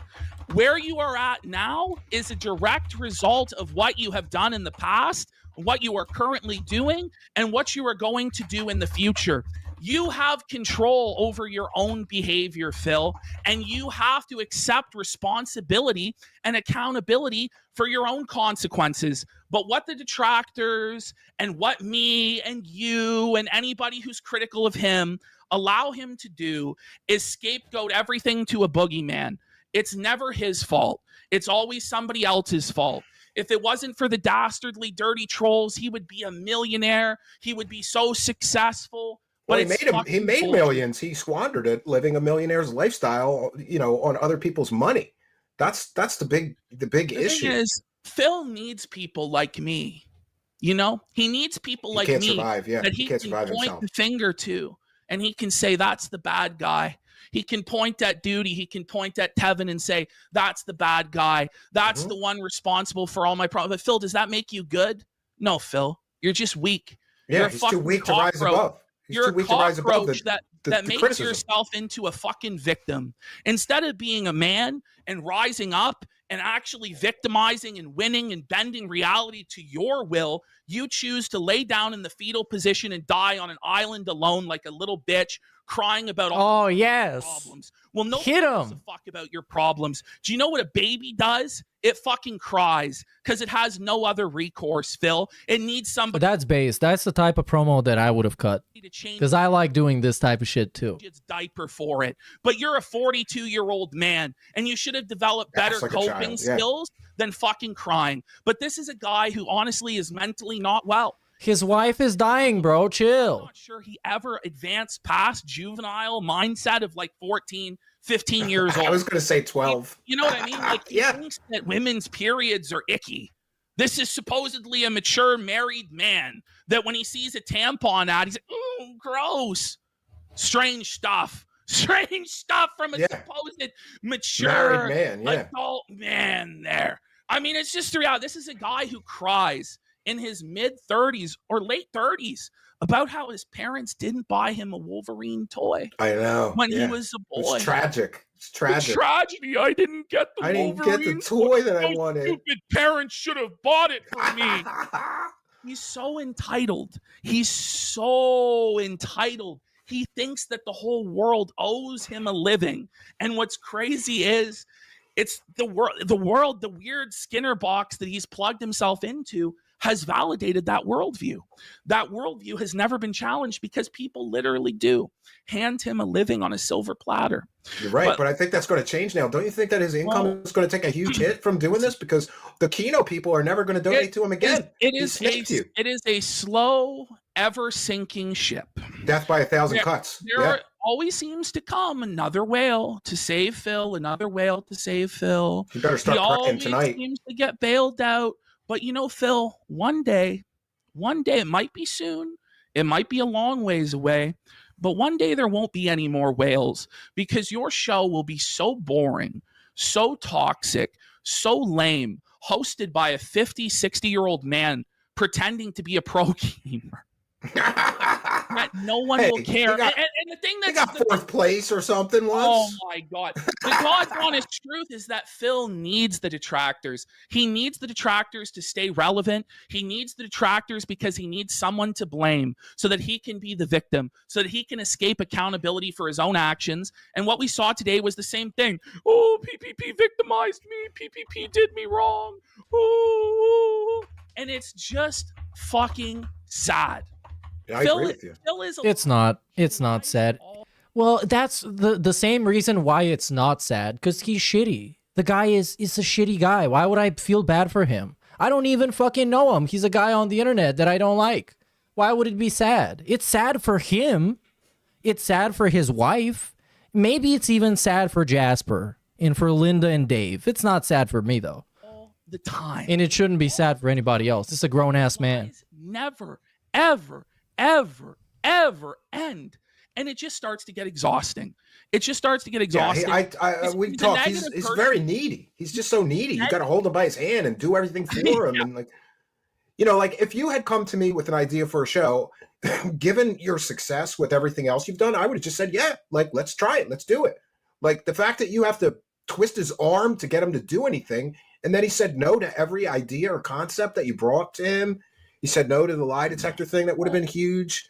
You know, and the thing is, the guy doesn't stick to anything. He has no perseverance. He expects immediate, instant gratification and money. And money. Well, he expects it to immediately be a massive financial success and to always be a financial success. But that's not how things work. No, you got to grind. You got to be willing to grind. You have to build. And the thing is, yeah, the thing is, DSP admits to this, and knowing that this is how it works, and knowing that things sometimes fall off gradually, blah blah blah. But he doesn't act as if he knows it. He just it's all talk and no walk. Go out and find new audiences. You can't just rely on the same 2 or 3 guys forever, but he's trapped because he feels like he has to pander and bow down to those 2 or 3 people, and he can never experiment. He can never do anything new, and he's scared, and he's neurotic, and he's autistic. He's stuck in his schedule. He's stuck in his ways, and there's just no way to free him from it. He's a hermit who lives in his house 24/7, 365. Yeah, he goes out once a week. He goes out once a week, and it takes him 4 hours to do the groceries, but he's a totally functional, normal human being. Right. Yeah, I don't understand how it takes 4 hours. I shop like a man. It takes him an hour to do. I run through that place like a maniac. He never fucking wrote down a list in life. I don't know. Like, he has to chop the vegetables when he gets home and this and that. But he's a sad hermit because he's scared of confrontation. He would never, ever stand up for his wife in public. If somebody slapped his wife's ass at the bar, he would do fucking nothing. He would probably watch as his wife gets fucked. I mean, okay, let's be honest, though. His wife's ass takes up most of the bar. So it's going to be hard not to slap it. Even if it's not on purpose, you just kind of end up slapping it. Alleyway by a black bull. Let's be fucking real. You might have not even known that you did it, but you did it. He's afraid his wife's going to get banged by a black dude? What? He got down on his fucking knees at the Street Fighter tournament and begged this guy not to whoop his fucking ass. Tears came from his eyes, and he said he was a fucking alcoholic. And then we wonder why he won't bring me on to confront him tonight. It's because he's scared. It's because he's spineless. It's because he's a cockroach. He's a fucking worm. And he's afraid of anybody that is any sort of a man, that has any sort of a masculine presence. He doesn't know how to behave in a friend group or a setting because this guy has never had any friends. Let's be real. It was always super awkward when we brought him on with me and Andy because he's never been a part of a male friend group. And he views anybody who is his friend as a means to an end. It's not somebody that he genuinely cares about. To him, people are tools. John Rambo was a tool. Howard was a tool to him. He used everybody, yeah. I was a tool to him as well. He didn't genuinely care about me or anything. By the way, this guy, I was so desperate to get him out of the house, you know? And I'll just be open and honest about this, and a lot of people will judge me for what I'm about to say. But I offered to pay this guy's flight and his wife's flight to Florida for the Super Bowl so that we could hang out in Florida. We were all big drama reveal. He offered them a honeymoon, which in a way is a handout. It's literally a handout. It's somebody being like, hey, do you want me to sponsor this trip that costs thousands of dollars? And it's entirely possible that I will hold this against you for a long time if you agree. So I could see why he said no. But after all this time crying about how much he wanted to go on a honeymoon and he got denied going on a honeymoon because somebody fucking leaked his bank account info or some bullshit like that. Yeah, you might want to take that chance. And you can also do a bunch of content. You can do IRL content with Triple P, Andy, and everybody else that shows up and actually show that you're a human. Actually show that you're not some pathetic fucking goblin living in a hole in the ground, being scared of the outside world. You could have shown that your trolls are actually fucking wrong about you, but you didn't, because you're Phil. You are a fucking goblin. You're a fucking gremlin. I offered to pay for the pet sitter for his pets. I offered to pay for his wife's ticket, his ticket, give them 2-3 days alone so they could have the honeymoon they never fucking had. He turned it down because he had to take care of his cat. You couldn't leave the cat with a stranger, Pete. Come on. Which is exactly what he did last time when he went to get married. He left the cat with a stranger. be a traumatic experience for him. And I'm just putting this out there, just letting you know, my kids really want to go to Disneyland. You know, I'm just saying. And if we went into the DMs, I have receipts of all of that. I pleaded with him. Every excuse that he ever made, every objection. Yeah, and you just wanted to get him out of the house and do something nice for him as a friend. Like, here, I'll pay for your honeymoon that you never gave your wife. Because you're a good guy, Pete. I want him to get out of the house. He has to get out of that house. And it's not like I'm a guy who every day I'm out there touching grass and I'm, like I'm a pale, fat man. But I leave the house a hell of a lot more than he does. It's pretty sad. And I have friends, I have family that I'm around, that I interact with. Yeah, you got to socialize as a human. He has no family out there. He's stranded on the West Coast. He's told me he has no friends. Oh, he's been out there for almost a decade. Well, I want to see the DMs. And we can have like an AI DSP read them. I will make sure that happens if we get the DMs. I'm gonna do my best to have an AI Phil read them. It's gonna be the saddest shit you've ever heard. Look what you try to be. It's gonna be so sad. He's gonna get called up for like American Idol or something to share his story. Friend to him, and look what he did. He took and took and took, and I get the impression that he was feeling like he didn't want to do another one of those Grill Phil segments like you gave him last week. But that was for those that don't know too. Like, that was not P being like nasty. When you're a true friend will tell you things you don't want to hear because you need to hear it. You try to be a true friend to him and help him and say the things that a real friend would say. A real friend will check you when you need to be checked. This is what it comes down to for Phil, is that I don't think he has received like real criticism from somebody that he actually can respect and trust. Because he's like, well, these are detractors, these are trolls. How do I know what criticism is real, what I need to actually improve? I understand that.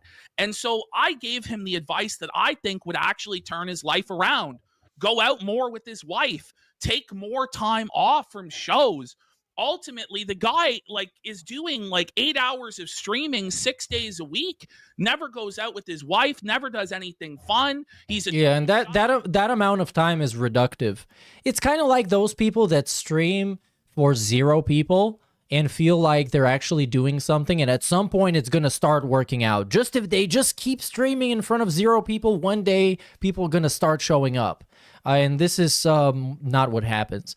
So yeah, it's very reductive doing what he does for the length of time that he does.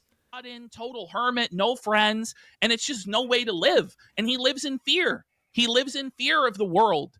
And he's got all those cameras around his house. That's paranoid, delusional. The police called him a 220. Like, he's a mental case. Well, they didn't say that. That's the headline of the article, but that's not what they said. The lady, the policewoman, said that usually when they send somebody to talk to the FBI so they don't have to deal with them, they consider them a 220. That's a mental case, an unstable individual. So you're just like, yeah, whatever, go talk to the feds. That's what they did. It's a mental case, and now generally he's kind of almost a harmless mental case.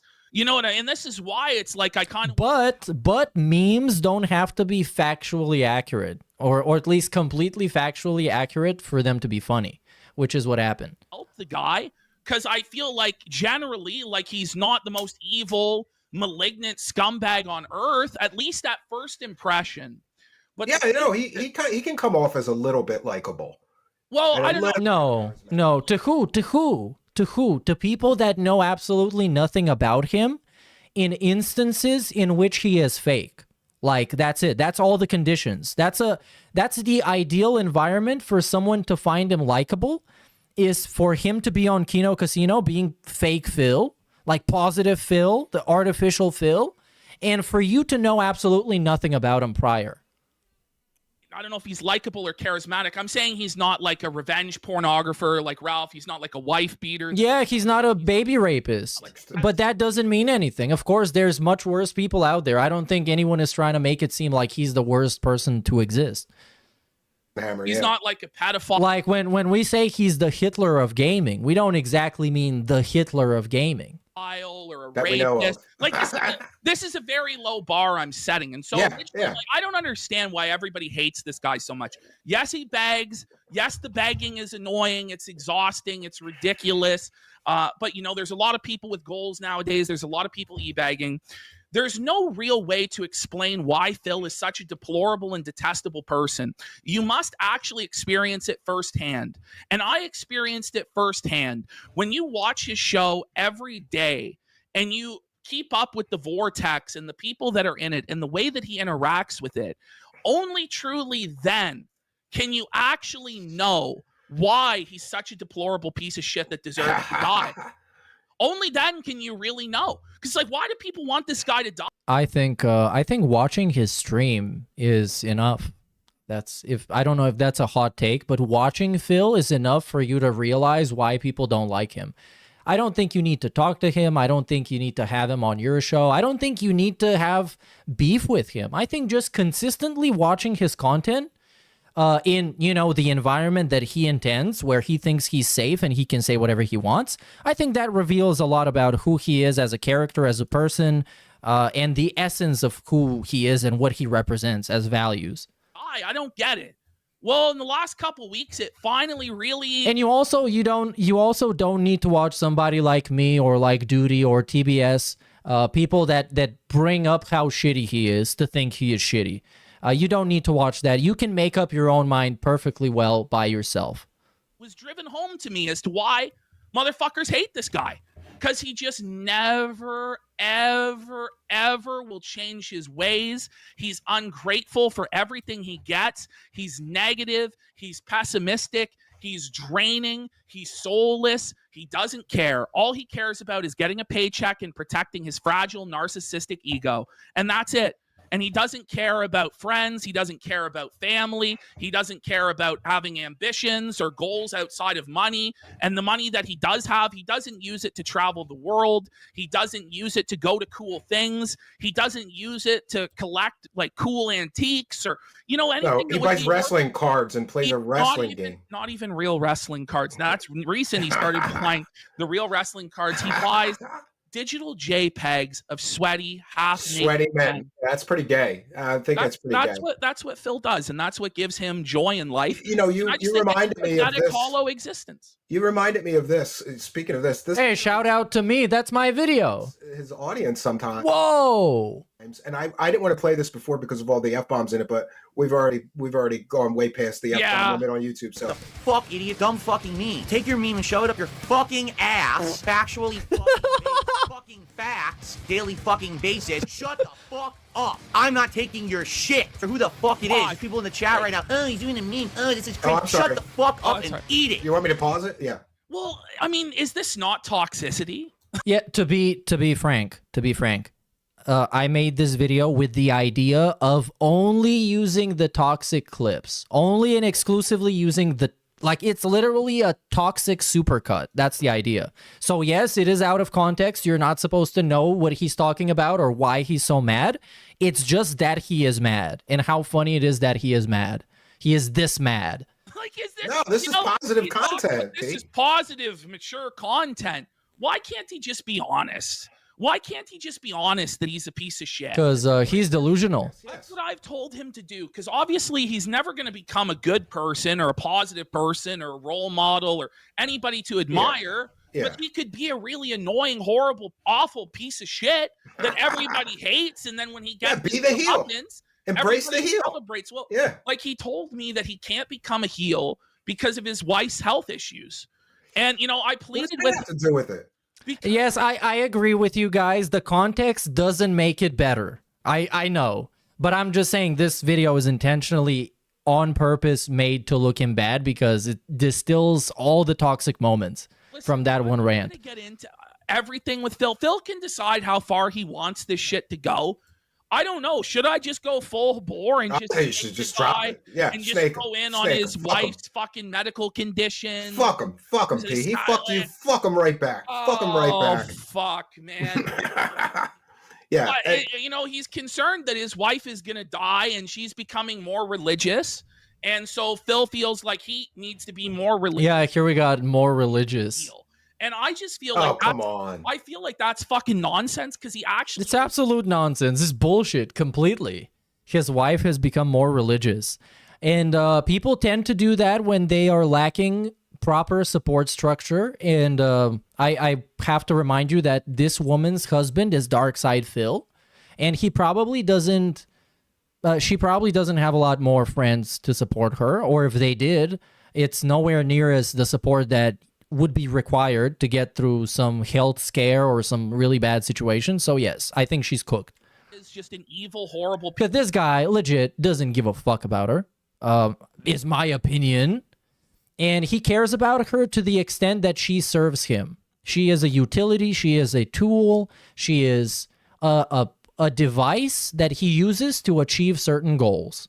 Piece of shit all the time anyway, and he's not religious whatsoever. You should embrace and I the just heel. feel like it's a total excuse because he doesn't want to actually have to deal with people dunking on him, and so he hides away from controversy and conflict. And I don't know, man. I just don't have any respect for Phil. I just don't. The only thing that I have any respect for him for is that he does show up 6 days a week, 10 hours a day. No, I don't respect him for that because he utilizes that time poorly. He is doing a bad job with that time that he uses to sit around and pick his nose and wipe it off on his shirt. That's why I don't respect him. Because you can stream 40 million hours a day. I don't know if you can stream that much, but that's my point. You can stream infinite amounts of time, and all you can be doing is sitting there and looking at a wall. That is not good, and you don't deserve respect for simply doing that. You deserve respect for doing something with that time and accomplishing something productive, entertaining, or in some kind of way meaningful. Fucking tin cup. Like that's what he does. And I've just been trying to help this man. And also, I don't respect him because what else is he gonna do? Do you think he's gonna get up and get a fucking job and go out there and do something with himself and with his time? You think so? I don't. He lays these pity parties on me. He lays all of these secrets on me. And then it's like, well, how can you fucking, snake this guy? How can you turn on this guy when he has all of these problems in his life? He seems very manipulative. Because he likes having problems. He likes having problems. I'm not saying that he gets himself in problematic situations on purpose, but having problems helps him. Because he can play victim and he can cry about it instead of actually doing something about it, and he gets paid for it. That's what I like to call the emergency economy. Because this guy, without having bad things happen to him, would have gone fucking broke and homeless like 10 years ago, at least. Manipulate you.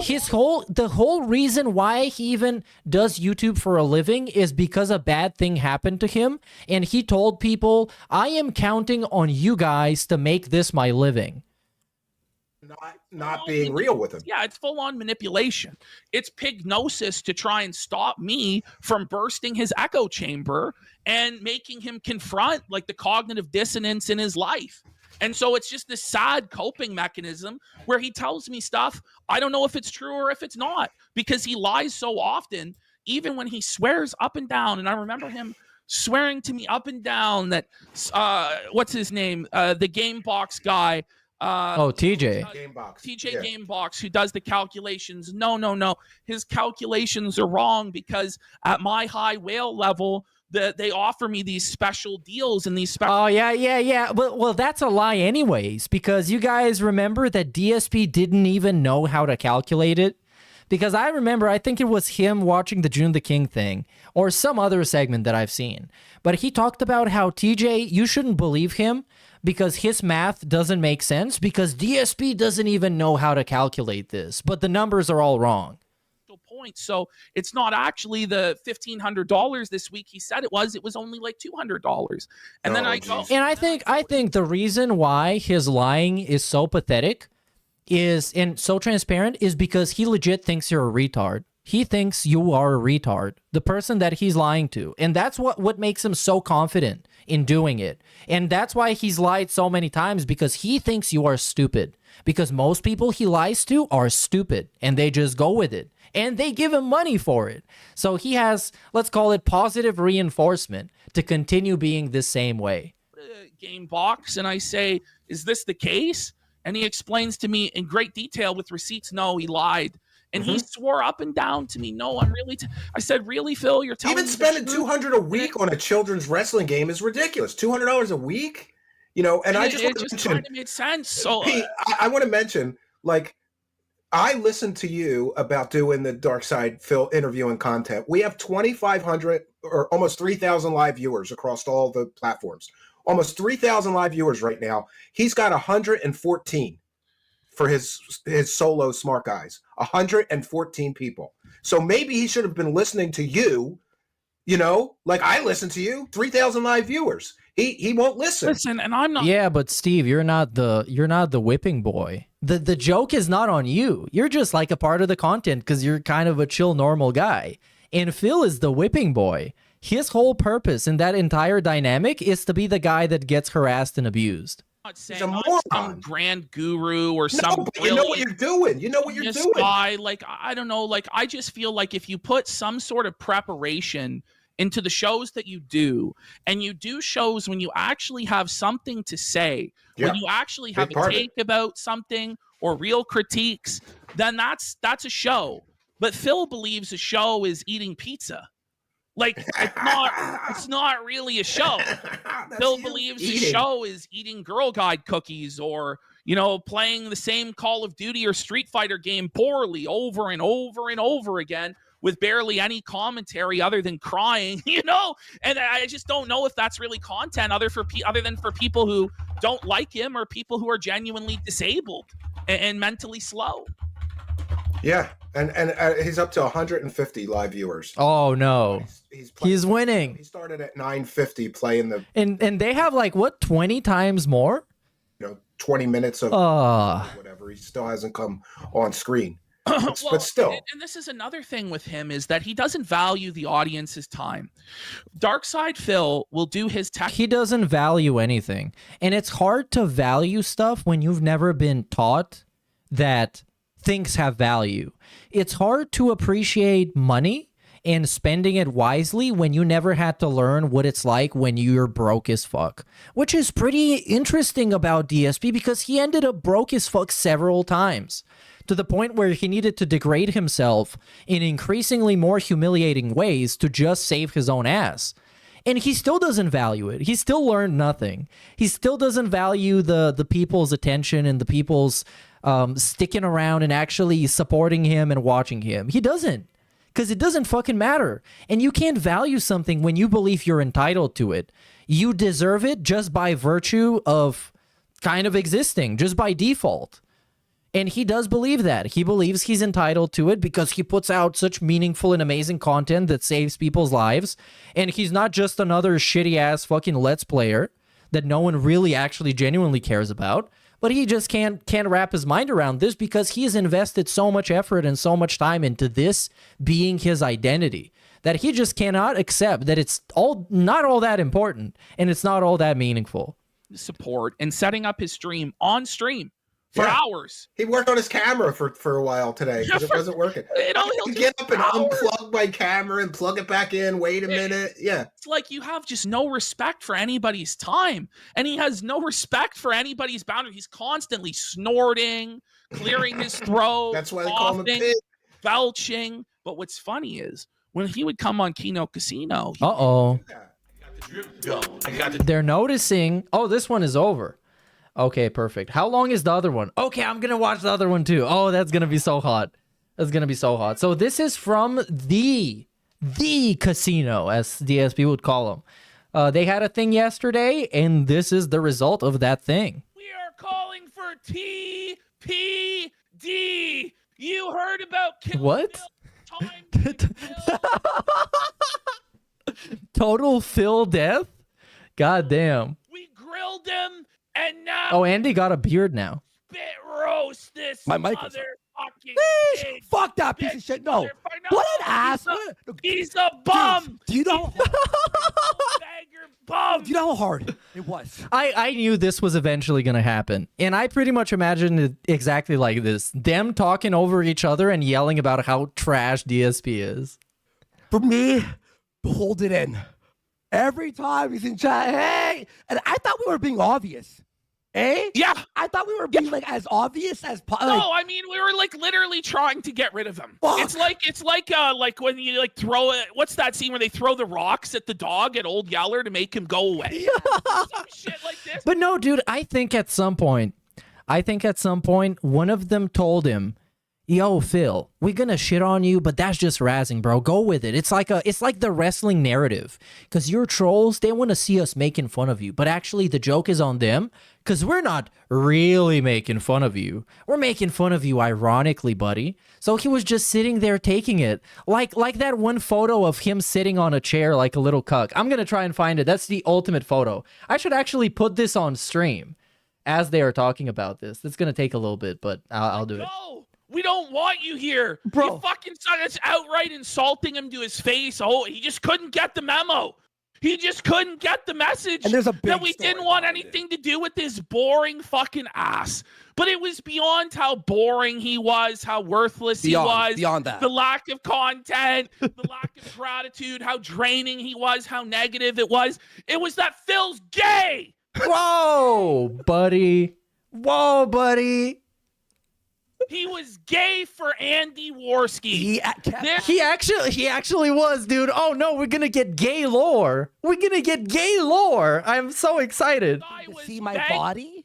He kept begging to look and touch Worski's underwear. That is gay. Privately, he was trying to slip his hand. Oh, I got it. Here it is.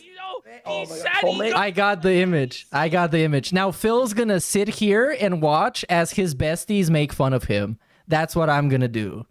This is the gimmick now. This is so fun. Your shredded body.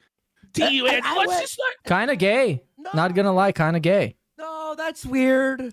That's uncomfortable. That's awkward. But You why? know, like, it's like, why I'm is he saying this? We're in a business meeting. He was drunk as fuck. Someone call. Let's be real. This was some Brian Dunn fucking behavior. Someone call with the HR. Filster. Someone call HR. He was sexually harassing you in the workplace, Worski. He wanted to feel your shredded body. Oh my! Oh Kev, man! Can I just say this? I saw this. Remember when he got on that voice call and he started asking to see your underwear? What? Okay, I should have. Oh, okay. Okay, that was bait. You better not do this again, buddy. Your underwear. He's begging to see your outlines. No, by the way, dude, he streams for 10. Whoa! Let's go. For 5 subs. We're barely even exaggerating, though. There would always be this like flirtatious gay element to Phil's behavior with Andy. You know what? This is strange. I think that's what he thinks banter is.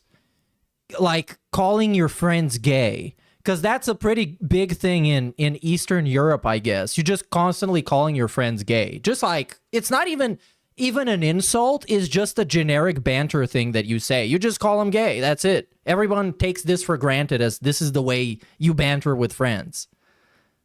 This isn't normal. I gotta say one thing. I finally heard about and saw a little bit of the thing where he goes, "I'm his gaming soulmate," right? Oh yeah, that was something. How did it feel? Listen, DSP, everyone likes Final Fantasy VI. Everyone likes Zelda Ocarina of Time. This is not like obscure, these weren't hidden deep cuts. You know what I mean? This isn't even like Earthbound level. This is like entry level everybody had for their Nintendo. Fucking Legend of Zelda Link to the Past. Link to the Past, yeah. And other things, and he kept saying things like that and wanting to play games with me. And I kept after every show, I'll be texting Ash, he's DMing me. What do I say? I want to not respond. And we're just we'd have meetings on how to DM him back. Oh my God. Dude, okay. Here's the thing. I can kind of relate with this shit because as someone who is involved in running a show that is pretty popular for what it is, we have plenty of people that are very needy about coming on and they see it as some kind of a status symbol, and quite simply they're just not a good fit. And we don't know how to address this and how to talk to them about this, and it's difficult. It's difficult. Ashton's like fucking Discord, because it's much better not having them around than having them on and then people thinking that they're cringe and they're gay and then going on their page and hating on them, which has happened in the past. I'm not going to tell you why, but that person still believes he's being gate-kept and tone policed to this day just because our audience did not like him. And we knew he wasn't a good fit, but we had him on anyways because he was... we got news that he was very insecure about it. There was plenty of people saying that he had to be, and that he got mad that someone else was on the Detractor show before him. And it's mega cringe, actually, mega cringe. And as a rule of thumb, obviously, a rule of thumb is if something like this is this important to you, it's not happening. No, that's fucking cringe and gay. Messaging me during the show. He DM'd me 4 times during the show. I'm like, could you tell him to shut the fuck up? We're doing a show. Meanwhile, the fucking previous three days earlier, there's this huge opportunity, everyone. LOL Cow Live. Fucking you were like, Ashton, help me. He's asking me to kiss him in Amsterdam. That was a little gay. No, that's when Phil invited Andy to go to Amsterdam. What? With him because he of course it did. Him at the fucking hotel in Amsterdam. Listen. I don't even want to talk about the homosexuality. It makes me angry. But he wouldn't come meet me in Florida. I'm like, fuck, I look like his... I guess that's why he didn't want to fuck me is because I look kind of like his wife. On Steve's, but... No, I seriously... Whoa, buddy. Because I genuinely feel bad for Phil. Me too. When I learned this guy, he never leaves his home. Sad. He can't... It's sad. You know what I mean? The guy is a total shut-in, hasn't been on a vacation or a trip in a decade, couldn't have a honeymoon with his wife. I felt bad for him. And also, I was like, you know what? I want to meet Phil. I want to know what Phil's about. I want to have some comradeship, some brotherhood with Phil. Take our friendship to the next level. Not the way that Phil did, like the gay way that... But I'm like, you know what, Phil? I said to Phil, so here's the idea. And you can tell just like how much thought I put into this. Of something that Phil would like to do that's like his special interest, which is Hulk Hogan. Whoa. So that's like a special interest. He has a vested interest in Hulk Hogan. Hogan has a I love this. In Tampa Bay, like a memorabilia store, a t-shirt shop, all sorts of stuff from his past. It's kind of like a Hogan museum. And there's also in Tampa Bay a Hulk Hogan bar that Hogan is there every like Monday for karaoke. And he was having a Super Bowl party at his bar, which is called Hogan's Hangout. Buddy, that's incredible if you're a fan. Where he was going to show up and there are going to be other wrestlers there and stuff like this. So I say to Phil, hey, man, what if I pay for your flight to bring you out to Florida and we can hang out? So Phil's objection is, well, you know, I can't leave my wife at home. So I say, Phil, how about I pay for your wife to come? You guys can hang out at the beach for a couple days. What a mensch. We'll meet up at the bar. We'll do the Super Bowl party. Maybe we'll do... And I've also, well, I don't know about considered, but I've had the idea of doing like a TBS Live. I think is going to be hilarious because there's so many more gimmicks we can do. But for that to happen, we would need to do a lot of shit. And I think it's best to do it in the UK since we can get... it's a relatively small country. We can get Sam and Steve by default, pretty much. And only me and ALT would have to travel, which is not that big of a deal. And if we're there for like a week, we could make a bunch of insane content for like months. The bar, just like as like an excuse that it's a business trip or whatever. Yeah. Because it's like, I mean, at the end of the day, I'm not fucking DSP. I can go outside and do something. And I think it would be fun. It's just like... There's too many variables in this that have to come together and we have to work it out. He can go back home, you know, so here's like the honeymoon. He never was... Yeah, we could drink Lucozade. We could finally shove the payday up Steve's ass. It's been a long time coming. It's been basically like 3 years. We're going to hang out. We're going to make content, all this sort of thing. You know what he says to me? He goes, well, that wouldn't be fair to my cat. Because my cat would be alone. Get a cat sitter. Give your pet. Yeah, that's bullshit. You don't care about your cat that much, though. For the top cat sitting service you can find, I'll pay for all of it. I'll pay for you to come. I'll pay for your wife to come. I'll pay for sitters for your pets. I'll do it. I was dead fucking serious. I was gonna spend thousands and thousands of dollars Probably on this. 4K minimum. Oh, more. Minimum. It was probably going to be at least $5,000-$6,000 to do all of this. But I'm like, oh fuck, it'd be really fun. No, it would traumatize my cat to leave him with. Everyone in that house is fucking soft. Everyone in that house is a 220, including the animals, which I've never thought would happen. Is it contagious? Or is just naturally the type of people that he attracts? Because, well, I kind of answered my question, but, you know. No possible way I could do this, man. And what it is it's fear. He's afraid of leaving his own home. He's afraid of doing anything. He's just a massive fucking pussy. Shut-in hermit little bitch because he's scared some troll will find him and confront him. And what am I going to do? What am I going to do? It's like, Phil, stop being such a fucking pussy. Yeah. But this is the crazy shit that Phil, this is the mentality of Phil. And it's wild shit. Yeah. It really is wild shit. Well, here's where I was fucking super annoyed, and it's a very similar story. So we thought. I'm loving this gossip. This is the favorite thing. Be serious. Endgame was simple. We knew he was like a bit of an idiot, and detractors were you ever see Howard Stern, how he had a whack pack? It was like Opie and Anthony with fucking Bobo. It was like that idea. So the idea was get him close so we could have some funny shit. So we thought of shit like lie detector test. Yep. Like ghost hunting, and then during that we felt him while we were filming.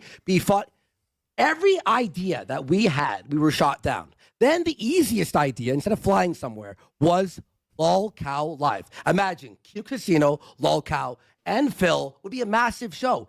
He literally, in the group chat, started yelling at all of us. You guys, it's my day off. First of all, how dare you bother me on my day off? How about you respond tomorrow then, you F-slur, you fucking retard? Well, why is it such a big deal to receive a simple DM? Like, so listen, if one of your friends or family or a business associate texts you on your day off, do you lose your fucking mind? No, he's losing his mind. How dare you text me on my day off? Wouldn't you just not reply? Yeah. And then get back to them at a later point?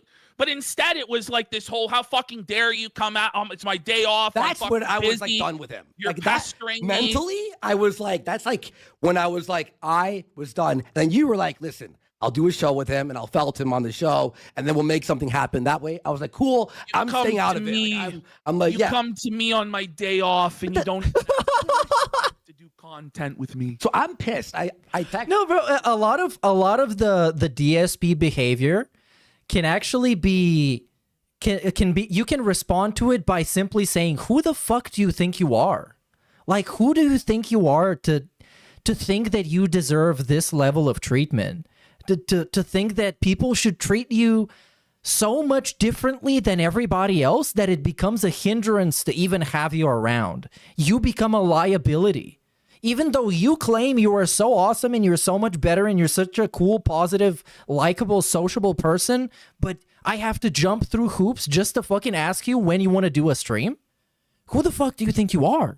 Like, this guy's a piece of shit. Fuck him. Then on my day off, which by the way wasn't even a day off, I was editing for the show for the next day, he's fucking messaging me like all his ideas that all suck, by the way. Yes. Then I don't respond. I'm like, I'm not responding to him. Fuck him. What does he do? The next day, like while we're live, he's putting business fucking like private shit in our chat. I'm like, and then putting pressure on us to respond. Like, hey, yeah. That's what people like that do. It's like, hey guys, I didn't know if you had the chance to see my message, but essentially I wanted to say this and this and this to put the public pressure on them so they can be forced to act, which is something that people. Ah, fuck me, dude. I dropped my fucking weed jar and it broke. Such a good jar. Fuck! Remember? Go ahead, but I'll say not even smoking. Do you remember when this guy asked us not to stream in his time slot? Yeah, guys, we'll go over it. Wait, what? What? He asked them not to stream in his time slot? No! This guy actually demanded that we schedule our shows around his shows. And that we direct our audience to his show. This is what he actually thought. And it's like, but Phil, we have like 2,000-3,000 live viewers. You have 200-300 live viewers. You know, we're kind of doing you a favor, bringing you on, promoting you in the first place. And you want us to inconvenience ourselves and our audience and say, we won't do shows in the time slot from like Yeah, pretty much. 9 p.m. or 10 p.m. to midnight. Well, that's when we stream, Phil. Buddy. But what he wanted us to do was for his political show, for us to siphon. No, the jar is just where I put my weed. It's like literally like a normal jar, but it's like well sealed and everything. It's fun. It was fun. Rest in peace, jar. I'm so pissed off. Now everything smells like fucking weed, and I'll have to pick it up. All of our viewers, That's because what he was messaging. that's what he wanted us to do, is give chats. all of our viewers and all of our money. And he would come in here and be like, guys, remember my show is next week or tomorrow at this time. Don't tune stream. into the casino or don't stream, guys, because I need your support. And it just started to get, it's like, so you take and you take and you take and you take and you ask and you ask and you ask. But when it comes time for you to like do a crossover with us and Keemstar, when we ask you to do something that mildly inconveniences you, no. What's in it for me? You know, it's like I see how you guys would benefit from me coming on the show to roast Rich of Review Tech USA, and I see how Keem would benefit, but how would I benefit? Viewers, well, I you don't fucking know. idiot. There's a bunch of people watching you that might see you in a new light as somebody that's having. Sometimes the best way to benefit is not benefiting. And matter of fact, just doing stuff out of the love of the game, you know?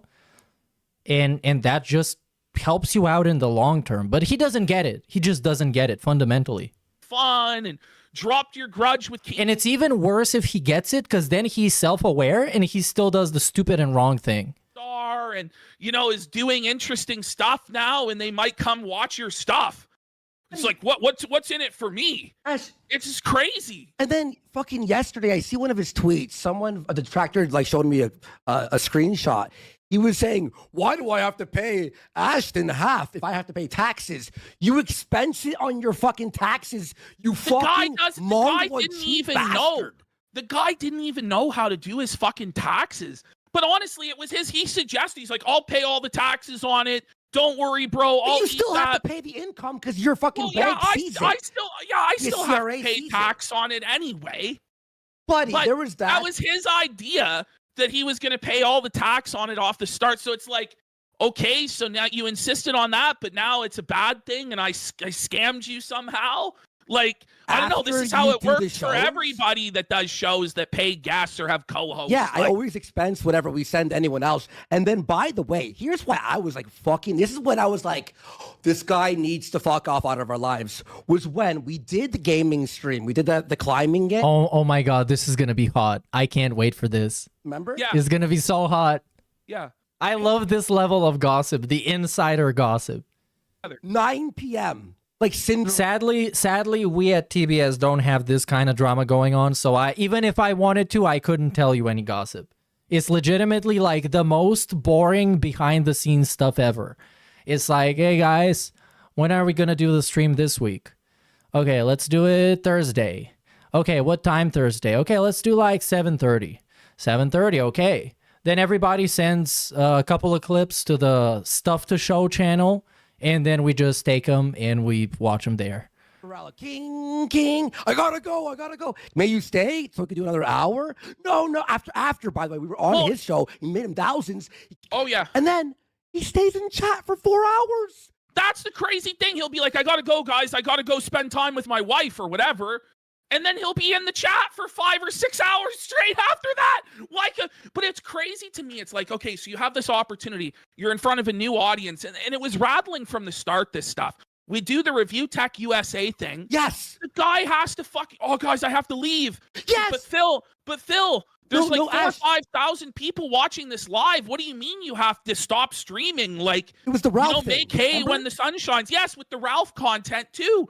We brought him on. We're doing the lore of Ralph with it. It's like, I gotta go now, guys. It's like, well, we have a lot more content, Phil. Like, Ashton spent literally like 8 hours the previous day going through the Kiwi farms, looking for all the best clips, setting up the whole lore shit. But the RTU stuff went a little bit too long.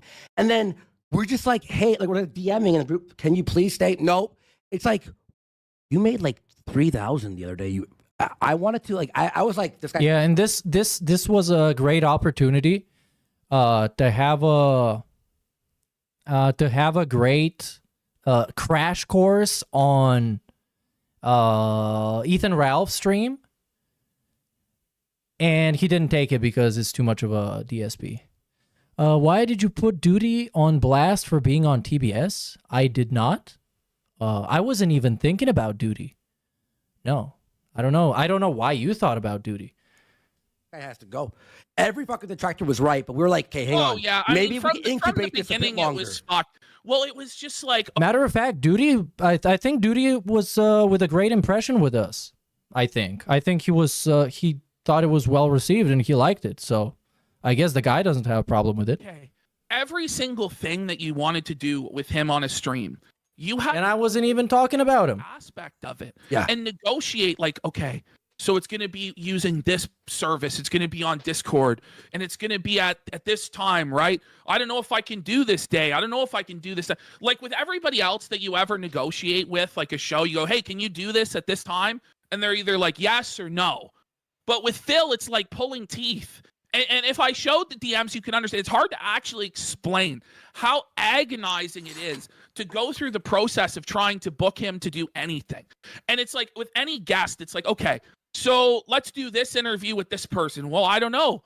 Okay, well, here, let me explain to you why it's beneficial. Okay, well, I have this objection to it. Okay, well, let me explain to you why that's wrong. Okay, but what about this? And there would be another objection and another objection. And it would stonewall every single thing to the point where it was a miracle we got anything done with the guy ever at all. So when we had Mudahar on our show, we had contacts with Mudahar. So we're like, oh, we'll do a gaming stream with Mudahar, whatever, blah, blah, blah, blah, blah.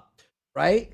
I had to explain the entire Mudahar lore for him to like agree. I'm like, Buddha's mainstream normie. Relax. And by the way, even if he was like edgy, you're with fucking racial joke people. Like, I don't know. I like, this is the thing is it's like, well, we have to background check this person before I'll appear with them. And this, it's like, why? What? And what are we going to background check them on? Huh? I don't exactly get it. Battle for every single thing. Anything. And I've never encountered anything like this. I had like the patience of fucking Job to tard wrangle this guy, try and bring him in for appearances. But let me tell you, when he came on here and why we stopped bringing him on, you guys know he was just a net negative. He was just a drain. He didn't add anything. He never, had a good take that's or crazy. a funny joke or a one-liner. The guy couldn't even laugh at what's going on. Like he would just have this sourpuss look on his face, like he wasn't happy to be here, like he was doing everybody else a favor by appearing. And it's like, you have no viewers. You have no fans. You have no fans. In fact, everybody hates you. And the fact that we're bringing you on, we got so much hate from everybody. Yeah, I remember. Literally. They kind of asked for it at one point when they started like dick riding DSP. And that's around the part where I legitimately stopped watching their show because you could tell how disingenuous the dick riding was. So I was like, okay, man, okay, these guys are cooked. They were right, honestly. Banned the people in chat making fun of me. It's like, we're getting our donators doxxed on the daily. Fucking our editor is having pictures of his kids posted. People are threatening his kids, calling him a pet, like crazy fucking and then shit. We're just like, constantly. Hey, you mind and if we play the? Hey, we have this crazy idea. Why don't we just play fucking Link to the Past on stream? No, that's not views. That's a post show. That's like an after show. Relax. It's not a show. It's just like after all we've done, it's like, can you do us any favor? No. What's in it for me?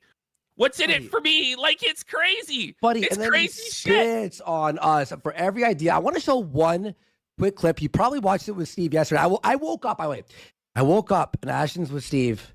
And I see the show and I'm just like, thank you. Like, I almost started crying. Like, he was so happy. It's like, oh my God. It's like finding out you won the fucking lottery. I was like, oh my God, yes. I don't have to I'll pretend say anymore. this because we're not going to go on and on and on about Phil all night long, obviously. But we do. If you go back to the Steve interview that I did last night, if you go to the True Seekers channel and check it out, or I think Duty clipped it. Yeah. A bunch of detractor channels have clipped it. And you watch that, you can really see me go off and just fucking tear into Phil, crazy fucking rants. Yeah, for sure. Tired of him. He's just such a black hole. You know what's There's crazy? just nothing positive comes from him. He says he's Mr. Positivity, but in fact, there's nothing positive that comes from him, and there's nothing meaningful either. It's all just a meaningless black hole of negativity and boredom for eternity. No, we do. Is the Snortax. We do have a. This is the worst thing they've said, it that it's not meaningful. It's not meaningful. Video from August the Duck just released it a few hours ago. So we're going to do that later. Don't worry. It's a 20-minute video. Let's hit the goal and let's do this August the Duck video. But Phil's trying to say that he's more successful than August the Duck. 2.1 million subs. Getting hundreds of thousands, if not millions of views on every single video. But Phil, who can't even crack 1,000 views on his replays, has less than 300 people live on his shows. At certain points now, he's getting less than 200 people live as he streams 6 days a week and been here 15 fucking years. Is going to say that he's more successful than this other. It's just crazy. He's a fucking lunatic. He lives in an alternate reality. People are screaming in chat for us to do it now. We got so much show. I mean, we got a lot of show, folks. Wacky Shucks for 20. And also, you're not gonna give everybody everything right now. Come on, make it a plot line. Mr. Quackster Hopper for a sub. He's gay. Big nice pants for tokens for over 25 subs. Okay, this is getting skipped. Family, his wife, whatever. He would always be massive. And it would be at like 4 a.m. And if you didn't respond to him, he would be upset. Okay. You know, like he I have a funny expected story responses to his shit. About that, Ashton, I have a funny story. So you all know, after the show, I usually stick around for 2 hours, play games, or watch other videos. It's like an unwind show. And you could actually visibly see probably 5 times on post shows me look down at my phone and what I was doing was reading Ashton's text, and then you see me do this, and then like Psycho's like, "What's wrong?" And I was like, "I don't even." A duck-sized duck has gifted 50 subs. Yes. Whoa. Okay. What the fuck? Okay. Here's the thing is, dude, 22 for 10. No, stop. Enough hype. Enough. Everyone, holy fuck.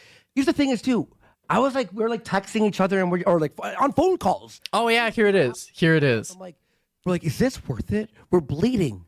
We're bleeding. You know, we're bleeding. We're bleeding. It just wasn't worth it at all. It was just like, it's like a sunk cost fallacy where I'm like, listen, at some point, surely this is going to turn around for us and we're going to convince this guy to make good content if I'm just patient enough. So my question is, though, all the Kino Casino fans that came out the woodwork when they first had him on the show, who claimed that Phil was actually a great, really funny guy, really entertaining guy, and all he needed was for you to give him a chance. And the damn dirty detractors were just getting in the way of Phil getting a fair shake. Do they still hold this same opinion? Or do they now agree that DSP is a loser and they only ironically pretended he was cool? That's my question. I think it's pretty simple. If I hold his hand enough, if I argue with his objections and his negativity enough and tard wrangle him, it was impossible. It was impossible. Buddy, it was like it was trying to find the one piece. It kept going and going and going, and it never ended. It never ended. Never ending. I'll say this. So you had a great rant. Everyone, go watch Steve's show whenever you have a chance. It's really good with Ashton and Steve there. But here's the thing, too. Yellow flash for 5. Why didn't you wait until the guy finished talking to give the shout out? God damn it.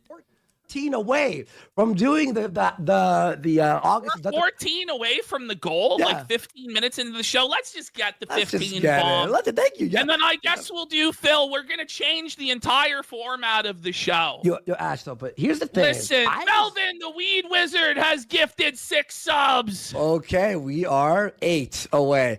Let's fucking go. Here's what I'll say. If we get the 8 subs and 100 more after that, Okay. I'm gonna skip. and Nihil Nova subs sold for subs. Egg to hatch. Okay, Huge. so here's what my view was when Ash was doing the show with him. That was an insane skip. To get that egg to hatch. Stop. Done with it. Just like fucking fed up. I hate him. So then I see. I'm like, hey, how was Thursday? How was Thursday at the Salvation Army fucking charity? You know, like, oh, No, it hey, really you know, was. like, I'm just doing charity for this guy. And listen, like the wrestling show, the idea was, let's find something that Phil actually cares about, that he's passionate about.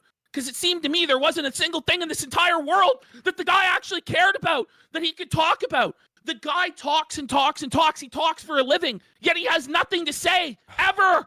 There we go. Yep. It's just talking to hear the sound of his own voice in the hopes that fucking nickels drop into his shit. What? Dr. Lexus has gifted 1 million subs. This is insane, bro. I like the energy. It's entertaining, but it's super annoying. He gets off stream, is live stream for people who hate him, like an animal in a zoo, to be pelted with fucking peanuts and shit like this. And then he gets off stream and he starts drinking. He plays a WWE mobile game that he spends his entire paycheck on. Remember something. And then I remember DoorDashes a meal and then goes to bed, wakes up, does it again and again and Ash, again. I just remember and again, the story. and again. You're gonna laugh. You remember this too. It was after watching Nerds on the Go, the like pool. Remember he was walking on the pool? We spoke to Phil right after. Remember he was yelling at you and me because Kick wouldn't verify him? Okay. This is actually one of the most narcissistic and insane things that Phil came to me. He yelled about. at us. He yelled at me about why And me, Kick and me. didn't. Yeah, and you as well. He yelled at us about why Kick didn't verify him right away. And he said that it was an insult to him that they didn't immediately verify him and give him like a deal and all of this stuff. Again, who the fuck do you think you are?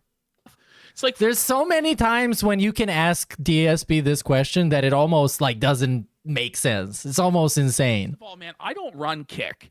Like, I don't have know like Eddie. the moderator. I don't know Eddie. I'm not able to pull these strings for you, man.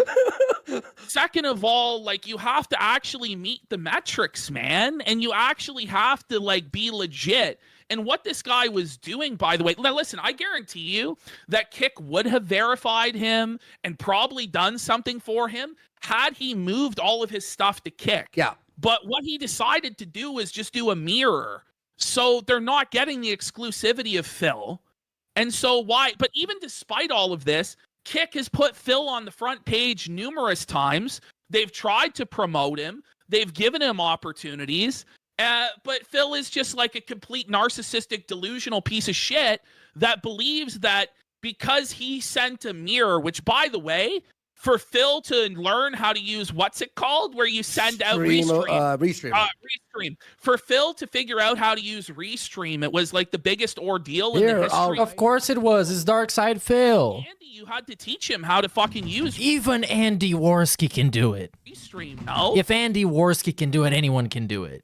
like you had to explain to him that it was even possible to stream to 2 sites at once. I got so mad, I just sent him a YouTube video. About like how hard he worked in order to do this. It's like, after all that I've done, how hard I worked for Kick to not approve me instantly is an insult. I can to find me that and my fucking audience. message. I have to scroll up It's for a minute. It's like fucking crazy. Well, you're gonna be scrolling for a while because the guy sends 10,000 fucking DMs. Oh man, it's just crazy. It's just crazy the stuff that this guy fucking says. As I say, it's exhausting. It's this exhausting, draining process. You know, somebody said, I read this somewhere, probably on Kiwi Farms, might have been on Twitter, But Darkside Phil is Sisyphus, but he's the boulder. He's the boulder in the story of Sisyphus. Yo, yeah.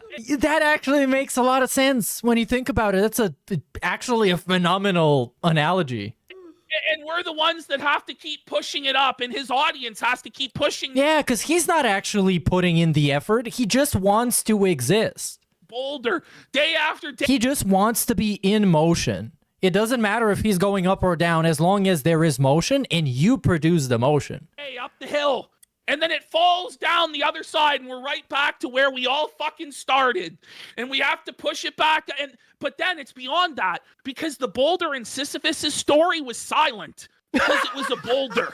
Phil complains the entire fucking time as you're trying to help him that you're not pushing hard enough or quick enough or giving him enough money while he sits on the fucking boulder that you're pushing to the top of the goddamn hill.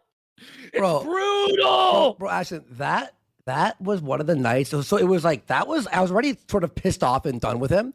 And when he said, like, how dare you guys tell me I worked on this whole thing, getting Restream ready to get Kick, and now they won't verify me. He's like, you have to message them. I'm like, bro, you have to just keep working at it.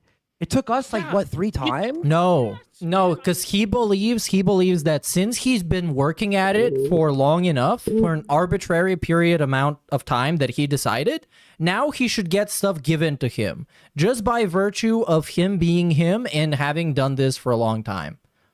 I don't think we got approved our first time. No, and we passed the metrics, but by it takes a lot. time. It takes time for them. We had over 1,000 live viewers at that time, but it takes time for them to get to know your content, make sure that they're comfortable putting the verification. He just believes he's entitled to that. Of course, because he's Phil. Phil, you only have a couple hundred viewers, and you're not even bringing them all to Kick. You haven't even fully committed to this platform. It was on it for 4 weeks. No, 3 weeks. Yes. Like, bro, we were on Kick, I think, for maybe 6 months. Grinding it out on shows. We didn't do shows. We had gaming streams to raise the hours, right, that we were doing to show them, look, we're serious about this platform. He does fucking 10 streams, and then instead of emailing Kick, Eddie, whoever, he emails me and Ashton a copy paste attack. I'm like, exact same as mine. It was so embarrassing. I was cringing. But it's like, what if he even? I don't know who Eddie is. I'm guessing is the guy that runs Kick. But even if he emailed him, it's like, bro, you get like 300 views a video. Why do you think you're owed this preferential treatment? Really bad when I read it. Yeah, there's receipts. I got all the like, again, who do you think you are? Like, of course we have the receipts. Like, yes, there's so many DMs that I could like relax. Well, I'll leak them, but we're not lying. Like, I swear to God. In fact, we're not leakers like that. But when it comes to Phil, I feel like everybody is willing to make an exception. Here's the thing. Here is why I think people should reveal their communication with Phil, is because he lies so much, either willingly and knowingly or unknowingly and unconsciously, that we should see the actual truth. We should see what he really said and what they really said, because he misinterprets stuff. He puts words in people's mouths. That has factually been proven before that he does this just naturally. So he is not to be trusted. The thing is, I'm willing to give Phil one last chance to apologize to us. Oh, that's not happening. Our fucking time, wasting our fans' money, wasting this entire opportunity. If Phil will humble himself, apologize to us, and kiss the ring over the weekend, because I want him to apologize. Because Phil has an apology fetish. I don't want to hear his fucking. I don't want to talk to him. I don't want him. I don't want him contacting me. If he apologizes to me, I'm gonna go like this. He has. I don't care. Dance. He has to dance. He's got to do the truffle shuffle and apologize. Oh, he's not doing that. He's not doing that. He's completely cooked. Did we talk about the bunny? Did they talk about the bunny? I don't think they did. Did I miss that? Is that on Twitter? I think that was on Twitter. I might have actually bookmarked that. Where is Mr. Poems? Mr. Poems, where are you, buddy? Hold on, I know how I'm going to get him. I'm going to get him. I'm going to felt him. Oh, here it is. Okay, clicky click. Let's get that link. Let's get some subs. Shout out to Alexandra C for 18 months. Big ups, Alexandra. 18 months of support, dude. And shout out to Twerk to Spec for the $2 who says, Weed Jar Fund. Thank you. I actually need to buy a new one because the old one had a nice fucking cap. And this one is just a shitty screw-on jar. Very much sucks. Big ups women's cardigan defends family when convenient. Says, I'm 4 hours behind, but Phil reacted to every bit of Review Tech USA drama, including the sex tape stuff and all the Betty Boop crap. He's not above anything or anyone. He's not. And that's like a huge problem with him that he pretends he is, but he actually isn't factually. Animals. I'm not. Listen, he described exotic animals. So Darkside Phil has a secret menagerie of exotic animals. That's the woodland critters, dude. It's the woodland critters. Did they domesticate them? I'm not kidding. I'm serious. Wait. Dark, and I'm not just talking about his pig wife, okay? Oh. Casper the cat. He has a menagerie of exotic pets. Okay, what does he have? Well, we won't expose all of the pets that Phil has. Come on. Because we're gonna drip feed, but this is apparently where a lot of the money has been going to. Is to the King Zoo project. May I ask questions? Oh, so that's why they didn't want to go to the zoo, because they are the zoo. Like exotic. Are we talking? Whoa, they've been there the entire time. What a massive plot twist. Parrots or like Amazonian fish? Rodimus Prime says this is bullshit. Well, listen, he described them as exotic pets. I don't really think they're that exotic.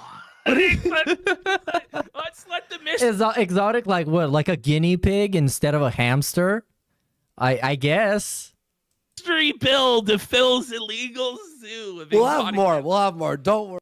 Yeah, they're definitely gonna drip feed it because they have the ability, and obviously you're not supposed to show your entire hand with all your cards you got, because that's just not in your best interest. And hold on, I need to show you this as well. This is a great fucking post. It's on this profile, so yeah. Oh my god. Yeah, this is it. The exotic pet room. We got the squirrels, the fucking parrot, raccoon. Well, this is cat, so this doesn't count. But we got everything. It's so based, such a based guy. And wait, so they responded to some shit he said? Oh my god, oh my lord. He's the one bringing up my wife, which he apologizes for, says he knows it's wrong, and it does it again anyway. Retard alert. He's the Oh, this is godlike, man. This is godlike. It's so funny when people shit on him. So I guess that's gonna be it for now. We're closing it on 5 hours, so I'm just gonna leave you here. I'm gonna abandon ship. So thanks everybody for watching. As always, big ups. Thank you for stopping by. Thank you to Ice Age. Shout out to Ice Age for the membership. I don't know if they show up delayed or something. My OBS is completely fucked. All my shit is completely fucked. Because reason? I don't know. I don't know why. Stuff just doesn't show up. And I would gift my 10 memberships right now, but YouTube doesn't let me. Straight up doesn't let me. Oh, we're close to 7,000 subs. So I guess make the number go up by subscribing to the channel. And when we get to 7,000, I'll just move the goalpost and beg you to subscribe so we can get to 8,000 or something. Yeah, legit. They don't let me gift memberships. What the fuck has YouTube done? These fucking idiots. And yeah, that's it. Thanks for watching. Peace out, yong out, and I'll see you again on the next episode of the Angry Joe Show.